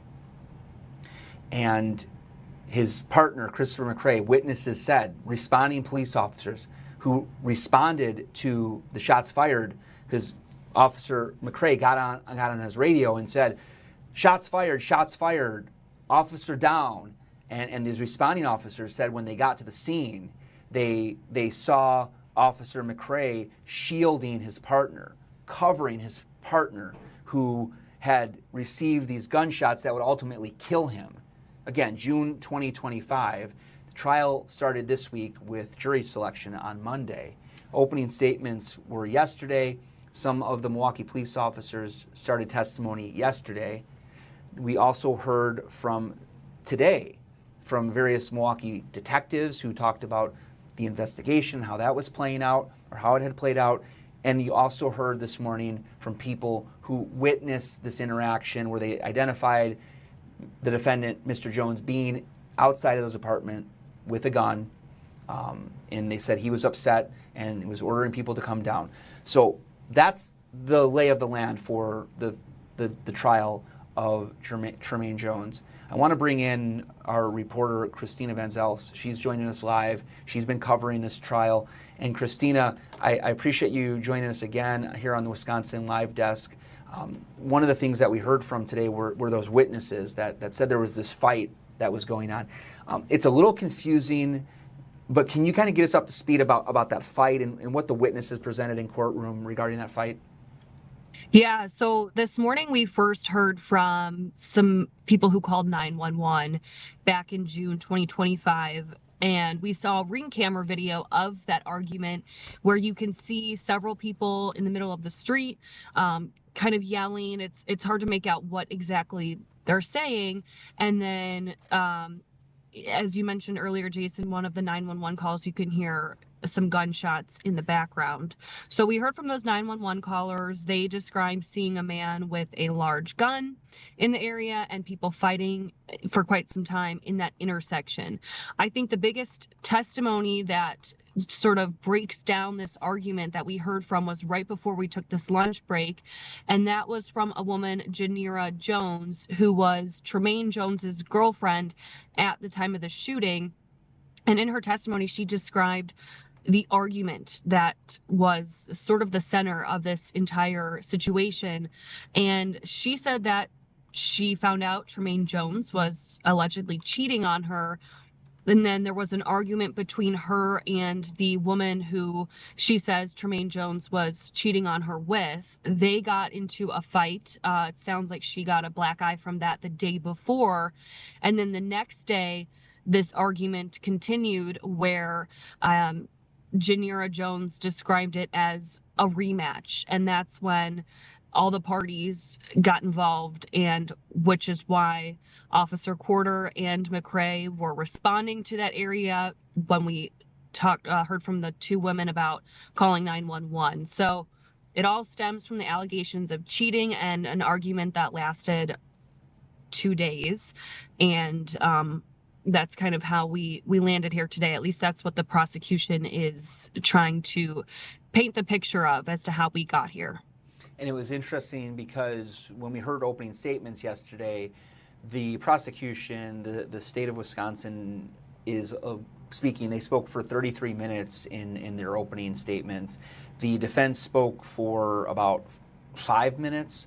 And at the end of the day, if I could summarize the defense's argument during that opening statement and what I imagine they're going to be trying to do for the rest of the trial, is they say, yeah, it was a tragedy that a police officer, it's a shocking tragedy that a police officer was killed.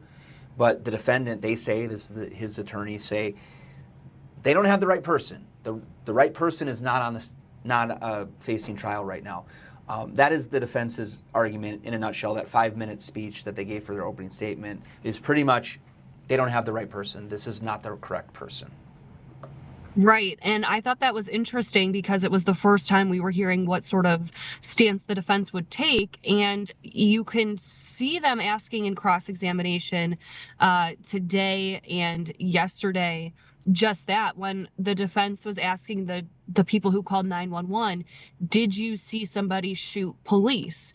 And both of their answers was no. So you don't have so far a witness actually seeing Tremaine Jones shooting at police, and that seems to be what the defense is trying to point out to the jury. So yeah, that was their whole stance on opening statements, was you do not have the right person, and I think they're going to just kind of continue in their cross-examination pointing that detail out. I want to show our audience watching some videos, so let me pull this video up and yeah, so there's no sound on this, but you can see somebody there with looks like a gun in his hands, and he's got white and black shoes. It looks like he's got a Nike Just Do It. Yeah, there you can see it turns away from the camera. Just Do It. So this video has been played in the courtroom of what prosecutors are saying is Tremaine Jones. Christina, can you see this video? Yeah, I can. Yes. So this is what we're hearing. The witnesses that are speaking right now are speaking about their experience of what's captured in this video, and some of the people testifying are people that actually shot video like this, right? Yep, and we heard from one woman who says she saw a man standing right outside her home with a gun like that, and that's why she called 911. You could hear her yelling at her kids in the background, get back from the window, just because if you're seeing this outside, I mean, of course, it is alarming. It's a large gun, and you see this person sort of pacing back and forth. Plus, there was other 911 calls from that night about an argument. So yeah, Jason, this video we've seen from a couple different angles. It's the same person with that Nike, that red and white print on the back with that rifle. So we've seen the ring camera video from one neighbor, and then the cell phone video from 2 other people as well. And one of the people that have testified have identified who they think this person is, correct? Yeah, and they all say the person in the courtroom, Tremaine Jones. Okay, so one of the things that one of the witnesses that testified was, I forgot his first name, but I know it was a Mr. Johnson. He was a man who testified, and he went through and identified the defendant as he was shown various pictures of possible suspects, and he identified Mr. Jones, the defendant, as the person who was out here on the street with a gun in with the Just Do It shirt that the coat that you can see there, the Nike coat. And in court today, there was a moment where he was asked who was that man. Can you describe that for us? That was an interesting moment because it just shows how serious he was taking his testimony. And you see him look around the courtroom. He was kind of squinting his eyes to make sure that he was scanning everyone in the room. And then the moment there you see it right there. The moment he sees the person he is identifying, he stands up and points at him and says, "That's him." So that was an interesting moment in the courtroom this morning as well, as he identified the person that police asked him to identify in that photo lineup. And so that is the scene right there. He stood up. This is James Johnson is his first name. James Johnson. He stands up, turns, points to Tremaine Jones and said, and the prosecutor says, "Is this the only person you saw shoot that day?" And Mr. James Jones, the person you see here standing up pointing at Jones, says, "Yes." He says he later heard shots coming from the alley. He said he later heard these shots coming from the alley, but didn't see what happened with those shots near the alley. Says he saw a person running, jump a fence, but he couldn't tell if it was Tremaine Jones. And Johnson, this is the witness that you're seeing in the picture here, he said he initially selected a photo of a different person when police showed him pictures of 5 or 6 people. He originally picked a different person. It was an early. They have they kind of show you 5, 6 different photos. In earlier in the lineup, he said, "Oh, that's the right person," but then he crossed it out and he selected Tremaine Jones. And when we heard then from one of the police detectives explaining this whole process, it was really a fascinating kind of peek behind the curtain of what investigators are doing when they show photos. We've seen that a lot in movies in Hollywood where they depict somebody identifying maybe a police lineup of live suspects.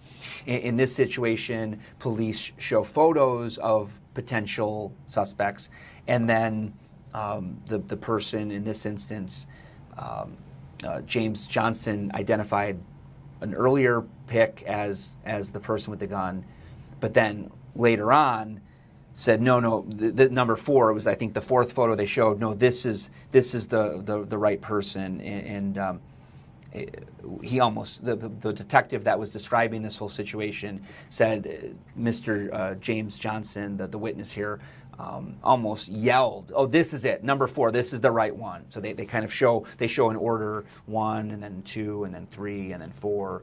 And when he got to 4, he said, "No, this is the right one." And then in court today, if we can pull up that photo one more time, you can see there's a photo of of the witness James Johnson standing up and pointing at the defendant in this case, saying, "No, that's the person I saw out there with the gun." So that's the kind of backstory before the shooting of the police officer, where you heard from these witnesses describing what was going on out on the street with a man with a gun. The witnesses identified that man with a gun as Tremaine Jones. And so that was what the prosecution laid out with various witnesses today. The question now is going to be turning that to say, okay, not only was he was the defendant the man with this gun in the street, that's what these witnesses are saying. The next step is going to be to say that he pulled the trigger and killed, inevitably killed Officer Corder. So that'll be the next part of what the prosecution's going to have to lay out in this trial. But yeah, for sure. And Jason, one thing too, I was talking with our Bill Miston, who is our reporter inside the courtroom. Just wanted to get his thoughts on who we might hear from next after the lunch break, coming up here in about 15 minutes. And he brought up a good point that we still have not seen a lot of the police body cam from that night, squad cam. And we also haven't heard when police arrested Tremaine Jones where he was, because if you remember, he was arrested a day later. So it sounds like we're still in the early stages of setting the scene, why police were called there in the first place. So it'll be interesting to see the timeline that they go with next, in terms of who they call to the stand to testify. But there are still a lot of elements that we have yet to get to in this trial, it sounds like. So anybody just joining us now, right here in the 1 o'clock hour, we are right now covering the Tremaine Jones trial. He's accused of killing a Milwaukee police officer in the line of duty back in the summer of 2025. We are expecting that right now they're on lunch break. So they've been on lunch break. I believe they're going to be coming back, Christina, at about 1:15. So in about 15 minutes, they're going to come back from that lunch break. I know Bill was speculating when body camera video might be played, because that's going to also tell a lot of the story potentially here. Did he give us any hints about who the prosecution may be calling up after this lunch break? Yeah, no, it's not clear. Again, there's the way they've been presenting their case so far is like a timeline. And so we heard they'll call someone, and then someone they'll mention in that testimony, and then they'll call the next person. So I don't know if it will be another police officer, investigator. The theme this morning has been from people involved in the area of 25th and Garfield and in that argument. So it's not clear, and don't want to speculate too much who they might call, but it does sound like there will be a lot of evidence that we have not seen that we still have to get to and that the jury still has to see. So we'll know in about 10 minutes, because they are coming back at 1:15 after that for the lunch break. And once they come back, we'll have gavel-to-gavel coverage that we had all day and the last 3 days here on the Wisconsin Live Desk. The jury selection was on Monday, opening statements and first witnesses were yesterday, and then here again we are day 2 of testimony. Christina, one last thing before we wrap up was we did hear from one of the police officers, or I believe a detective, who issued conducted had a search warrant, conducted a search, talked about finding 4 casings in the buttstock of a rifle and a backpack that had, I believe, 2 handguns in it. Any more insight you can give into that testimony and what they were trying to show there? Yeah, and I think that's something, too, that we might get into a little bit more later with the actual arrest of Tremaine Jones. But they seem to keep going back to the backpack and the casings and the rifle. We've seen prosecutors take out that rifle a couple times in court. So not exactly sure what they were getting at. But again, if you go back to testimony yesterday, they did bring up the backpack that was found at the scene, which had identification to Tremaine Jones, and then also they keep bringing up the fingerprints on the rifle as well. So I think they're just trying to, if I had to guess, paint an overall picture of who Tremaine Jones is, and we'll see what type of evidence they present to the jury. And you mentioned that potential body camera dash video that we're potentially going to see. What we have heard so far in these days of testimony, 2 days of testimony, has been, I mean, the pandemonium of officers arriving to the scene and, you know, knowing there was somebody with a gun somewhere, so they're trying to find them, and then they go into the alleyway and they could hear somebody, but they couldn't see somebody, they said, potentially behind the bushes. And you hear that the radio dispatch or the radio call that the officer makes, and he says, shots fired, officer down. And just how much emotion and how much tragedy was there as his own partner had just been shot. He's radioing for help. He's calling for help. And then these other officers, including one who had only been on duty, I believe was only on duty for 5 days maybe, or just a few days. And he was one of the responding officers. He was doing a training assignment on another part of town. And they had come over to the scene, and the young officer, the newly sworn officer, says he was getting ready to apply a tourniquet to Officer Porter. So you're hearing these officers really explain what happened and how shocking it was, and how sad and how troubling it was to have one of their own shot in the line of duty. Yeah, and Jason, I don't know if you've had any insight from our legal experts not involved. One person I'm curious if we will hear from is Officer McCrae himself. I don't know, have they said if they think that he might testify or not? Yes, we just talked, when I talked with Jonathan Lavoie, so he's from Lavoie and Kim and Lavoie law firm. He's a defense attorney, and he said he would expect that Officer Christopher McCray would potentially be the last witness to really explain all that was going on that particular day. He himself was shot in the foot. Officer said he was shielding his partner and was there as they arrived to find Officer Porter shot, which would lead to him being rushed to the hospital, emergency surgery, and then dying in the hospital. Officer Porter was 32 years old. And I think if we do hear from him and potentially see the body camera footage from that perspective, that really will give jurors exactly what went down from the police officer standpoint, right? So that's something that will be, I think, powerful testimony, and we'll see if what happens, you know, in terms of if he takes the stand or not. But that is interesting to know that our legal experts who, again, not involved in the case, but do think that he might testify and potentially be the last person to sort of wrap up the prosecution's case. Well, Christina, thank you so much for being with us twice here on the Wisconsin Live Desk. We look forward to your reports as this trial continues. Thank you so much, Christina. Thank you. And stay right with us, because right after this break, we're going to give you an update on the weather. We're covering this trial of the shooting and death of a Milwaukee police officer. We're going to be right back to that trial, but I want to get you a weather update right after this.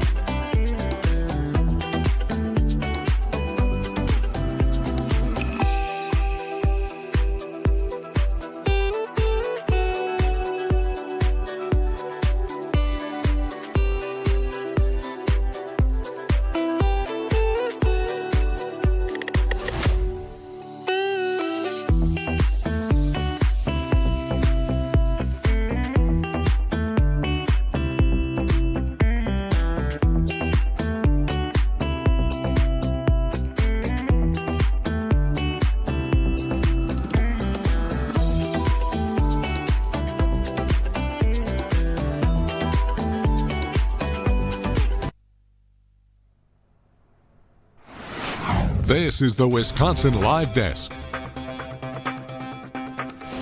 Hey everyone, Jason Calvi here with Fox 6 News, and we are covering the trial of Tremaine Jones. He's accused of killing a Milwaukee police officer.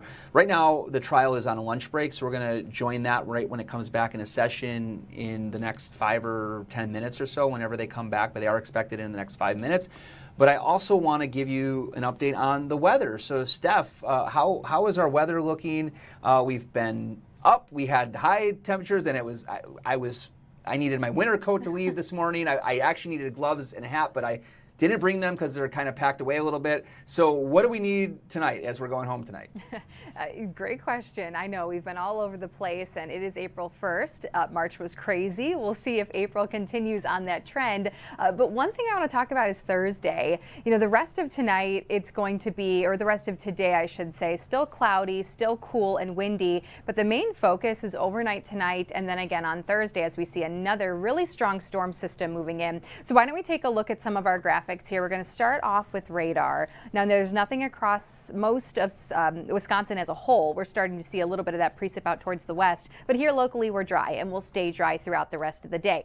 You can see the snow already ongoing across the Dakotas as well as parts of Minnesota. We have no snow in our forecast here. However, we could see some freezing rain overnight tonight and into early tomorrow morning. Notice up towards the north, of course, there are a handful of winter weather headlines, but there is a chunk of central Wisconsin under an ice storm warning for tonight and tomorrow. So that's where the significant icing is expected. We're talking over 1/4 of an inch of ice accretion as a possibility in that area. But zooming in, this is new from the National Weather Service, just issued about 15 minutes ago.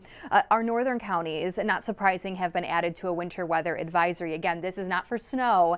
This is for the potential of some freezing rain. This kicks in late tonight. Again, Fond du Lac, Sheboygan, Dodge, Washington, and Ozaukee counties, and continues until 9 o'clock tomorrow morning. So after midnight, we're going to start to see precip moving in. Most of us will see rain, but up towards the north where temperatures are going to be flirting with freezing, so 32 degrees, freezing rain is going to be a possibility. It's going to be a situation where as we wake up Thursday morning, I know we're heading into a holiday weekend, so my hope is that not that many people actually have to head to work tomorrow, but you're really going to have to watch road conditions for Thursday morning's commute, because especially these counties have the possibility for a little glaze of ice, which doesn't sound like much, but it doesn't take much to cause really tricky travel. And that's especially for, your overpasses, your more elevated surfaces, but also your own driveways as well as sidewalks. And now on the opposite side of this, because this is kind of the early morning round of precip that we see, again, you can see the better chance for some light icing across some of those northern communities. And then towards the afternoon, another update for you that just came in about 10 minutes ago. There is a severe weather threat for late Thursday evening, a growing severe weather threat. So yes, we could go from freezing rain in the morning to severe weather towards late, Thursday evening. Earlier, all of southeast Wisconsin was under a slight risk, which is that level 2. Now our southwestern communities, but also into parts of Waukesha, Racine, and Kenosha counties are now upgraded to that level 3 enhanced risk. It's going to be an interesting day because we are expecting to see very steady rainfall, and I'll kind of breeze through sky vision because I just want to give you an idea of what Thursday could look like. We're expecting to see such steady precip throughout the day tomorrow, but we're watching for any dry breaks, and that could fuel the possibility of really strong thunderstorms later Thursday night. This is paused early tomorrow morning to show you the better chance for some of that freezing rain. It could still be as south as northern Waukesha and Milwaukee County, but the better chance is going to be up towards the north, and you'll notice the possibility for some of that freezing rain will linger into early Thursday. So I urge you to check those road conditions before you head out for your morning commute. Then you can see this really steady rain then throughout the rest of the morning, the afternoon, even into the early evening. But this model, and this is one of our high resolution models that we often use when there's a thunderstorm chance, it just does better.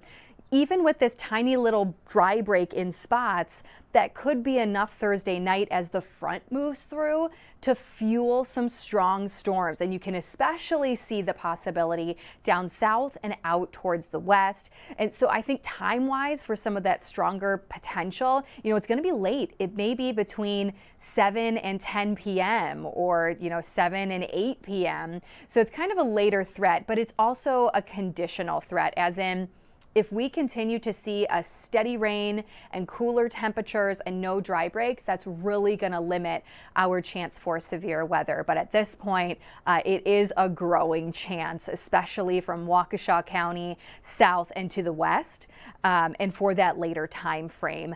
At this point, unfortunately, tornadoes are a possibility.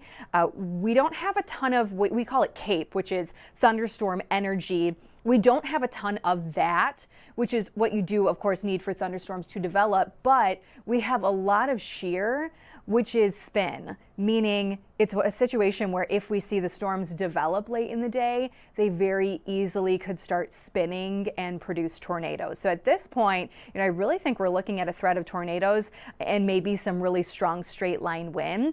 It's a conditional threat again, so you're going to have to really pay attention to tomorrow's weather.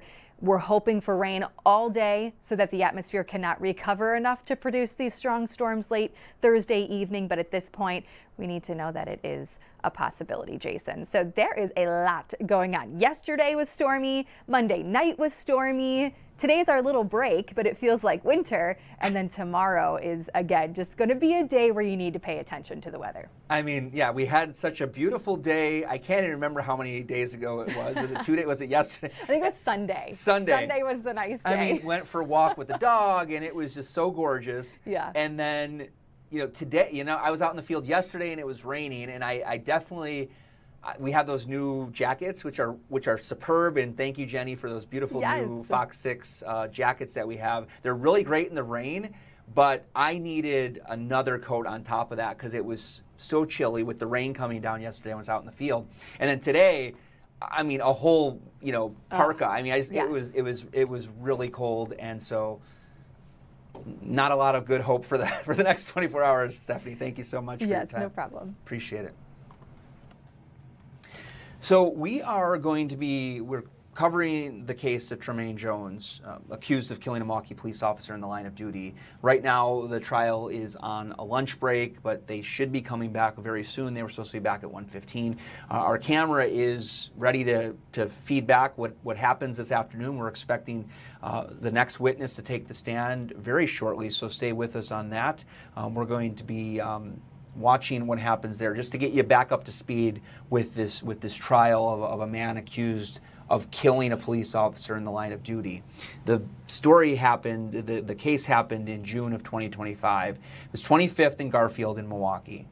And we heard from several witnesses this morning that were talking about a fight between various women. The defendant, they said Tremaine Jones was there on scene. The witnesses said they saw him with a gun. And I've got some video here that shows a person with what looks to be a gun with the Nike code, just do it there, on the streets of Milwaukee near 25th and Garfield. And the various witnesses that we've heard from so far that were talking about this interaction talked about, and they said that man right there is the defendant. So it looks like the case may be resuming. So we're going to bring it back to the courthouse. Okay, so they are going to be bringing the jury in. So I'm going to take this shot because we never show juries. We never have them on camera. But just as a safety protocol, I'm going to bring back this video. This is a crucial piece of the evidence that's been presented by the prosecution. The prosecution says that man that you see on your screen right there, they say that's Tremaine Jones. That's the defendant in this case. They say there was an interaction. He was involved with this, telling people in an apartment to come out. And then people were calling 911 because there was a person out there with what they said was a long gun. And they called 911. At one point, the people said they heard shots being fired into the air. And Milwaukee police officers did respond. Milwaukee police officer Kendall Corder responded with his partner, Milwaukee police officer Christopher McCray. Christopher McCray was 29 at the time. He was shot in the foot, and his partner, Kendall Corder, at the time was 32. He died.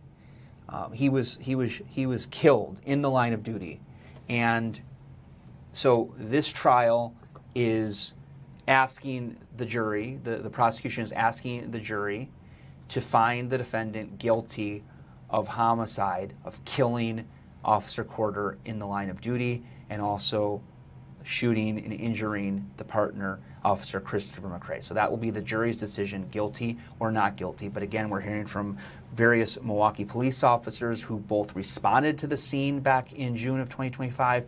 We're also hearing from the detectives that put the case together. And you heard yesterday from detectives talking about finding the shell casings in the sort of alleyway there where Officer Corder was shot. The shot spotter technology, which various microphones around the city that kind of triangulate where sounds are coming from, and using computers, they're able to identify gunshots, and the shot spotter technology identified 16 shots. So what you heard from the detectives was they originally had found 13 casings. They continued searching in that particular area where Officer Corder was shot, and they ended up finding 3 more. So right now, the jury is coming back, and I'm going to bring you back into the courtroom here in Milwaukee County.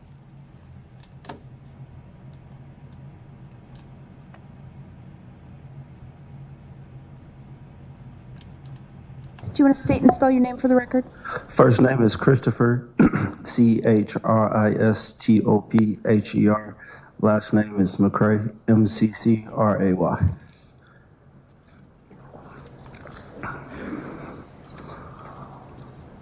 Officer, how are you what? To the city of Milwaukee as a police officer. How long have you been with the City of Milwaukee Police Department? It'll be 7 years this June.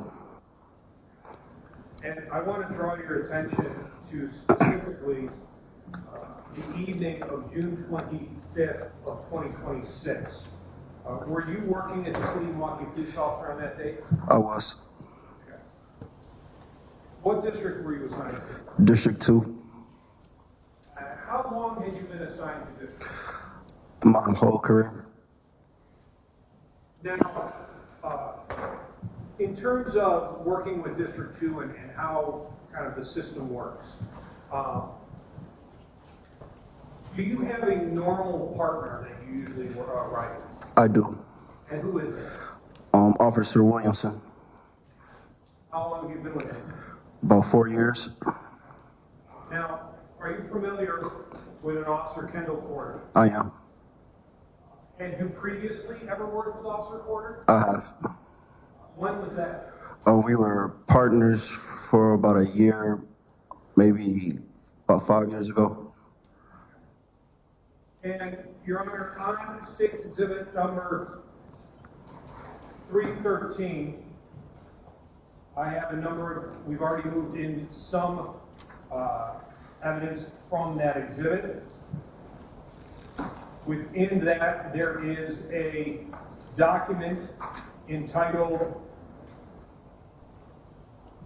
Officer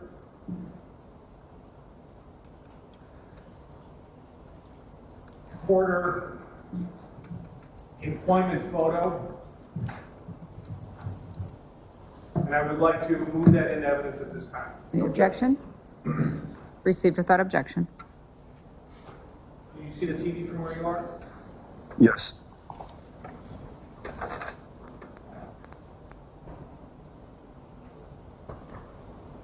Do you recognize that person? I do. It's Kendall Corder. Now, Your Honor, the state would have formally moved that photo in evidence, if I'm not already done. I thought it was, but I don't object. It is. Now, I want to draw your attention to June 25th of June 26th of 2025. Who were you working that day? I was working with Kendall. Was he normally working that day? No, Are you familiar with the term replacement? I am. What is that? It's when an officer works for another officer, so one officer could be off. So your partner was off that day? No. Was there how did this work that you and Officer Corey got working together? Me and my assigned partner are both trained on bicycles, and one of our sergeants gave permission for my assigned partner to be on our bikes that day, and My sergeant knew that me and Kendall had been partners in the past, so he put us together. And you worked with him before? Yes. Now, that day, that night, when you're working in District 2, I want to draw your attention specifically to around, I guess, 9:20, somewhere around that time, when you're dispatched to something out of your district area. You know, are you familiar with what I'm talking about? Yes. What shift did you and Officer Porter work? He worked early power, I worked early shift. And what were your hours on early shift? 4 p.m. to 12 a.m.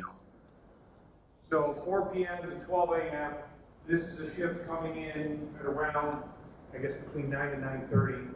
You're kind of in the middle of your shift. Yes. Do you end up, you and Officer Porter get dispatched or sent to a call that is outside your area? Yes. What's the nature of that call? I believe it's a shots fired call.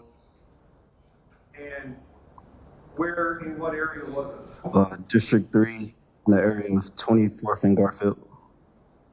Had you ever worked in District 3 before? I've been sent over there a few times when priority 1 calls come over. And you mentioned that priority calls come in. What does that look like? If a priority 1 call comes over in a district and there are no district officers able to go to that call, they send a different district. So that's where you've been sent to District 3 a few times? Yes. Have not worked? No.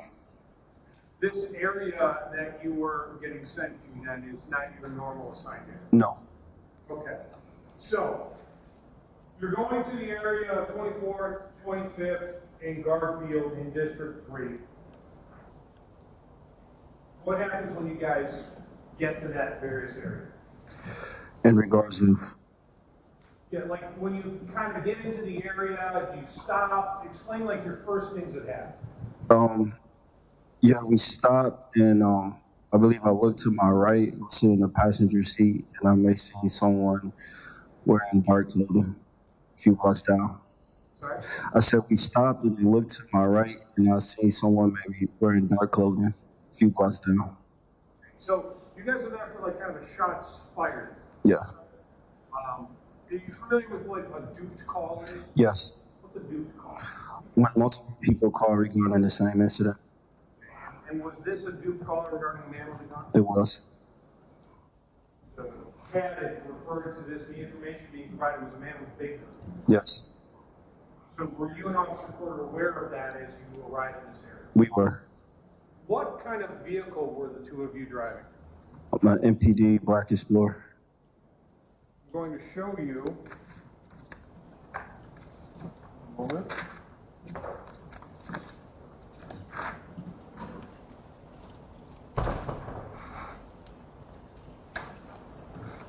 I'm going to show you what has been marked as State's Exhibit number 123. Back. Place this on there. In terms of this vehicle, do you recognize this vehicle? I do.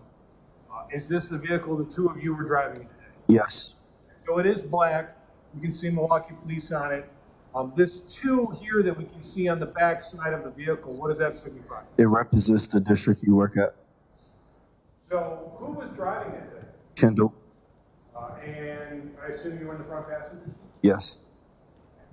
So when you guys arrive to this location, as you're pulling up, do you guys come in with your lights on, lights off? No.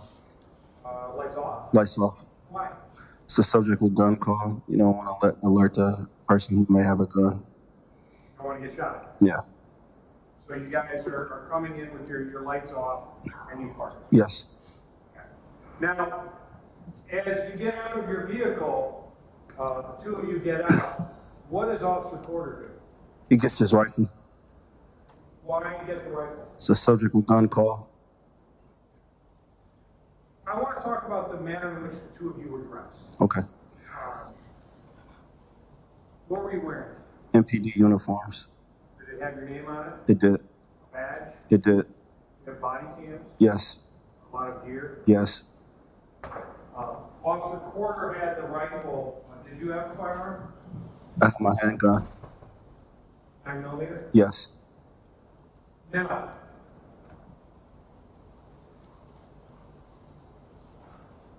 was your body cam footage, were you wearing a body camera then? I was. Have you watched your body camera footage in preparation for today's trial? Yes. Have you seen it? Is it a fair and accurate copy of basically what happened that night? It is.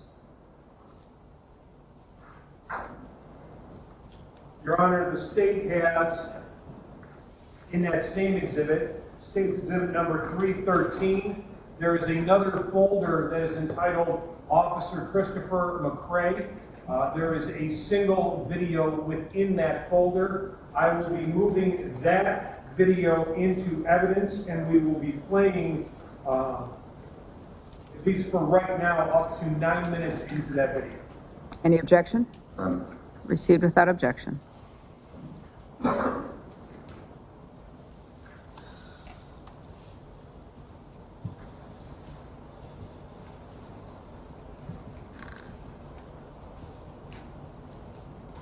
Now, officer, I have the video currently coming onto the screen right now. Do you recognize the area that we see? I do. And this kind of first individual that we can see in front of you, who is that? It's Kendall. That's your partner? Yes. Okay. Now, one thing I would like to talk about regarding body camera footage. The first 30 seconds of police officer body camera footage, is there audio? No. Just the way the system works? Yes. Okay, so for the first 30 seconds, we're not going to hear any audio. Right. When the two of you first exit your vehicles, what do you do? We proceed to walk eastbound in Garfield. And you're walking what, towards 25th and Garfield? Yes. Are you looking to see if you can find this person with a gun? Yes. When you first are walking this first block, do you see anybody with a firearm? No. Do you ask anybody if they've seen anything? Yes. What happened? What? I asked two individuals that were sitting on the porch if they had seen anyone with a gun or heard any gunshots. And did they direct you anyway? Yes. But Eastbound. where you were heading? Yes. I'm going to play at 0 minutes and 0 seconds into the recording. We're going to full screen, playing from 0 minutes and 0 seconds.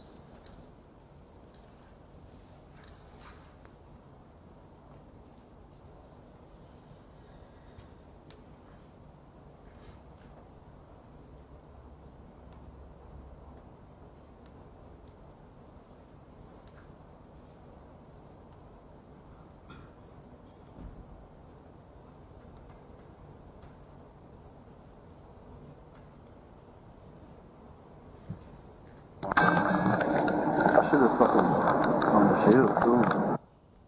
And pausing at 33 seconds into the video. We just hear the audio come on, is that correct? Yes. Is this you and Officer Porter kind of talking to each other as you're walking? Yes. Now, I want to draw your attention to where we're kind of coming up here in the video. Can we see an apartment building that is kind of towards the left of the screen as we're looking? Yes. A house with a fence. Are you approaching this intersection of 25th and Garfield? I am. Is this the direction that the people on the porch are kind of directing? Yes. Is this also the direction where you'd seen that person when you first arrived? Yes. What do you and Officer Porter do? We continue to walk, investigate the area, look for casings or anything like that. And for this first block, did you see anything? No. Playing from 33 seconds into the recording.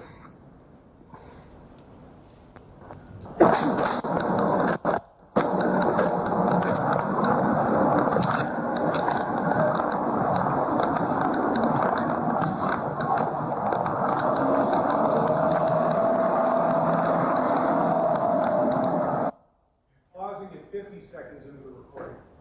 Officer, when you're wearing a body cam, where do you wear it? Right on my chest. Kind of right in the center? Yes.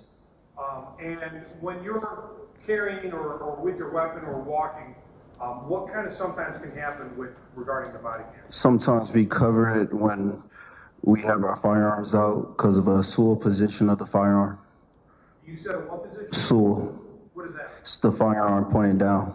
So if you're kind of walking with this, your kind of hand or your arm gets in front of it? Yes. Is that going to remain this way for a long time in this body camera? I don't believe.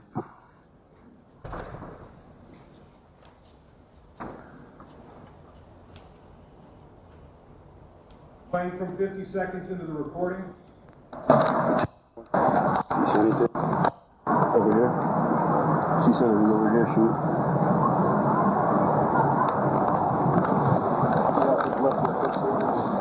I got the right.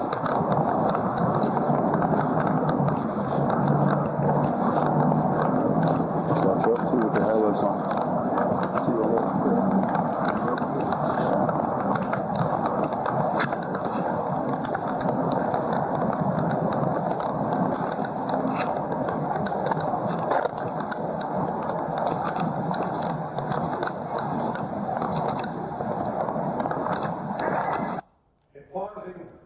At 1 minute and 31 seconds, Officer, we've just seen you and Officer Porter have now kind of crossed 25th Street on Garfield. Yes. Which direction are you heading? Eastbound. So this will take you to the numbers getting lower. Right? Yes. 25th, 24th, 23rd. Yes. Now in this area, regarding Garfield, and this happens in a number of different places in the city, where there'll be instead of 25th Street, 24th Street, there's a place in between them. Is that fair? Correct. And in this case, that's going to be something that happens where we're going to be heading towards 24th Place, with 24th Street being a further block out. Correct. As we're watching for this next block, what are you and Officer Porter doing? We continue to walk, checking the area. And when we get to the end of this block, there's going to be something we're going to talk about that is going to be of note. But before we get to the end of the block, do you guys notice anything as you're walking towards the corner? No. Is there anything that you notice until we get to that end corner where you stop? I believe I see a car. Okay. See a car, but that's about it? Yes. Okay. Now, playing from this portion at 1 minute and 31 seconds into the recording.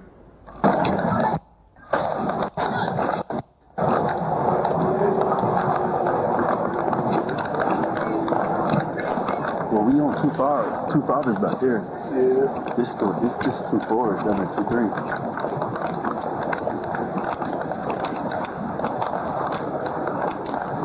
You got the hoodie on? I should have put it on top. I should have put it on first. Yeah, I'll just have to take care of us.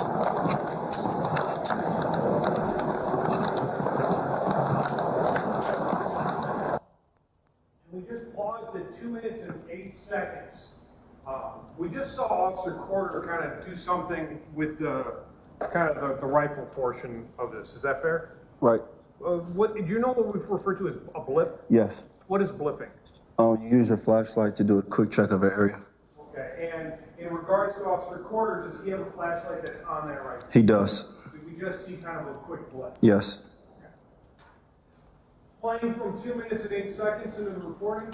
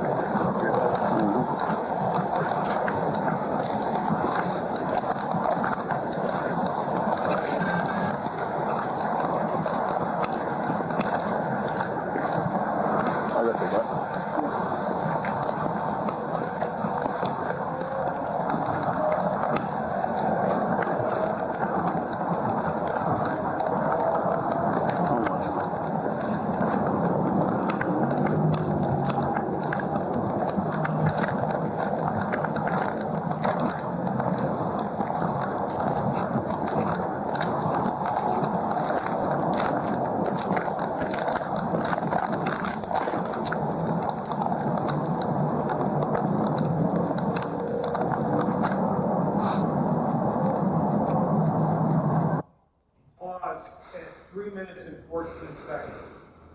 Officer, we've now seen you and your partner walk basically from where you parked your vehicle past 25th, and now you're at the intersection of Garfield and 24th Place. Correct. While you are standing on this corner, are you going to hear anything kind of behind some houses? I do. All right, now, I want to just draw your attention real quick.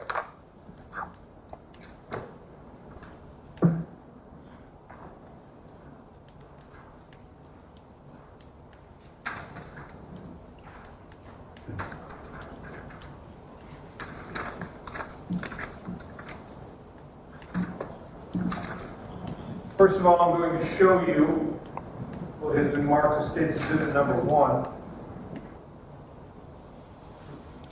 It's a diagram. If we are kind of, where we're watching, where you kind of turned and we could see like a house with some brushes or bush in front of a fence, and then getting to the 2 houses that are by Garfield and 24th Place, we have you basically on this corner down here. Is that fair? Correct. Okay. And showing you what has been marked as State's Exhibit number 18. When we the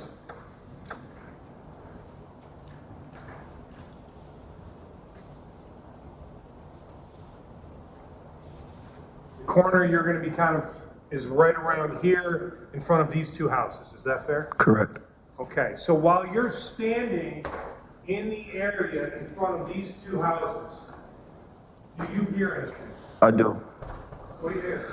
I hear someone say something in regards to I'm gonna shoot this place up. So you're hearing a voice and saying something about shooting. Yes. You remember telling an officer you thought it was, if he comes outside, I'll shoot him up, something along those lines? Correct. Just something about shooting. Yes. Do you draw Officer Porter's attention to this? Correct. You ask him, did he hear that? Correct. And you hear this voice talking about potentially shooting or something along those lines in the area behind these 2 houses. What do you 2 have to do? We have to assess the situation, assess the area. Are you going to go investigate? Yes. Okay. Your Honor, I am now back to Officer McCrae's body cam, still at 3 minutes and 14 seconds into the video.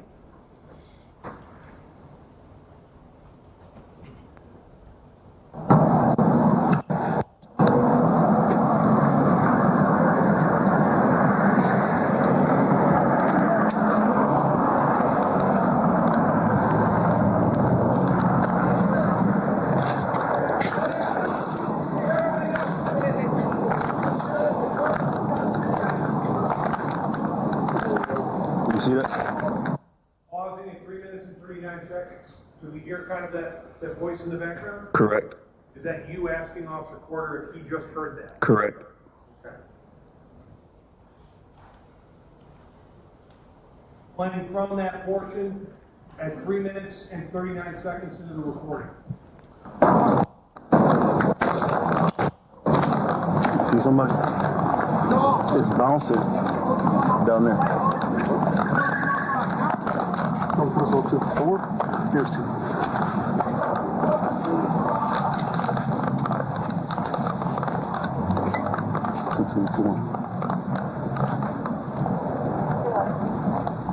You put us at 2, 4, and Garfield, you got it. Pausing at 4 minutes and 7 seconds. There's something we kind of heard regarding your radio track, right? Correct. You're familiar with what's referred to as putting yourself out at a location? Correct. What does that mean? We updated dispatch to where we were at the time. And dispatch had you arriving on scene in the area of 25th and Garfield. Correct. You had walked a block east. Correct.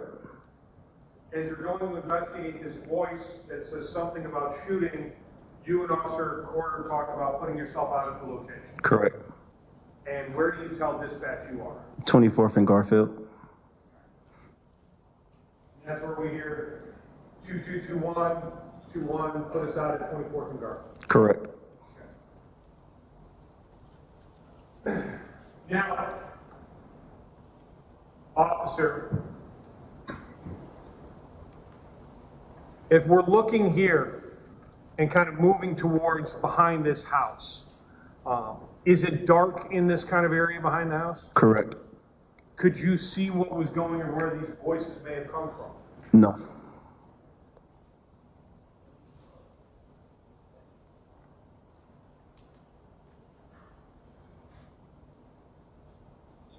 What do you two do next?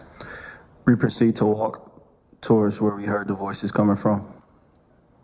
And are we going to see you and Officer Corder have any sort of discussion about a flashlight? Yes.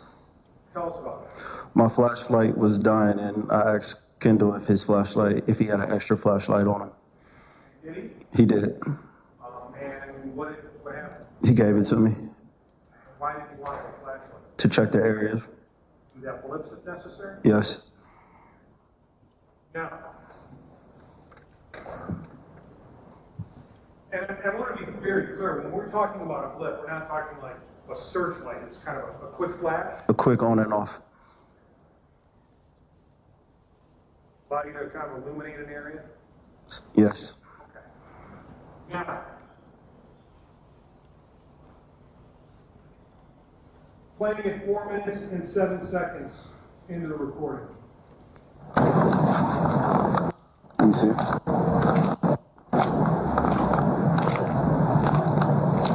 got the flashlight? You got two of them on.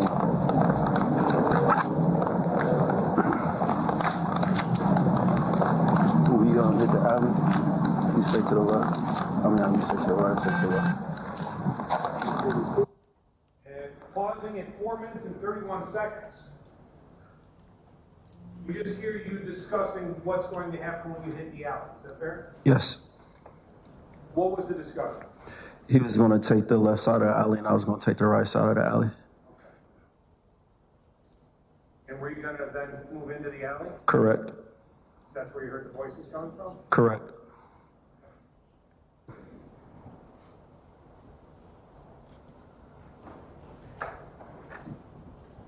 Playing for 4 minutes and 31 seconds.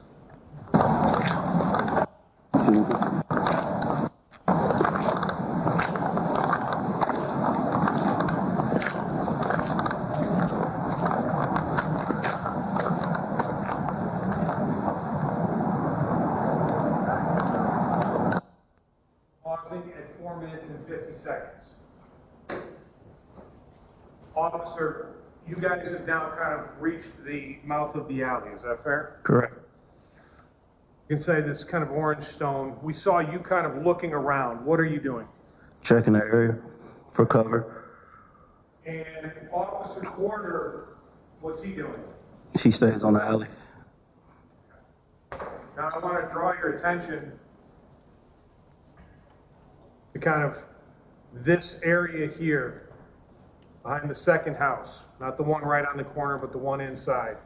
We can see some bushes. Are you able to see much that's going on over there? No.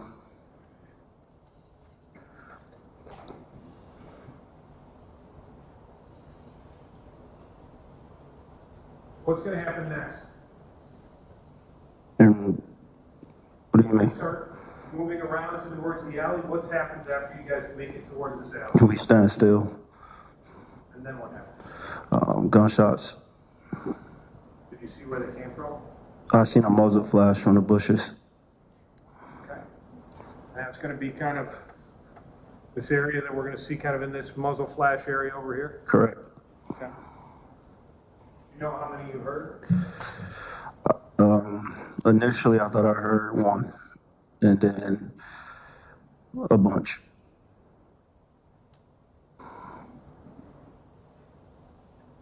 You hear the gunshots, what do you do? Disengage. Trying to find cover? Correct. Where do you go? Across the alley. When you get across the alley, what do you notice happen? Kendall's on the ground. What do you do? I go straight to him.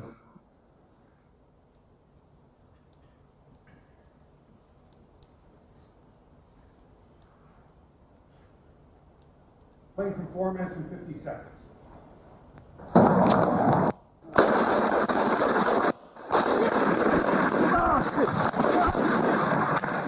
Too much, shots fired, shots fired!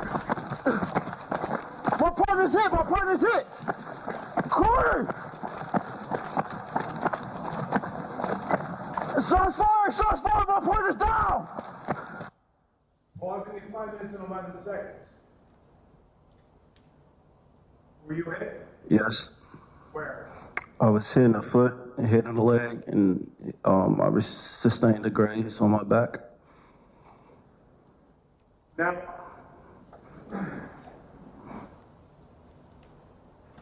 officer, I'm just going to go back one portion because I want to see if we can see those muzzle flashes in this body cam, okay?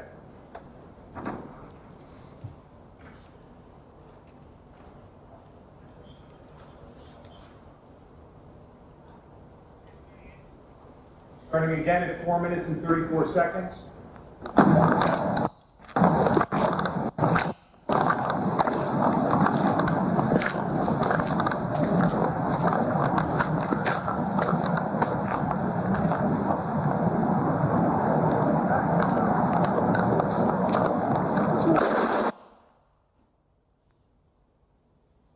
Just stopping. So we see him kind of in this area right there. Correct.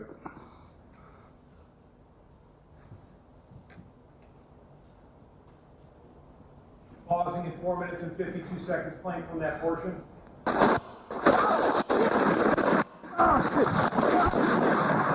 Too much, shots fired!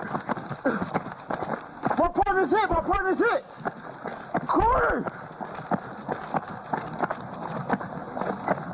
Shots fired, my partner's down!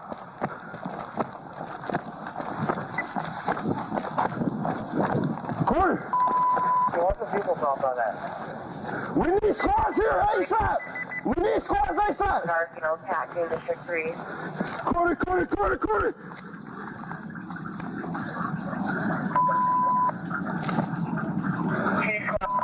The area. Corner! 2-4 in Garfield, shots fired, shots fired. We need... 2-4 in Garfield. Shots fired, 2-4 in Get out there! Corner! No, corner! No! Yo, stay away! Stay the fuck! Pausing at 5 minutes and 58 seconds.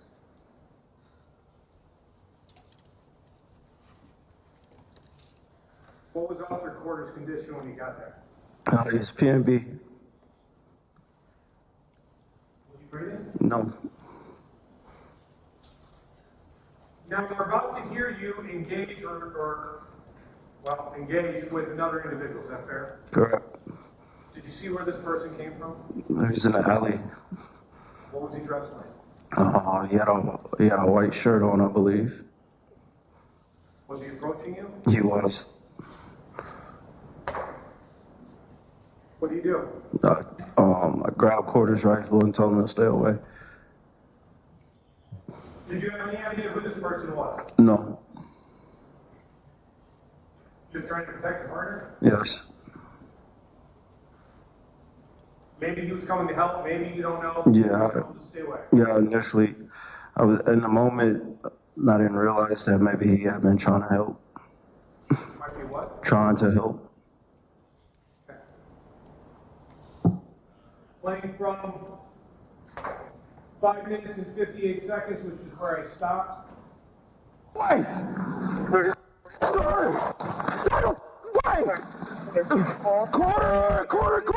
I swear to God, I will pop you right now if you stay the fuck away! Stay the fuck away! Corner! No! Corner! We need squads! My partner's not responding! Get the... Corner! No! Where is the officer down? We're at 2-4 We're at 2-4 Garfield in the alley. Corner, no. Please don't do this to me, bro. Please don't do this to me. Corner. No, quarter. He's not conscious, not breathing. Get him now! Quarter! Please don't do this to me, bro! Quarter! No! Quarter! Please get here! Quarter! Please, bro!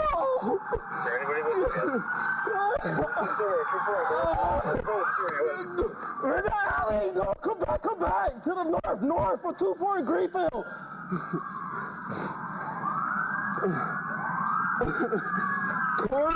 Quarter!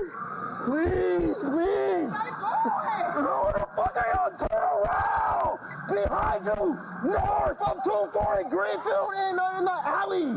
Oh my God! Turn around! Over here! Garfield! Quarter! Please, no, brother! Bro!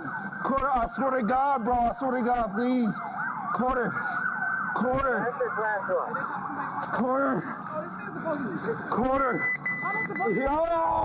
Yo!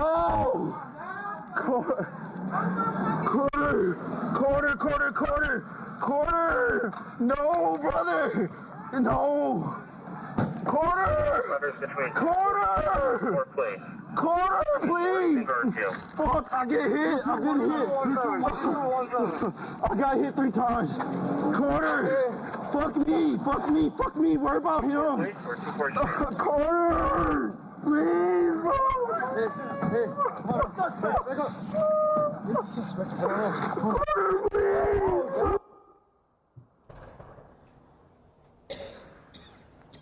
Pausing at 8 minutes and 46 seconds.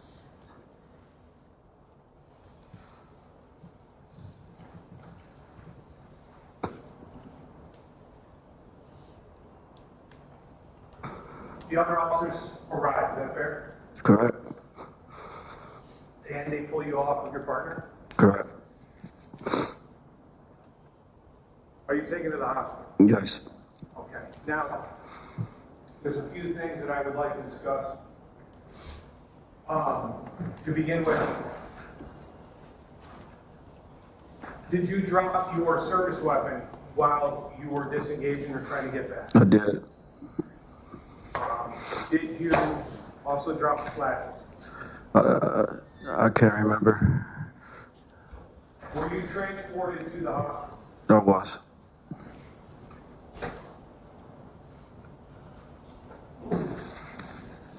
I would like to show you what has been marked as State's Exhibits numbers 156 through 160.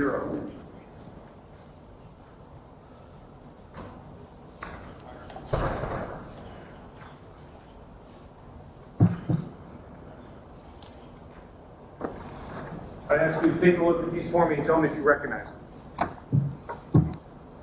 Take a look at them. Go through them.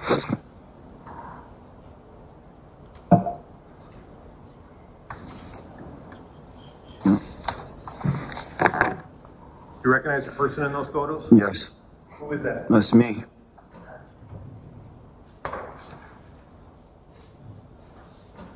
Your Honor, the state would move 156 through 160 in evidence. No objection. Received without objection.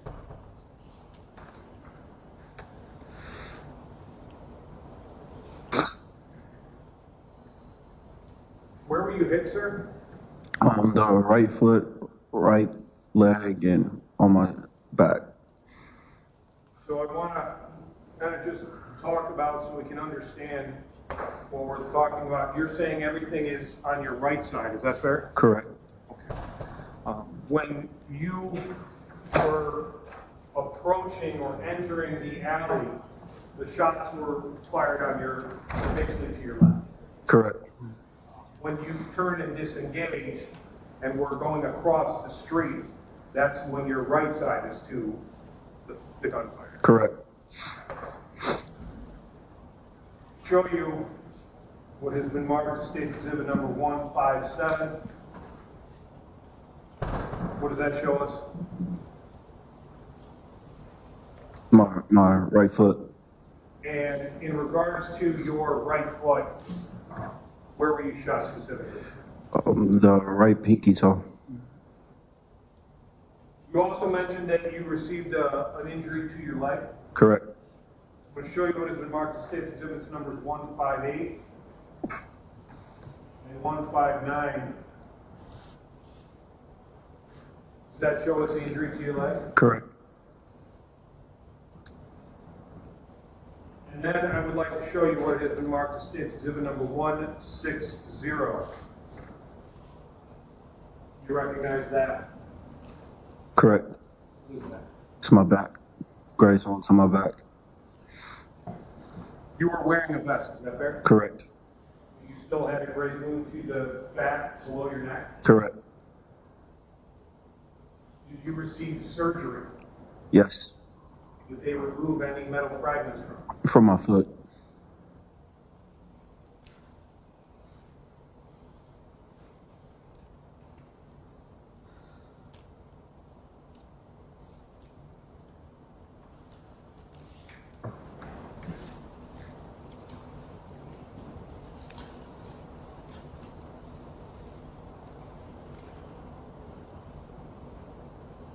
Did you ever see who shot you in Officer Porter? No.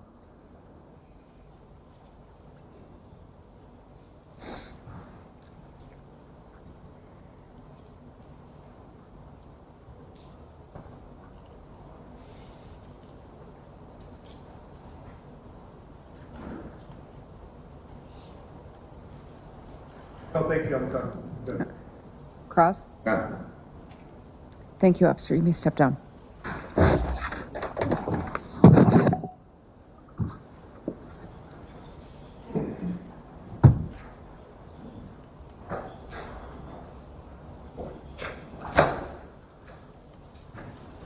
Your Honor, the state calls Detective Brian Majeski.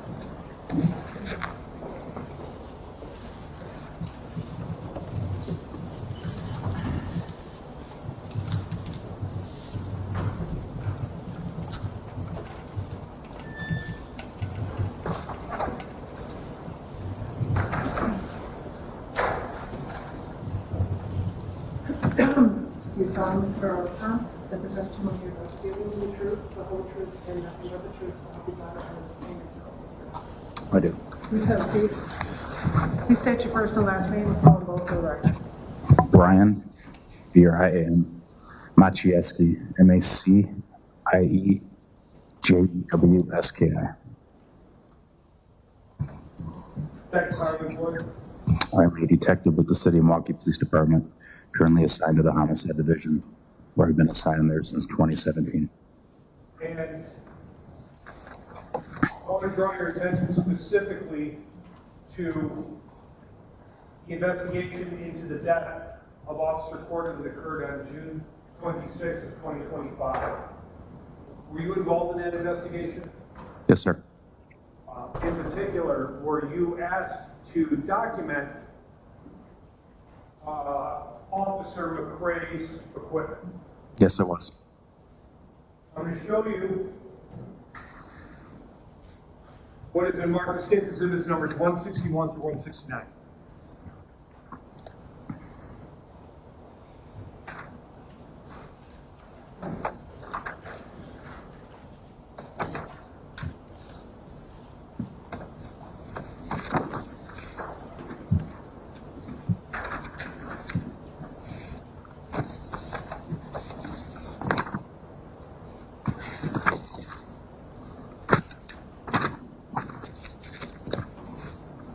You recognize those? Yes, I do. What are They are images of Police Officer McCrae's duty belt, as well as his ballistic vest. they? What were you looking for when you were attempting to going through this equipment? Any ballistic evidence, any type of evidence that we could recover from the vest or from the duty belt. I'm going to show you, or Your Honor, the state would move 161 to 169. Any objection? Received without objection. One moment, Your Honor.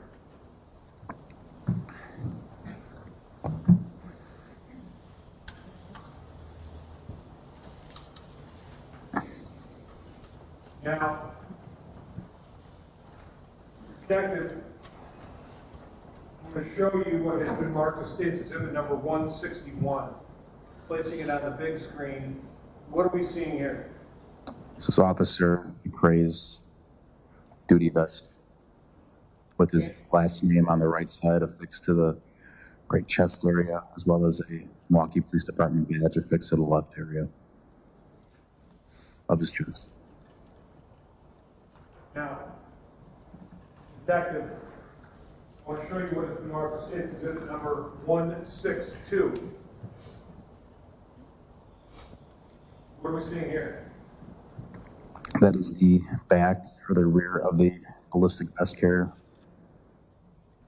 And in particular, I want to draw your attention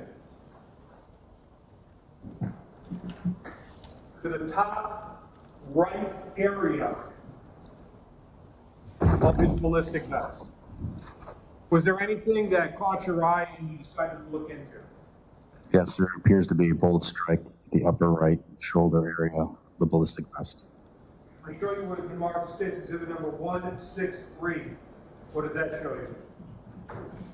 Just a closer image of that, what I believe to be a bullet strike to the exterior vest carrier.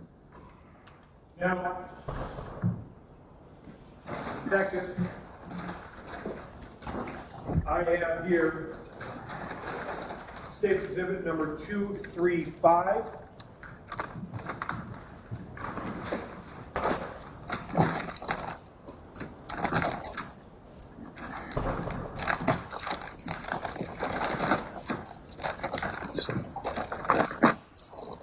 Thank you. So we cut the top portion of it in front of you.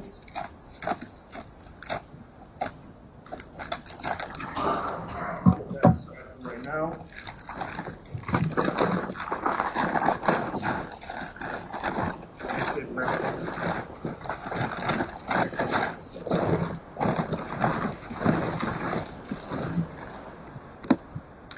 What are we looking at here?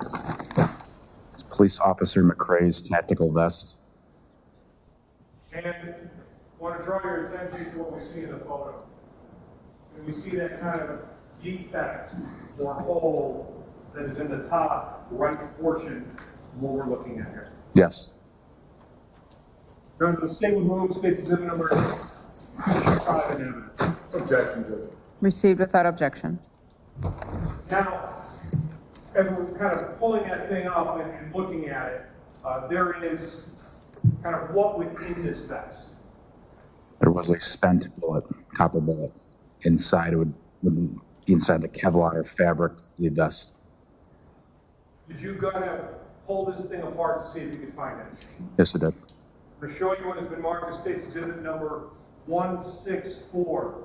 What am I looking at here? Would be the interior of the ballistic vest. It would be the inside of the right shoulder area. And you can see some of the Kevlar fabric protruding outward of that vest. And located inside that Kevlar fabric is a spent bullet. I'm going to show you what has been marked as State's Exhibit number 165 and 170. Does that kind of show us as we're getting in depth into what we're seeing regarding how this round went regarding Officer McCrae's Kevlar? Yes. Did you also have the opportunity to kind of pull that Kevlar out and the document would look like from the other side? Yes. Showing you what has been marked as State's Exhibit number 166, 167, and 168. What do we see here? That's the shoulder area or the interior ballistic vest. And you can see it in the upper right corner, that's the Kevlar fabric, which is protruding outward of the vest. And inside that Kevlar fabric is the spent bullet that I recovered. Now,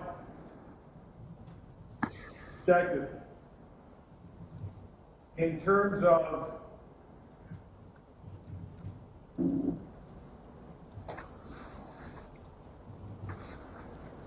going into this vest, were you able to spend and to take a look at to find out whether or not you were able to recover any firearms evidence inside the vest? There was a spent 9mm case recovered from the right front pocket of his exterior vest. And Officer McCrae sometimes would keep that kind of a thing from SWAT training, is that fair? That's what I was informed, yes. But I want to talk about within the vest. What we see here in State's Exhibit number 169, what are we looking at there? The spent copper bullet fragment. I want to show you what has been marked as State's Exhibit number 236. Do you recognize this? Yes, I do. What is it? That is the spent copper bullet fragment that I recovered from Officer McCrae's ballistic vest. Your Honor, the State would move 236 in evidence. Received without objection.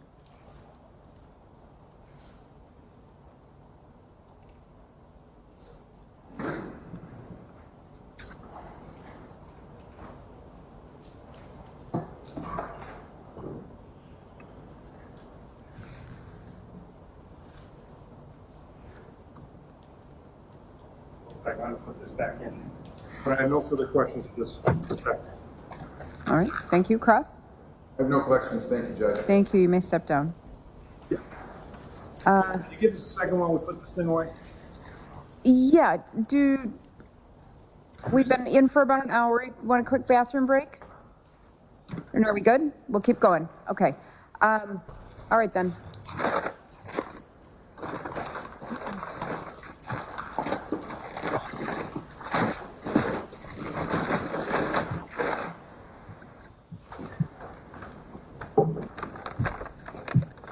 Your State is going to call Detective Sokolowski.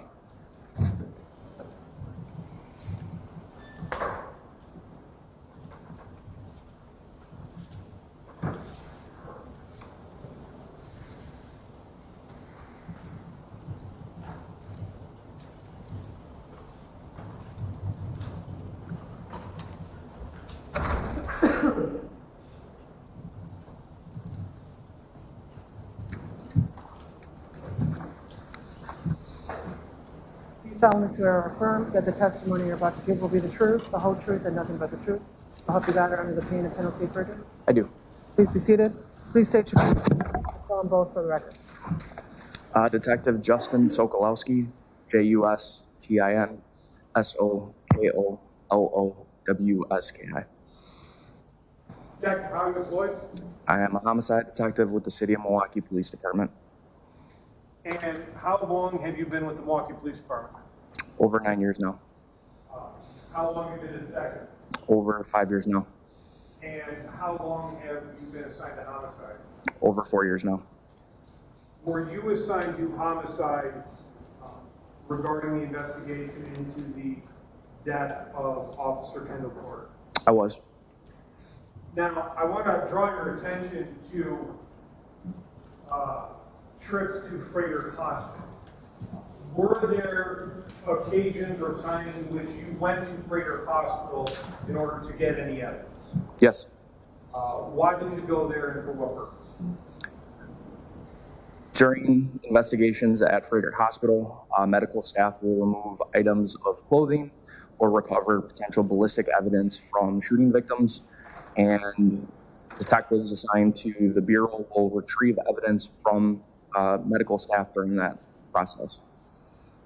Now, in this particular case, during the surgeries of both Officer Porter and Officer McCrae, did you go to Freighter Hospital to obtain any evidence? Yes. I'm going to show you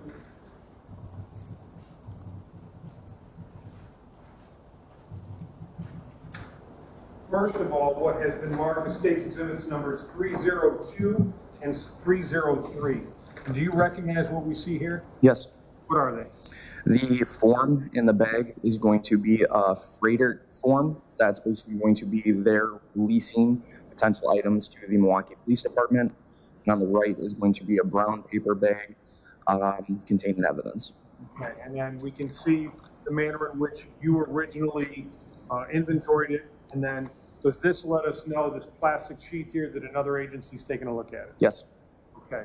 And when we are taking a look, for example, at 302, 302 is related, or a form related to what being turned over to the Milwaukee Police Department? Item number 1 is a bullet fragment. Okay, and this is from the surgery of who? That's going to be for Christopher McCray. And does that correspond to what we see here in State's Exhibit number 303, bullet fragment that was recovered from Officer McCray during surgery? Yes. Your Honor, the State would move 302 and 303 now. We don't object. Received without objection.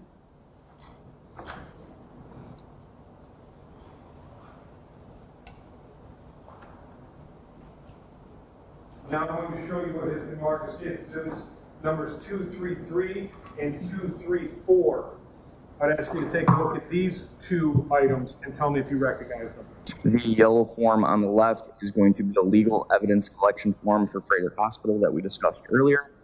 And the bag on the right is going to contain a specimen cup with a fired bullet. And 234, does this show us a fired bullet that was recovered? Item number 1 is marked as bullet, yes. And is this a bullet that was recovered during the surgery of Officer Kendall Porter? Yes. It is what we see here in State's Exhibit number 233. You see the bullet that was recovered from Officer Kendall Porter. Yes. Your Honor, the State would go with State's Exhibits numbers 233 and 234 in evidence. Objection.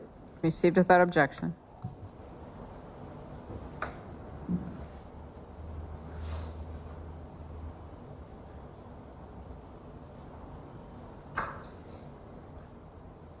Nothing else for this witness. Thank you. Cross? None. Thank you. You may step down. Your Honor, the State calls Detective Ryan Casey.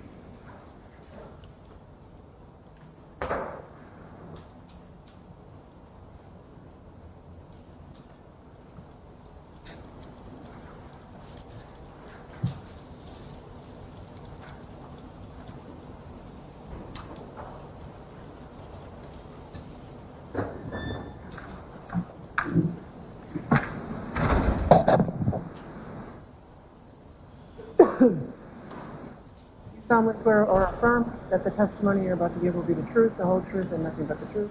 So help you God, you're under the pain and penalty of perjury. Yes, I do. Please be seated. Please state your first and last name and spell them both for the record. My first name is Ryan, R-Y-A-N, and last is Casey, C-A-S-E. I'm a detective with the City of Milwaukee Police Department. How long have you been so employed? I've been employed as a police officer 15, as a detective since 2022. What's your current assignment? I worked in the homicide division of the Milwaukee Police Department. How long have you been in homicide? About 2 years. Detective, I want to draw your attention specifically to the homicide investigation into the death of Officer Kendall Porter that occurred on June 26th of 2025 in the area of 24th Place in Garfield. Were you involved in that investigation? Yes. Now, the aspect of the investigation I would like to talk to you about right now is the review of Officer Kendall Porter's body cam. Have you done that? Yes. Where was Officer Kendall Porter's body cam? During the incident, it was affixed to an exterior ballistic vest carrier on the front of his person. Was this body camera able to be obtained and downloaded by the Milwaukee Police Department? It was that night. Have you reviewed it? I have. Is it a fair and accurate copy of that body camera footage? Yes.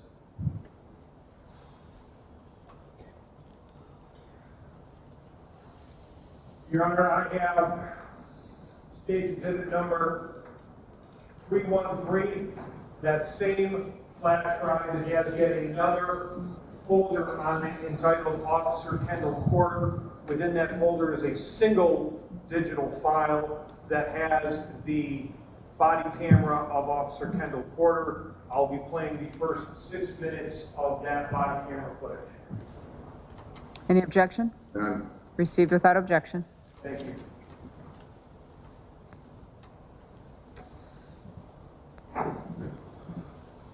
Detective, you've watched this video, is that fair? Yes. Does it reflect and show Officer Kendall Porter and Officer McCray as they arrive and are first at this location in the area of 25th Street and Garfield? Yes. One thing I want to talk about, the first 30 seconds of body camera footage, is there any audio to that? There is no audio in the first 30 seconds. That's just the way the system works? Correct. It's always visually recording. It just backtracks the visual 30 seconds, and then it once it's manually activated, the audio kicks in. One moment.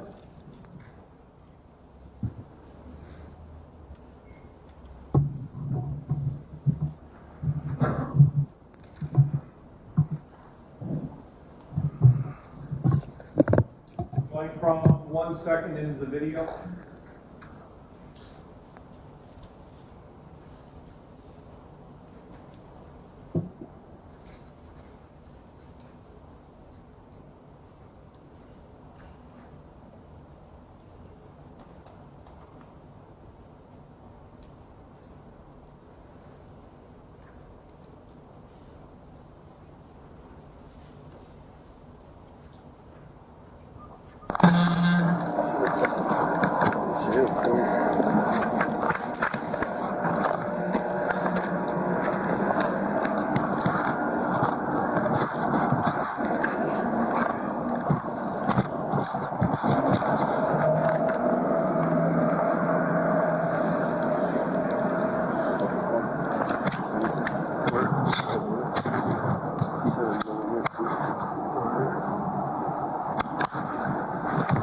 Watch this left real quick too.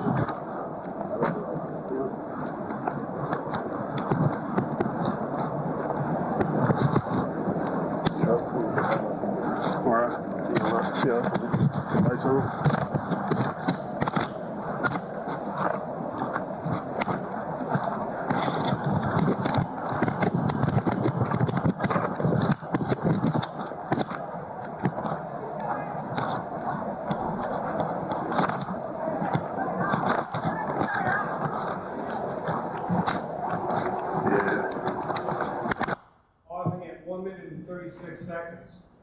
Detective, have we just seen Officer Kendall Porter and Officer McCray kind of walking along Garfield past 25th Street on their way to 24th Place?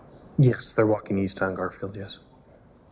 And kind of until we get to the corner, we're just going to see them walking. Is that fair? Correct. Okay. Playing from 1 minute and 36 seconds into the recording.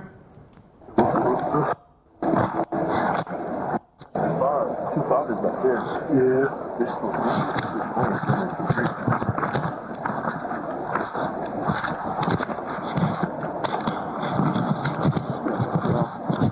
Should have put it on three. Yeah. Go on three.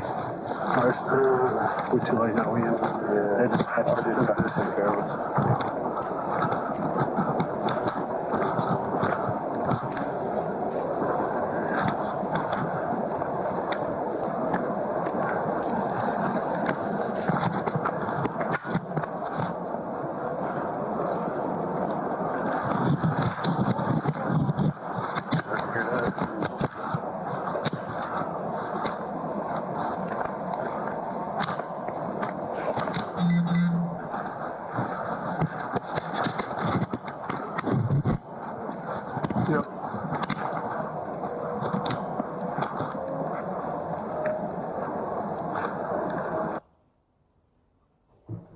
Just pausing at 2 minutes and 42 seconds. One thing to be noted, We can see his officer quarters got his kind of finger not on the trigger, but kind of off and above it. Is that fair? Yes, that's accurate. That's the, just to be safe? Yes. Okay.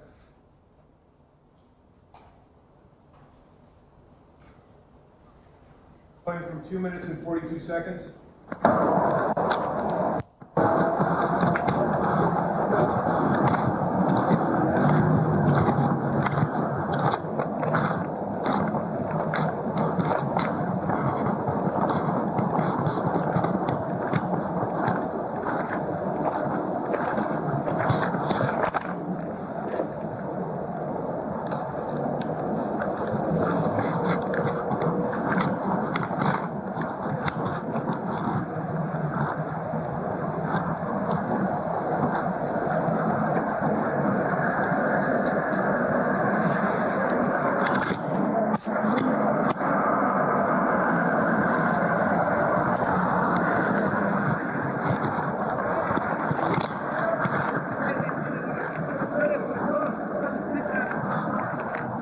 Yeah, bro.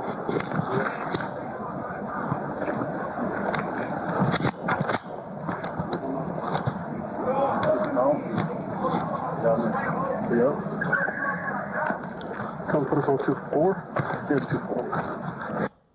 Pausing at 3 minutes and 53 seconds. You kind of hear some dialogue that's off behind houses, and then Officer Porter and Officer McCray talking. Correct. Says, yep, something along those lines. Is that fair? Yes. Where are we going to see Officer Porter's body cam take us now? So the direction of the body camera right now is pointed north on 24th Place. On the left-hand side, almost halfway up the block, is the mouth of the alley where the incident occurs. Playing from 3 minutes and 53 seconds into the recording.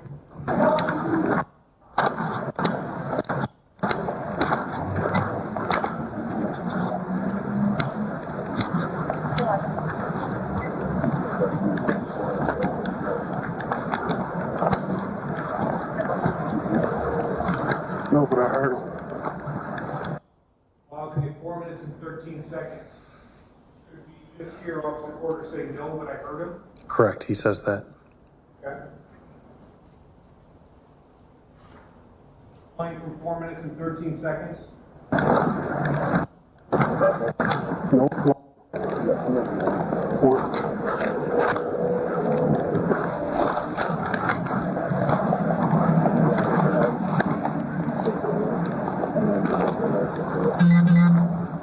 These bushes right here. Pausing at 4 minutes and 32 seconds. We hear Officer Porter say he might be in these bushes right here. Correct. And do we see a little bit of a blip right there? Yes, of light, yes. Kind of a flashlight blip. Yes. Okay.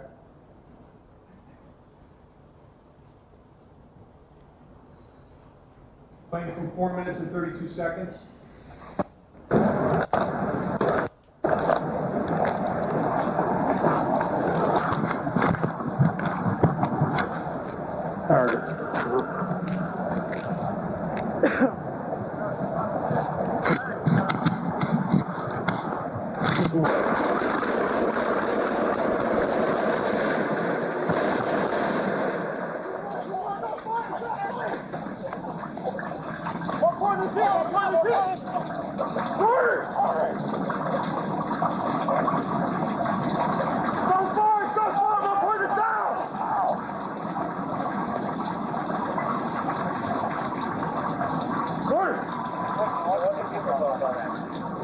We need squads here ASAP! We need squads ASAP!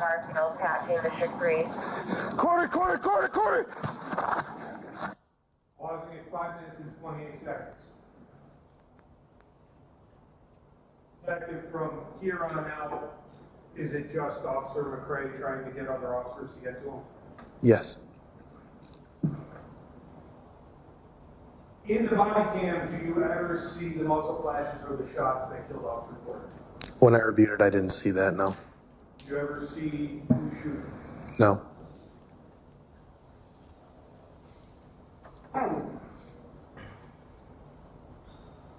No further questions, thank you. Ross? None, thank you. Thank you. You may step down. Thank you.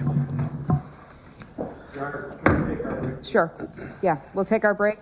Ladies and gentlemen, do not research any information you personally think might be helpful to you in understanding the issues presented or investigate this case on your own. Do not read any newspaper reports or listen to any news reports on radio, television, or any other electronic application about this trial. Do not seek information regarding the public records of any party or witness in this case. Do not communicate with anyone about this trial or your experience as a juror while you are serving on this jury. Do not use any electronic device to share any information about this case, and do not permit anyone to communicate with you about this matter, either in person, electronically, or by any other means. Enjoy your break. We'll get you back probably in about 15. Thanks.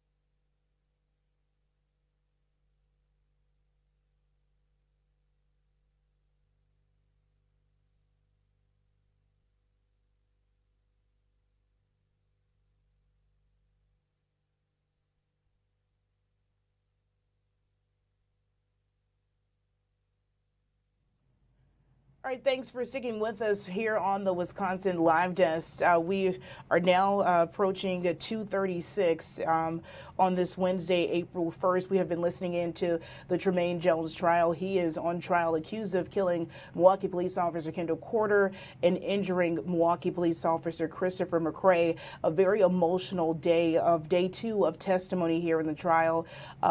we just saw within the last 10 to 15 minutes, we had a chance to see Officer Kendall Corder's body camera, which was very traumatic. You could hear the shots and you could see him falling over. We also had a chance to hear from Officer Christopher McCray as he took the stand to testify. That was also very heavy, very emotional testimony coming out of the courtroom. We're going to take a brief break and then we will be right back for a full recap of everything we have heard so far this morning, because there is so much to unpack on day 2 here of testimony in the Tremaine Jones trial. We'll be right back.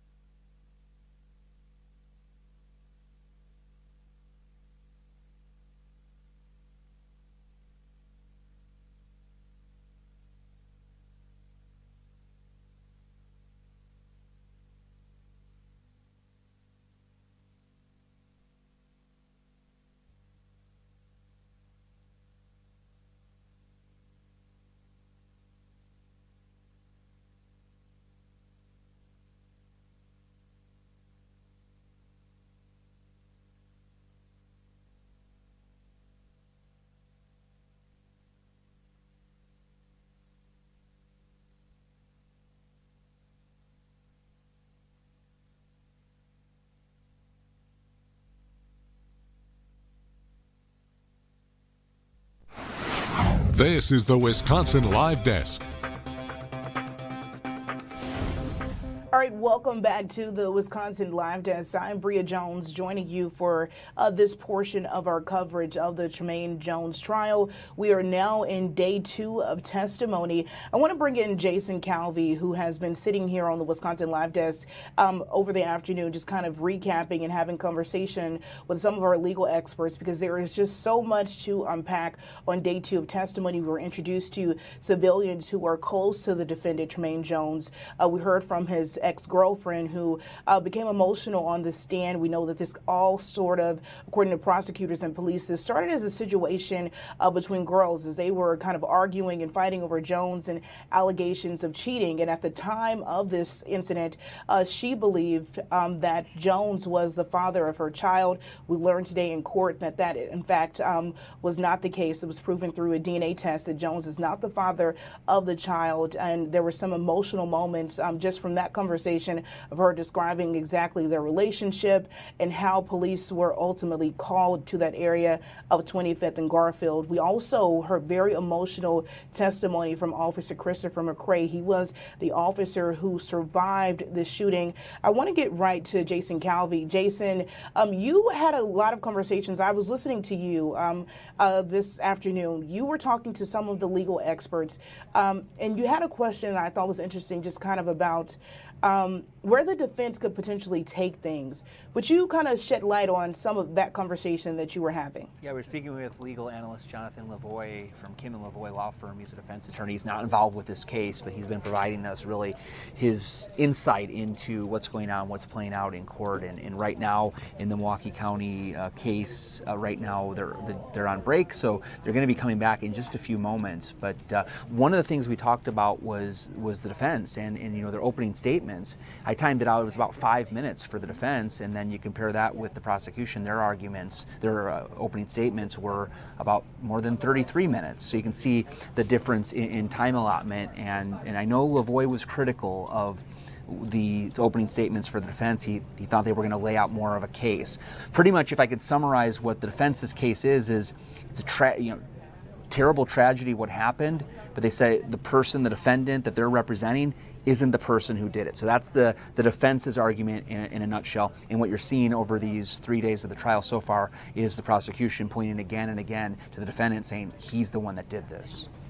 Jason, we saw so much. I mean, what were some of, I kind of already shared some of what I thought were the key moments.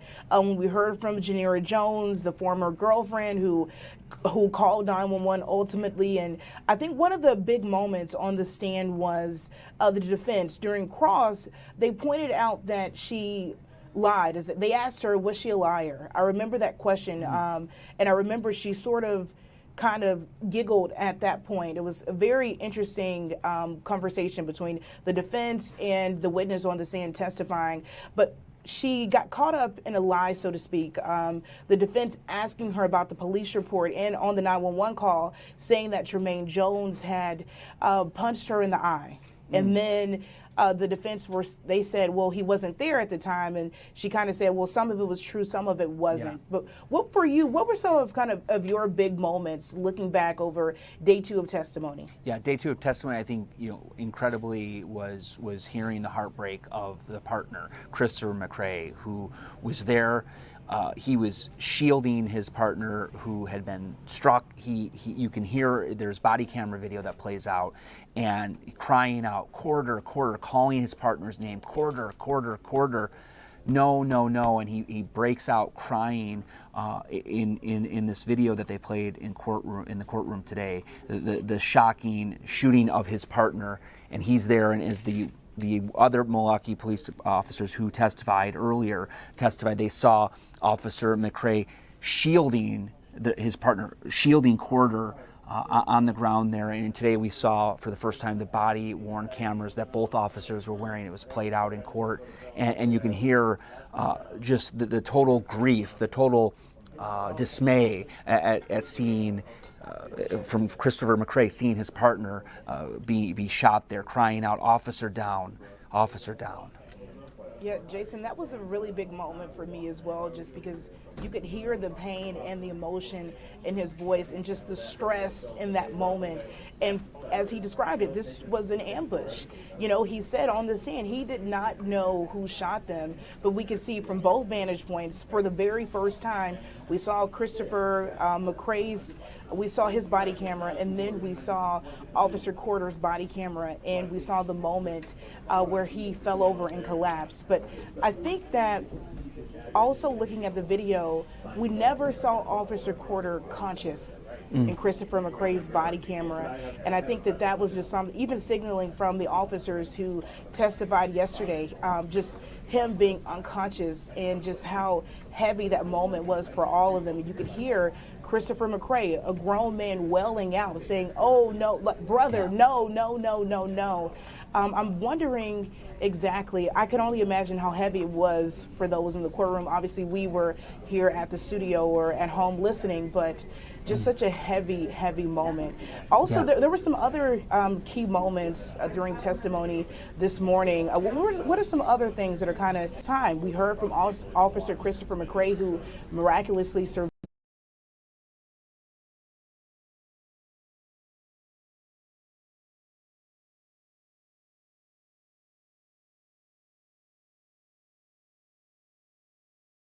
this shooting, and then we saw Kendall Quarter's body camera. We also saw pictures of Officer Christopher McCray in the hospital. He detailing and talking about his surgery and his recovery. So I'll let you shed light on maybe what are some of the other big moments that we kind of heard today during testimony. One of the detectives Bria showed, they actually had the evidence bag there. They took out Officer McCray's bulletproof vest, and one of the detectives described what they found there in the bulletproof vest for Officer McCray. The detective said they found a bullet. Think about, if it was a few inches another direction, we could have had Officer McCray potentially be killed there. I mean, got the bulletproof vest, stopped that bullet, according to what the detectives testified today. That actually was the one who processed Officer McCray's bulletproof vest and found the bullet inside there. So that was a testimony we heard this afternoon. Going back to Officer McCray, here's a man who just in June himself was shot, rushed to the hospital, had to go through emergency surgery. His partner also, they rushed Officer Quarter to the hospital. He went through emergency surgery, was pronounced dead at the hospital. We can see Officer McCray still, crying out, no, in that body camera video. Quarter calling out that name. Crying himself. And then in court today, we saw Officer McCray, that tear coming out down his cheek there. And according to Bill Miston, who's in the courtroom, he saw jurors as well after that body camera video was shown for the first time. He said jurors were also seen wiping their eyes as well. Just very painful, very heavy for the city. Even as reporters, we cover officer-involved shootings, we cover homicides, we cover these cases frequently.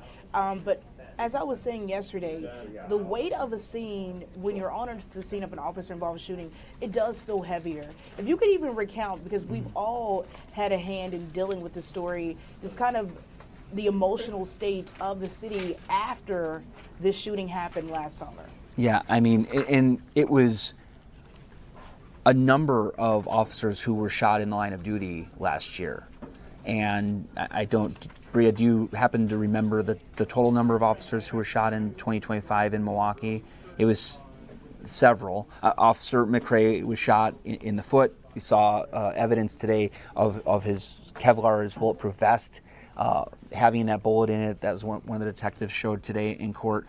And then, of course, Officer Kendall Quarter killed in the line of duty.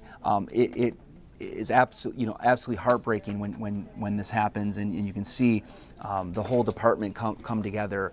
They keep watch over the body. So after Officer Quarter was pronounced deceased, you see the honor guard keeping watch over Officer Quarter's body, whether that's at the hospital or then when it's moved to the funeral home. You can see officers on duty guarding, protecting that body of one of their colleagues who was killed in the line of duty. Those sorts of things were definitely on the hearts and minds of people across Milwaukee when this all took place in June of 2025.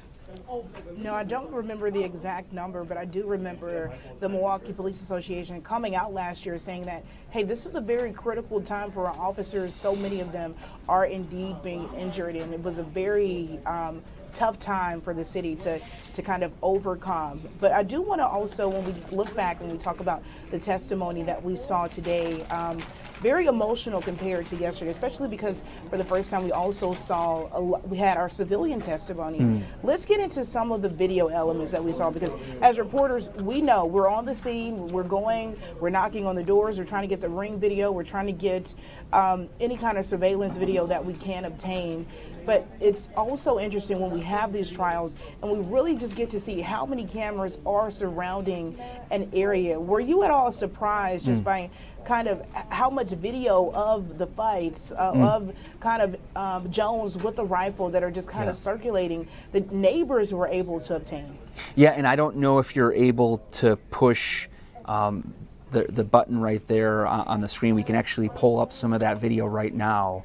And this is video that here it is right here. You can see several witnesses today were watching this all play out in the summer of 2025.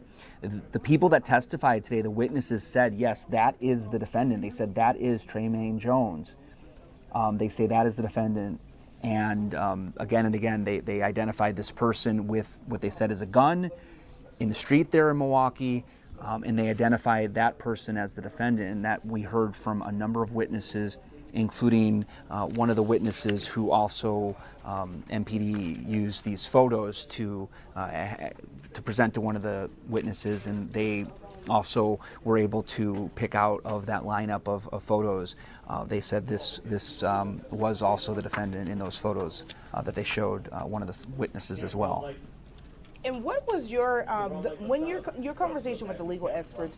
What are they saying that the defense now needs to show or prove to create that reasonable doubt that may be missing for some jurors? Yeah, so that's going to be the key for the defense. And we spoke with Jonathan Lavoie from Kim and Lavoie, one of the defense attorneys, really a legal analyst here in Milwaukee, not affiliated with the case that's in front of us right now, but just giving his expertise. And he said he criticized the defense's opening statements and said he thought it would have had a little bit more of an argument for planting those doubts in the jurors. The key message that they left with the jurors in the opening statement was that the person, the defendant that they're representing, is not the person who did it. And so when you heard from the witnesses, they identified the defendant as the person who was in the street with a gun. But those witnesses the witnesses we heard from so far did not see the person in the bushes shooting the police officers. So that's what Jonathan Lavoie says is going to need to come out from the prosecution, is they're going to need to say the person in the bushes was the same person who was in the street that the witnesses identified as the defendant in this case. So we are getting word that the jury will be coming back in momentarily. But before we get to that, let's go back to this testimony. Hearing from Officer Christopher McCray was a very, very, this was very big. We have not heard much from him publicly. We were able to see his release from the hospital. And, you know, we've received statements. We've heard from different people affiliated and associated with him. But this is our first time hearing his firsthand witness account to what exactly happened. Jason, before we go back on the record, it looks like we may be going back on the record now, so I'm going to dip back in to coverage here.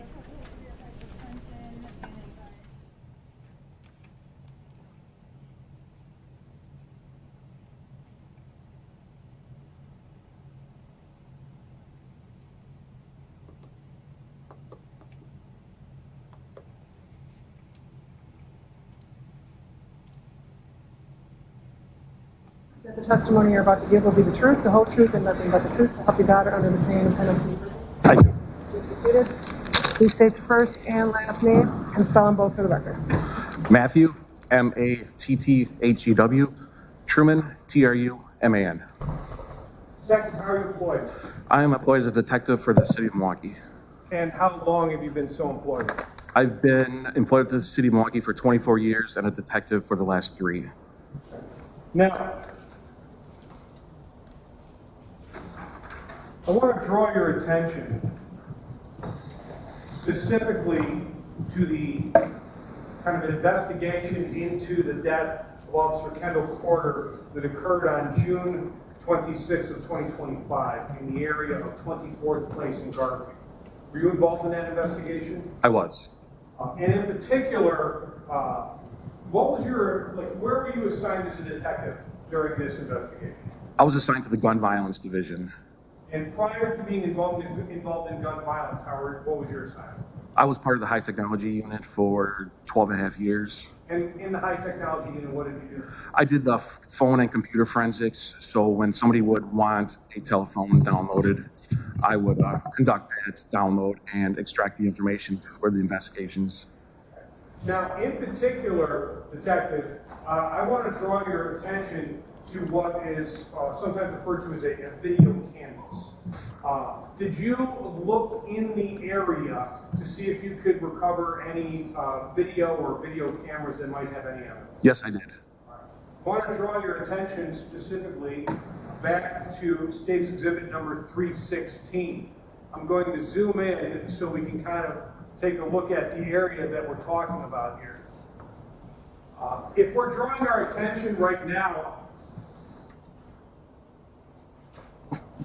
to 24th Place, and we can see the alley, I want to draw your attention to this series of houses that we can see have solar panels on. Do you understand that area? I do.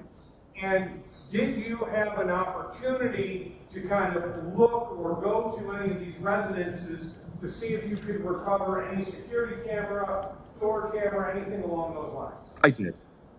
And were you able to recover any video from any of these locations? I did. Which residence? I recovered video from 2227 North 24th Place, the third house north of the alley. Okay. And we're going to spend kind of most of our time talking about kind of video that looks towards North 24th Place, okay?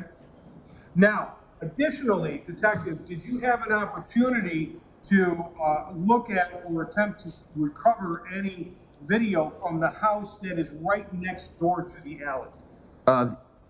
Correct. The night of the incident, I attempted to recover video that we believed was at the residence. Okay. And just so we understand what we're talking about there, would that be 2217 North 24th Place? That's correct. Were you successful in recovering video from this particular residence that night? I was not, no. Did other detectives, specifically, later go back and were they successful in obtaining it? That is correct. Detectives went the next day and recovered video from that residence. And have you reviewed and observed the video from both of these residences? I have. Do they show and are they accurate copies of what the Milwaukee Police Department was able to download from these residences? Yes, they are. Okay. And in particular, kind of concentrating just for an idea on 2217, is there a camera that kind of is on the side and captures the mouth of the alley? That is correct. Okay. Your Honor, I have two different exhibits currently in the computer. The first is State's Exhibit number 124. It's a flash drive that we have already used. Within State's Exhibit number 124 is a series of folders. This is the one we previously obtained the video and watched the video from Alicia Moore on it. There is a folder in there entitled 2227 North 24th Place. The other exhibit that I have currently in the computer is State's Exhibit number 184. 184 is a CD that has security camera footage from 2217 North 24th Place. And there's a series of videos on there, and I will be moving the ones that I play into evidence at this time. No objection. All right, just give me 1 second.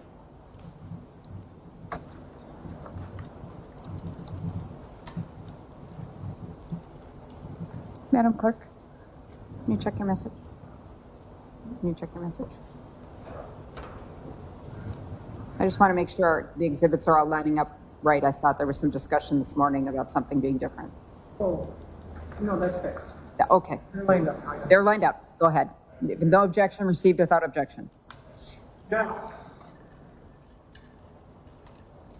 Detective, I currently have on the computer State's Exhibit number 184, which has the video from 2217 North 24th Place lined up in what we're looking at here. Now, in terms of kind of what we're talking about regarding some dates and some times, was the time hacks accurate regarding this download?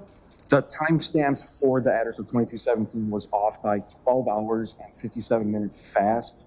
So it would show June 27th, but it was actually June 26th at approximately at 9:32 p.m. Okay.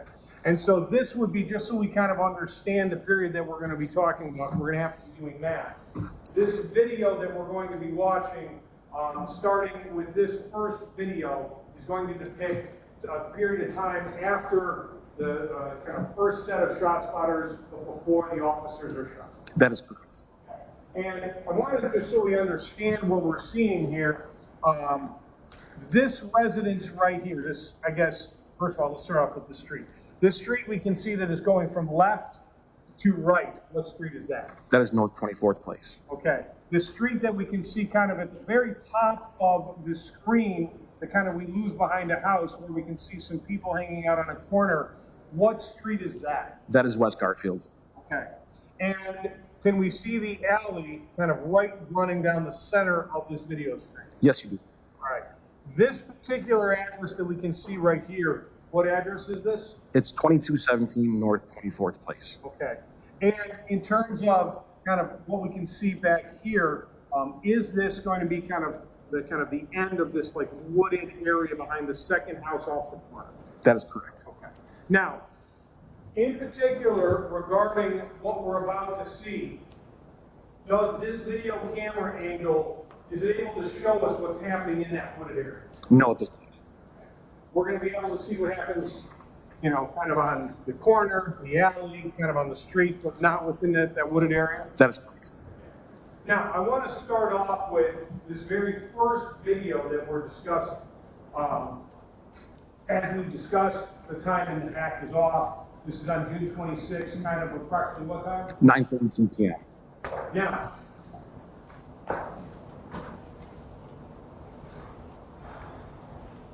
what are we seeing kind of in the top right corner as we're looking at it? In the top right corner, that is actually the northeast corner of 24th Place in Greenfield, and there seems to be a group of 4 to 5 individuals congregating on that corner.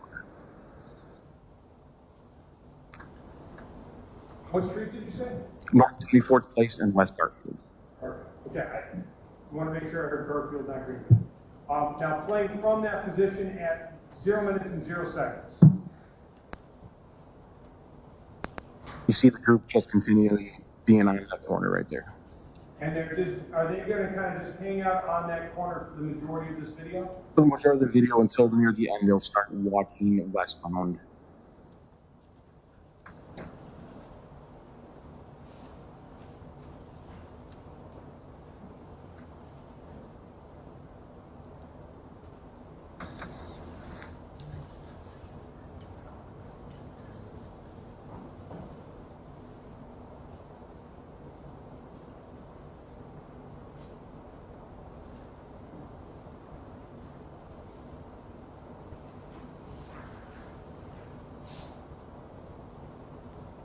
As they move westbound, you'll see one possibly male subject in a white t-shirt walking from the east and stop on the corner after they have left. And is that the individual that I'm circling kind of with my mouse right now in that top right corner? Yes. I'm just going to pause, go back just a little bit. I'm going to show it with tools, effects and filters, video effects, geometry, interactive zoom, close, and just playing from that portion, which was 42 seconds.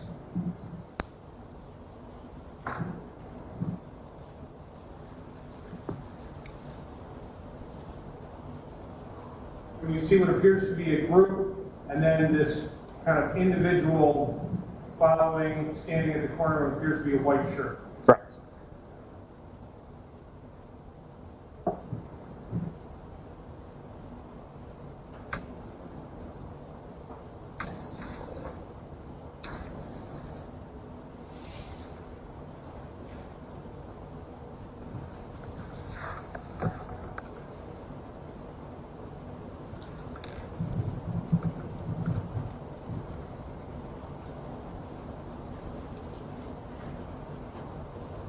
And pausing at 1 minute and 30 seconds, would that be the conclusion of this video?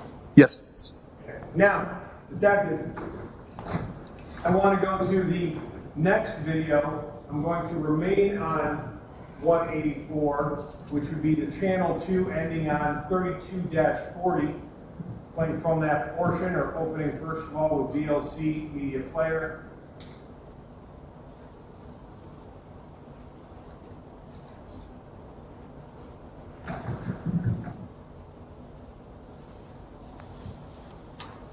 I now have the second video currently on the screen. Detective, what are we looking at?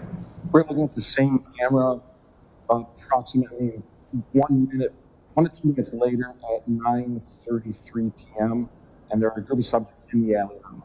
Okay, so we can see kind of a group of individuals. Is that fair? Correct. I kind of want to draw our attention just for a little bit and keep our mind or keep an eye out on this lower right-hand portion where we're looking at. But detective, before we get into what's happening on the videos, there appears to be kind of a missing portion regarding what we were able to get. That's correct. It's possible there was motion activated and there was no motion after the other individuals had left. Does this sometimes happen when you're trying to download video cameras? It does.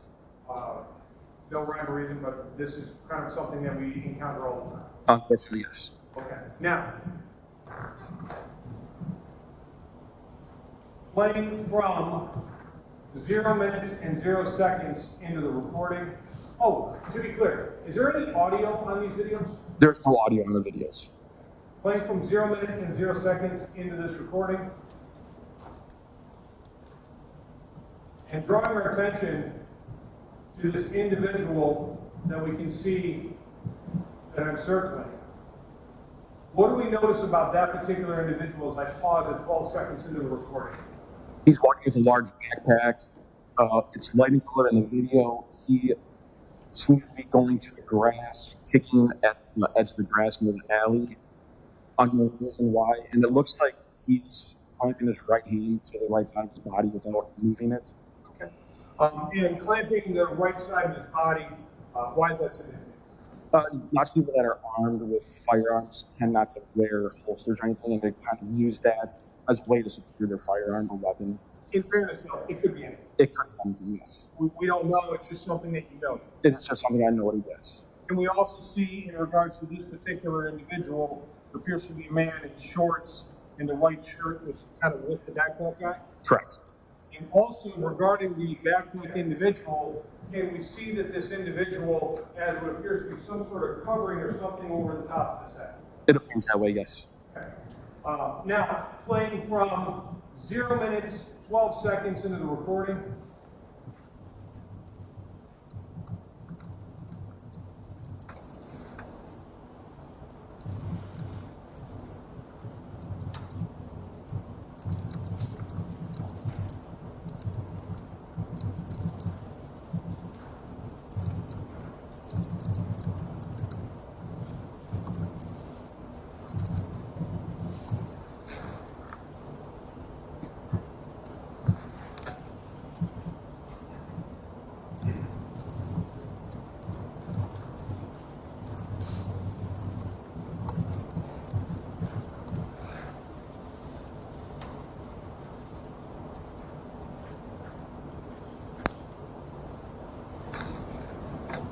Now, check.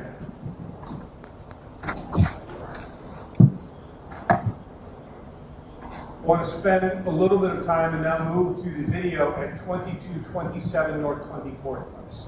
So just so we understand, we've been kind of looking at video covering the area of 2217. I want to kind of move and see if we can see anything regarding 2227.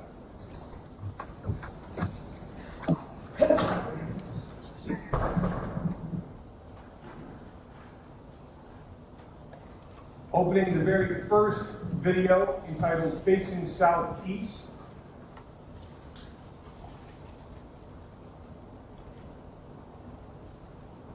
Having this set up at 0 minutes and 0 seconds into the recording.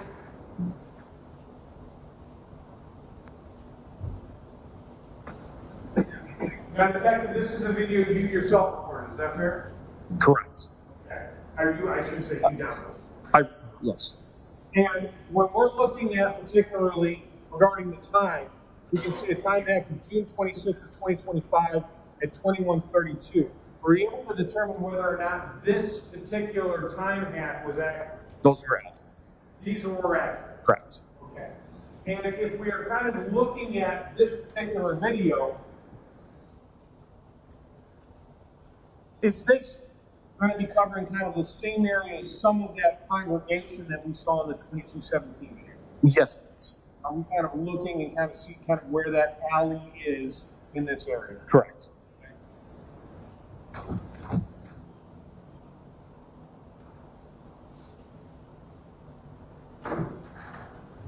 Playing from 0 minutes and 0 seconds into the video.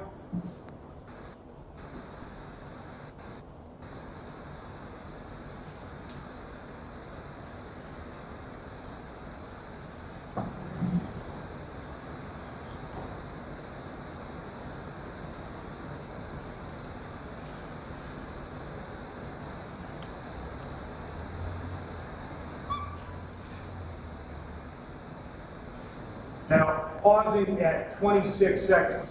Detective, when we were looking at the 2217 video, we had seen the group, mainly some of the larger individuals, kind of start to head southbound, right? Correct.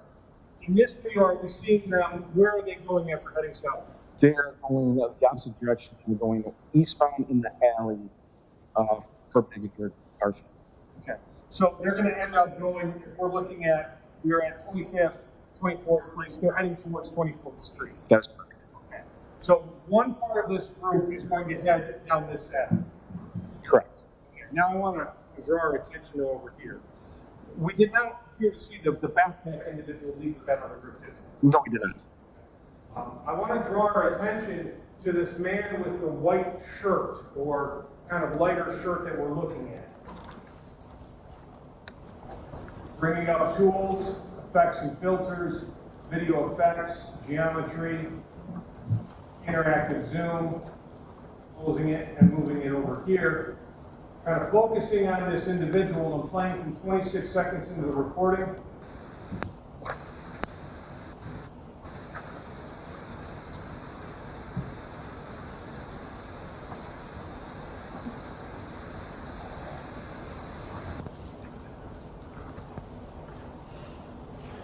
You saw this man with the white shirt here, he has his hands in his pockets? Correct. Walks a little bit kind of towards North Avenue, then goes back into the alley. Towards Garfield and towards into the alley for next best. Now, she was heading kind of towards this house, away from Garfield, turns around and heads back towards Garfield and then into the alley. Correct. Now,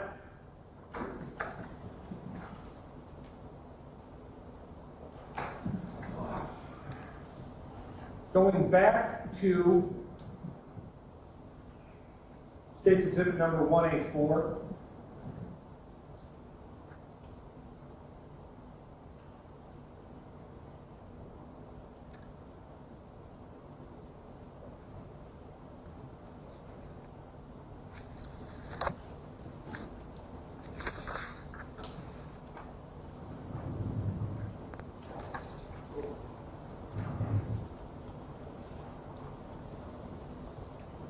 I accidentally turned it off. Hold on.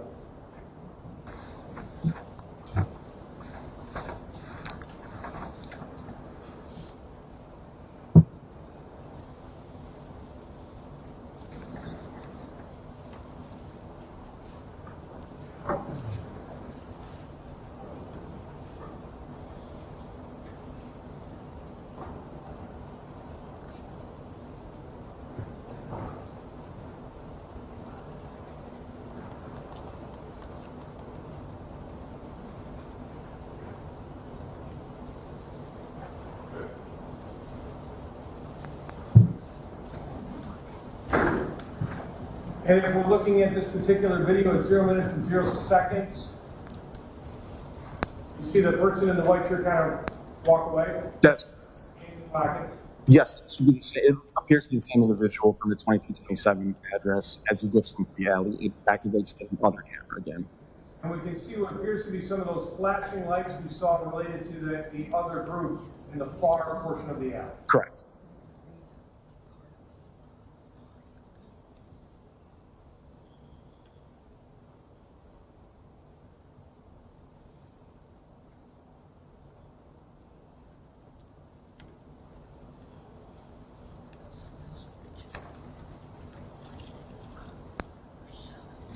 Now,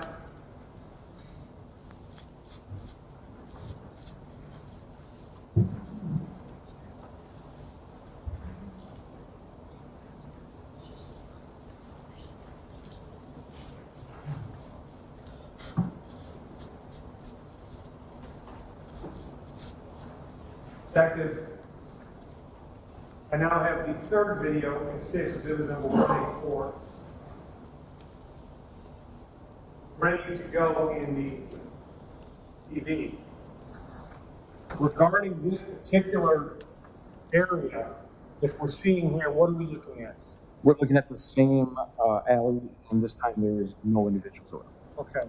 And the time hack, if we're looking at this, I know it says June 27th at 10:34. You've already talked about how that this is off, is that correct? That's correct.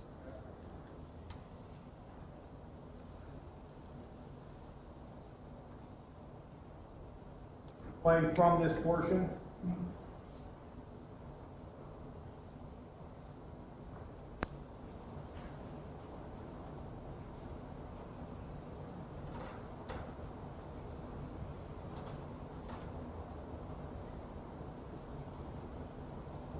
Just pausing at 16 seconds. When we do that math, this video appears to start on June 26th of 2025 at approximately 9:37 and 30 seconds. That's correct. So this would be moments before we're about to see Officer Porter and Officer McCrae come into view. That's correct. Does this video capture what occurred? It does. Does the video show who shot them? It does not. Playing from 16 seconds into the recording.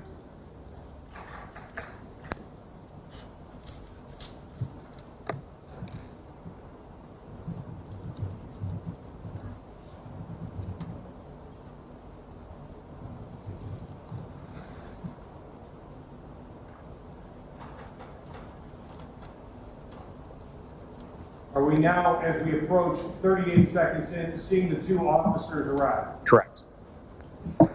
Right at 41 seconds, there was kind of like a light or some sort of blip. Is that fair? That's correct. Officers will sometimes blip to see if they can see areas. Yes, they'll keep it short so they don't give their position away. Okay, but allows them to kind of see if they can acquire an area. Correct. So that kind of happened right over this camp. Yes. Okay. Are we going to see another kind of blipping of a flashlight later on in this video? Yes. Okay. Playing from 42 seconds into the recording.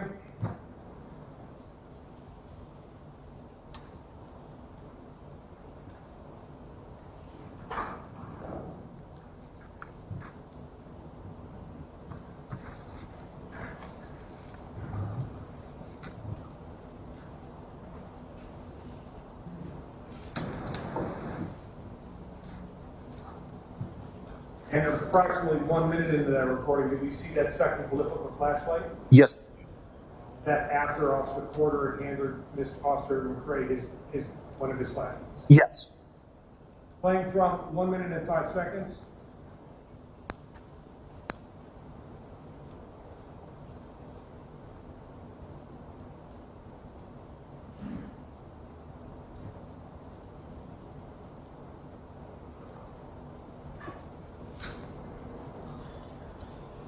Where we just see towards the end. Towards the end, when the shots were fired, and Officer Porter went down, and Officer McCray runs across the street to see cover in the alley. You cannot tell who fired those shots. No, he cannot.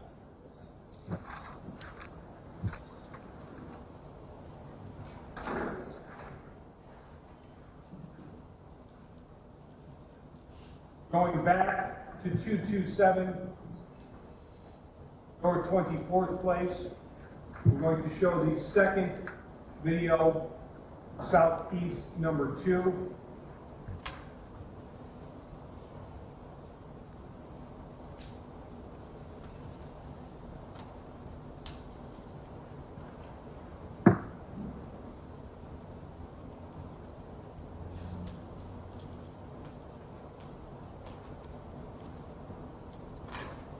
From this portion.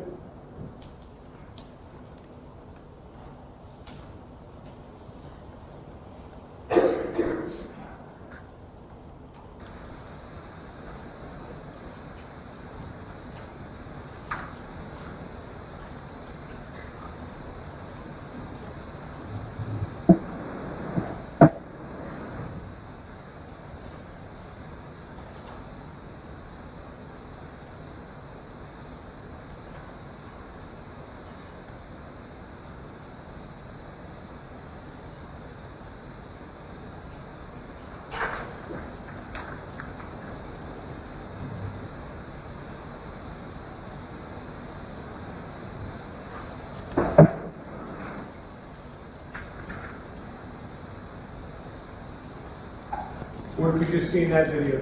The video starts off with Officer McCray on the right side of the video near the mouth of the alley. He starts walking westbound, and you can kind of see him hop as if he was possibly struck in the leg. He then runs for cover to the east into the alley before returning with his flashlight back into the alley where Officer Porter is. Now, looking at this, we can see here, this is 21:36:01. We know from ShotSpotter the time that the shooting occurs being after 21 or after 9:37. So this is about a minute slow. Is that fair? That one's about a minute slow, correct. This one's about a minute slow? Yeah. Okay. Now,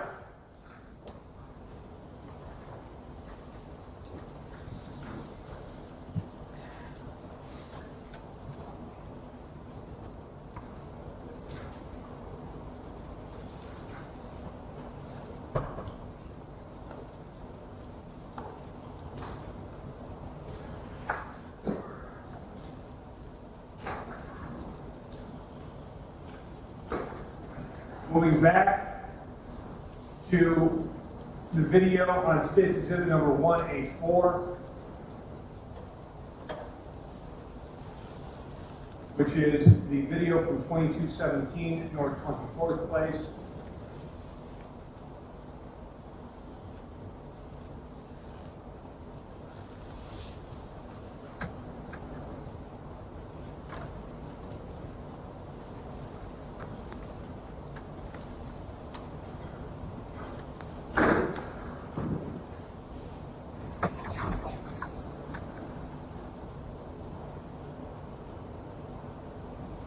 If we are looking at this particular portion that we're seeing,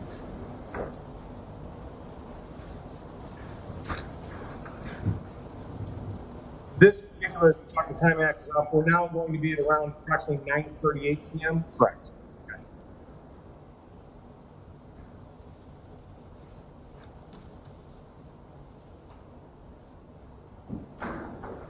Playing from 0 minutes and 0 seconds into the recording.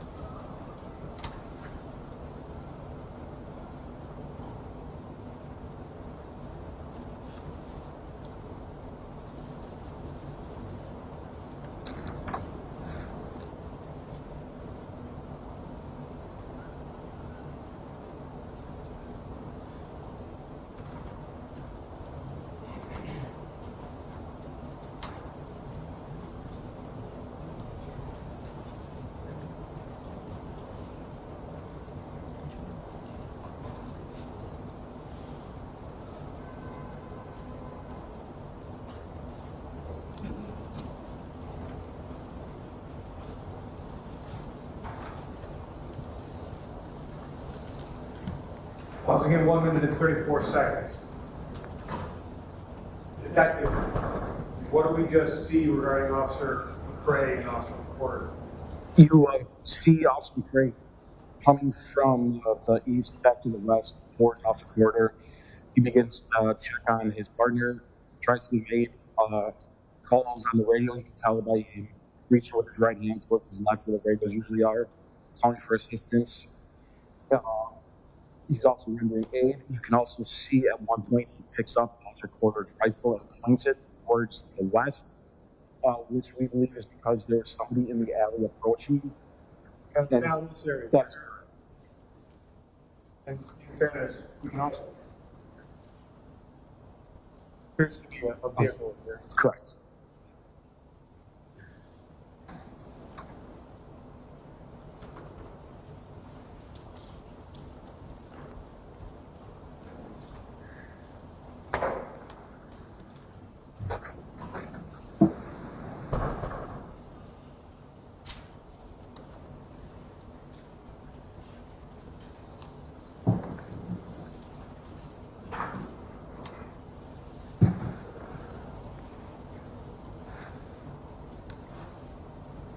Now, coming back to the front portion of what we're looking at here. Are we back at the residence in the video that you obtained? That's correct. Okay. And so if we're looking at this, we can see that the time hack for this third video, which is Southeast 3, is showing 21:36. It's a couple minutes slow. A couple minutes slow. Correct. We know that because we can see this carpool. Yes. Shooting has already happened. Yes. Officer McCray has already run past, come back, engaged with his partner, engaged with someone in the alley. All of that's kind of happened. Correct. That's correct. Playing from this portion.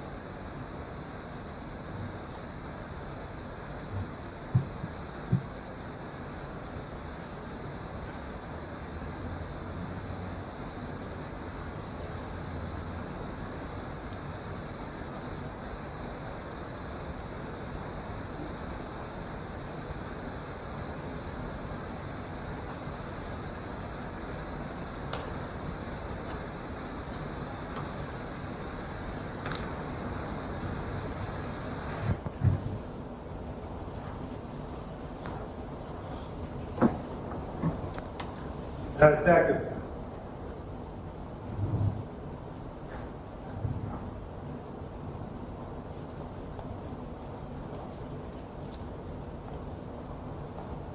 Kind of staying focused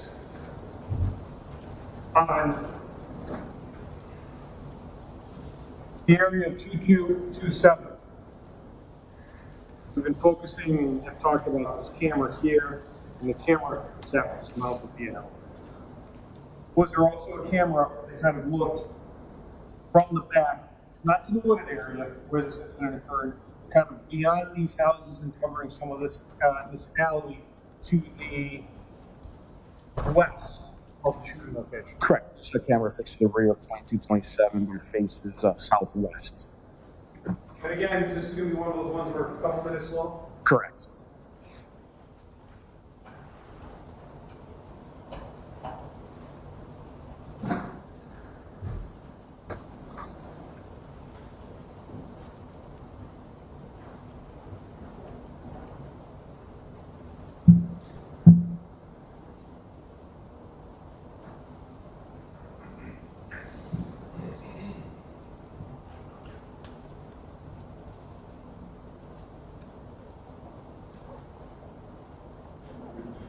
What are we looking at here, Detective?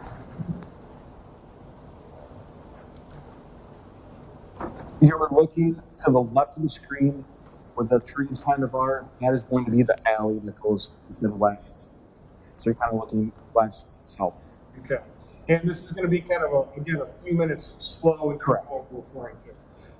The shooting location is going to kind of be, for lack of a term, over here. Correct. Which would be, Your Honor, for the record, I'm placing my hand to the left, a little lower on the video.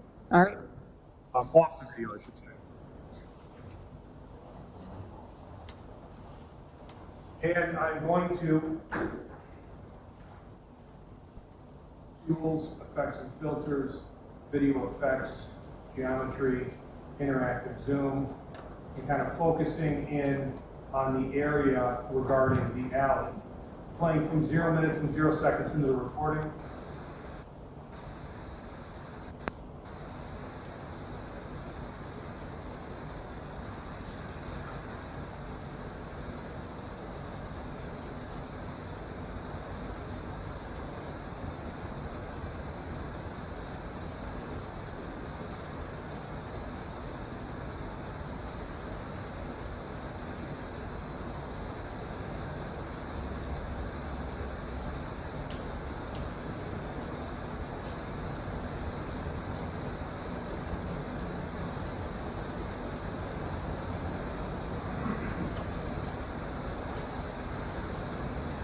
And pausing at 43 seconds.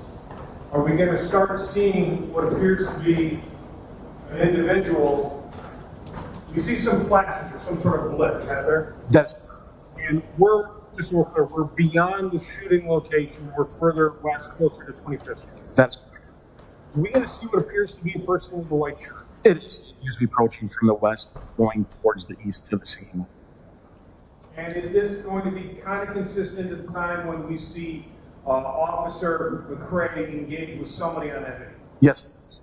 Playing from 44 seconds into the video?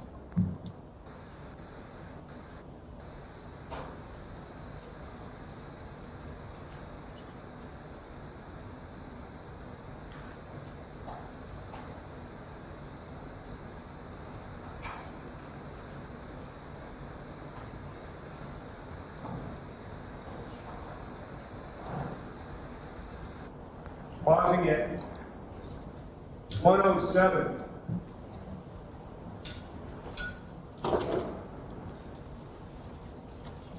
There were a lot of flashes. That's correct. That we just saw kind of lit up here. Is that fair? Fair. I don't know what they are. No, not 100%, no. What did you think they might be? They might be squads arriving on scene. Okay. If we're seeing, we can see this individual right here is still in the way. Is that fair? That's so right there. He kind of pauses at that spot. Could be muzzle flash, we don't know what they are. That's If we were looking at this, this is approximately 21:35, with this being approximately 2 minutes short or 2 minutes behind. This could be in the area about approximately when the shootings occurred. It's possible, yes. What we know is we see some lights, but this individual that we're seeing in the white is further west, down away from the area in the alley. Correct. Playing from 1 minute and 7 seconds.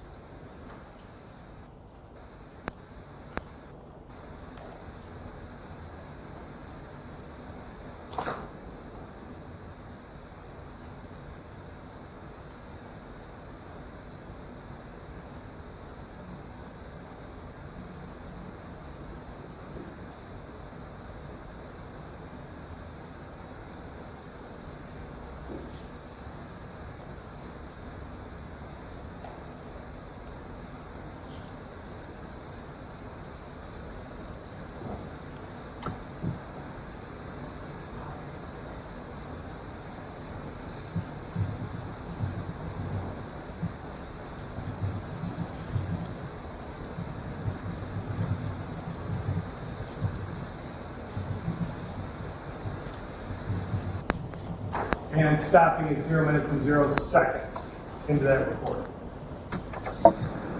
Clear. This guy in the white shirt, other than seeing his hands in his pocket, you really can't tell much more about him. Correct. Are all of these fair and accurate copies of the videos that were able to be downloaded from those two locations at 2217 and 2224 on North 24th. Yes. They reflect and capture an area of this intersection that is in the city and county of Milwaukee, state of Wisconsin. Correct. No further questions. Thank you. Cross? Thank you. Detective, the collection of these videos was quite substantive, right? Not really. They weren't substantial. Like, Let me rephrase, that was a bad question, my fault. Lots of resources were put into canvassing this area and collecting videos, right? correct. Okay, that was the question I meant to ask, I apologize.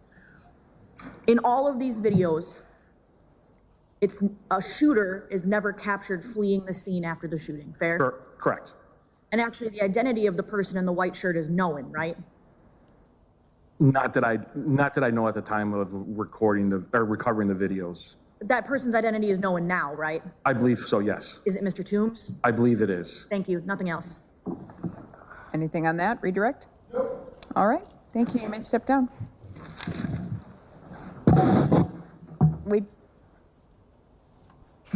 Your Honor, that is going to be our available witnesses for today.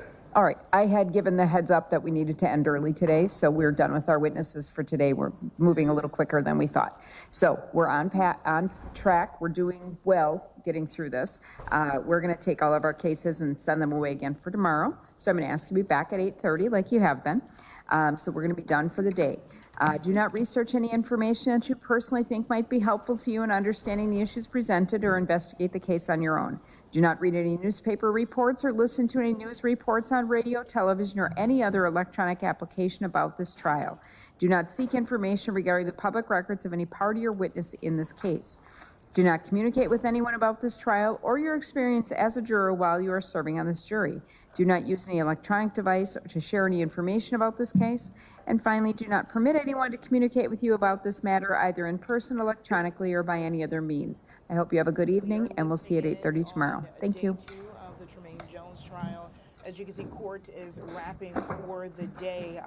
A lot of testimony, a lot of emotional video that we saw, body camera from Officer Kendall showing the moment that he was shot and collapsed. We had a chance to hear and see emotional video from Officer Christopher McCray, who was shot 3 times and survived the shooting. We're going to take a brief break, and then we're going to come back, and I'm going to walk us through all that we have seen here on day 2 of testimony in the Tremaine Jones trial. We'll be right back.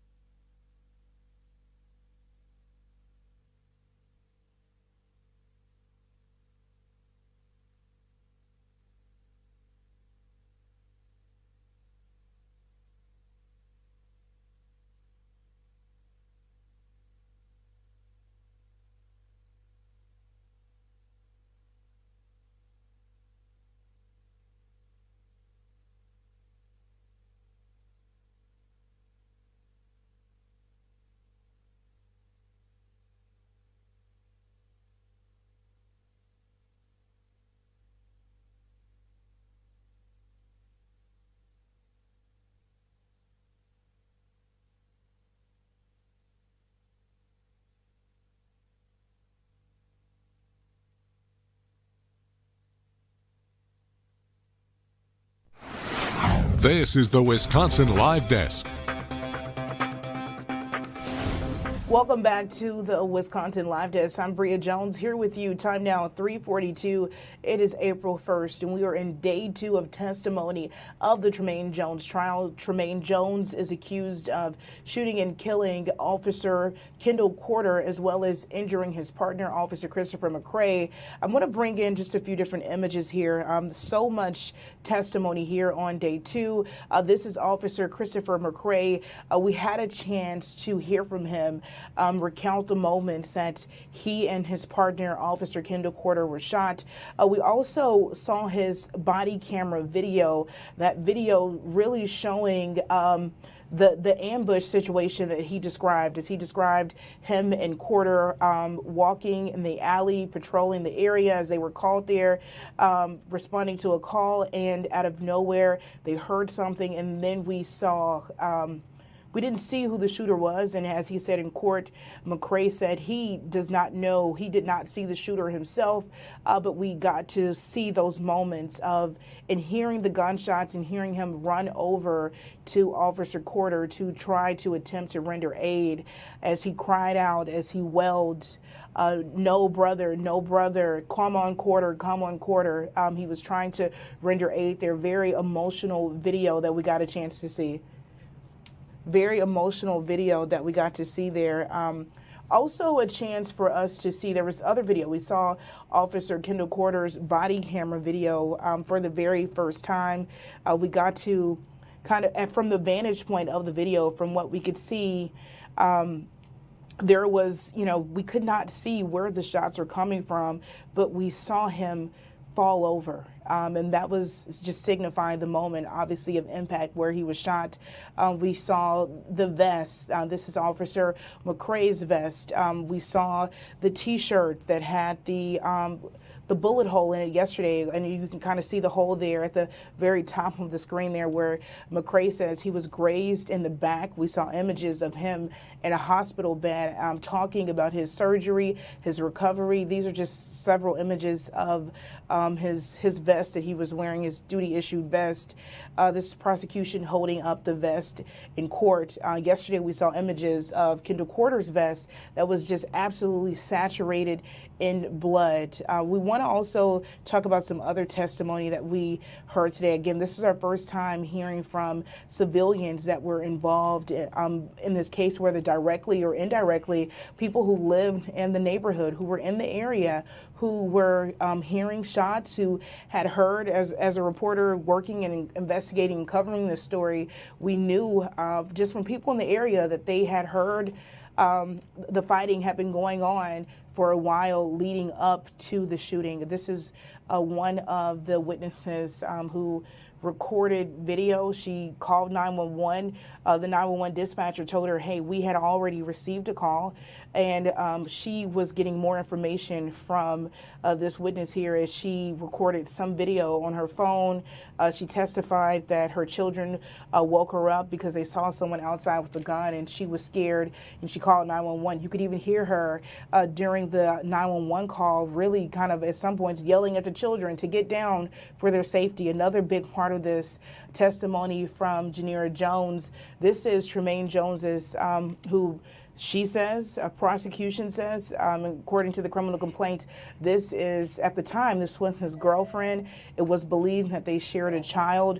We learned in court that that, in fact, was not the case. She thought that he was the father of the child. They later learned through a paternity test that he was not the father. But this is kind of how the prosecution, again, just going back and laying out exactly how this all started, this starting as a situation, we're told, this starting as a situation here of, the prosecution saying that Tremaine Jones was in a relationship with this woman here. There was allegations of cheating. She confronted one of the women. She said she didn't know her name, but she knew her Facebook account, and she confronted her, and there was some sort of altercation stemming from that over allegations of cheating, and she later learned through DNA tests that Jones was in fact not the father of her child. Very emotional testimony. At one point, I remember seeing her put on shades because she did not want people to see her crying in court, especially when the prosecution asked her to identify Jones. She referred to him consistently throughout her testimony as Maine. That's how she knew him. That was the name that she called him, and she was kind of hesitant, so to speak, because when they asked her to identify him, she didn't necessarily want to point him out in the courtroom. And when she became overwhelmed with emotion, she kind of shut down for a moment. And she asked to put on her glasses.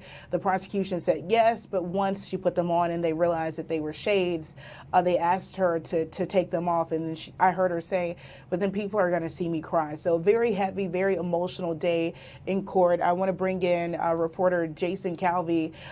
Jason, you have been listening in on the trial here. You were covering our Wisconsin Live Desk coverage for most of the afternoon. What are kind of some of the highlights here as we wrap and look back over day 2 of testimony? I think it was the body camera video showing Officer Christopher McCray and Officer Kendall and being ambushed with that shooter.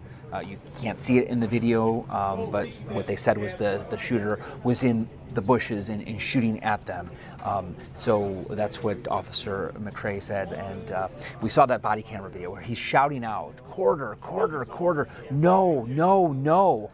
He starts crying. I mean, he's trying his best. He's trying to help his partner, but at the end of the day, his partner was shot, rushed to the hospital, went to emergency surgery, and was pronounced deceased. Very heartbreaking to see. What would you say let's talk about his emotional state, because I can only imagine, obviously this happening last June. He's obviously been out of work for some time. When we look back and we think of just about, when we ask people to relive these moments, in some instances, almost in all of them, we're asking them to kind of relive some of that trauma. Let's talk about his emotional state on the stand. We could hear some of the sniffles, but I'll let you kind of describe what you heard and took away from his testimony. Well, I mean, he was, I would say, composed as he was asked questions about what was depicted in the video that we saw, the body camera video of him and his partner who was killed in the line of duty. He was definitely very much composed as he reflected back on what happened back in June of 2025. But I did notice toward the end of the video that he did have a tear. And according to Bill Miston, who's in the courtroom, some of the jurors had the same experience. Bill reports that he saw some of the jurors wiping their eyes after this video played. So very much a tragedy that was depicted here in this video. Shocking to see an officer killed in the line of duty, and to see his partner rushing over to try to help him, calling out his name, quarter, no, no, no. Yeah, Jason, that was chilling. I mean, you could feel that through the video. And then to see, again, as we're watching this video, we're all watching it for the first time, you can't really tell where the gunfire is coming from. Right. And there's that confusion as a viewer, so you can only imagine what is like to be there in that moment. Obviously something that neither one of us will ever get to experience.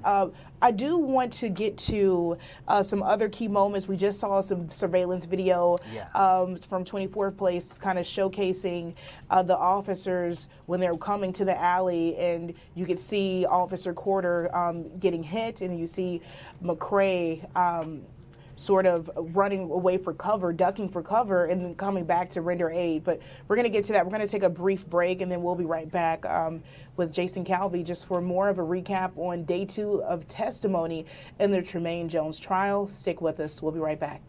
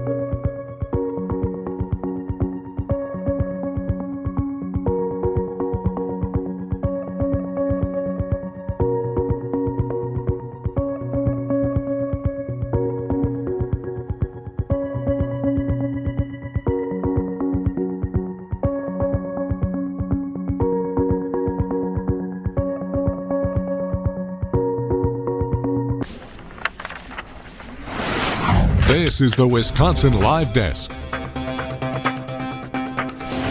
Welcome back to the Wisconsin Live Desk. I'm Bria Jones here with you on day 2 of testimony in the Tremaine Jones trial. He is accused of killing Milwaukee police officer Kendall and injuring his partner, Officer Christopher McCray. We have now brought in civilians here on day 2 of testimony. We've heard from Jones's alleged ex-girlfriend. We've heard from people who called 911, neighbors in the area who have identified Jones as a person who was seen with a rifle in the area, causing some sort of chaos, but no one has been able to, from what we've heard, identify him as the suspect who shot the officers, but they have been able to pinpoint him as someone in their neighborhood who they saw with a large rifle during an altercation involving females. I'm going to bring in Jason Calvi, who has been listening in on day 2 of testimony as well. Jason, you've had a chance to speak with some attorneys, some defense attorneys who can kind of weigh in on kind of how the defense, how they're going to come back or what their next move is as we now hear more and more testimony. I'll let you take it away. Well, from the defense in their 5-minute opening statement yesterday, the bottom line of the defense's opening statement, they said, we don't have the right person.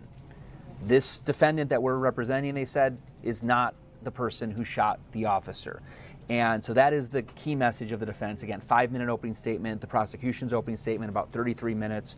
And one of the things we heard in the cross-examination today, the final witness was talking about the surveillance video. MPD had gone and gathered, Ring cameras and surveillance video from neighboring properties where all this took place back in June of 2025.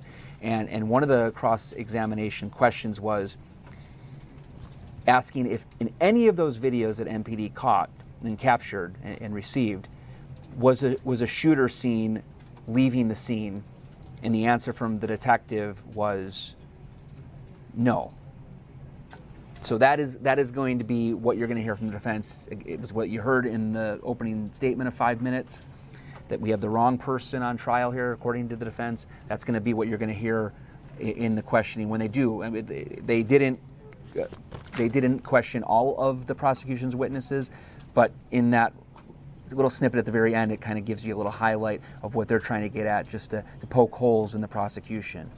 And when we talk about poking holes, because again, when we look at the defense's opening statement, that was a big portion of it was, hey, if there is mounting evidence, there is bound to be gaps, and we want you to look for those gaps. And I think you just, hit the nail on the head when you said, hey, they are saying their message is Tremaine Jones is not a cop killer. He is not the shooter. But then the question posed is, well, who is? If this is the wrong guy, who is the right guy? And I don't know.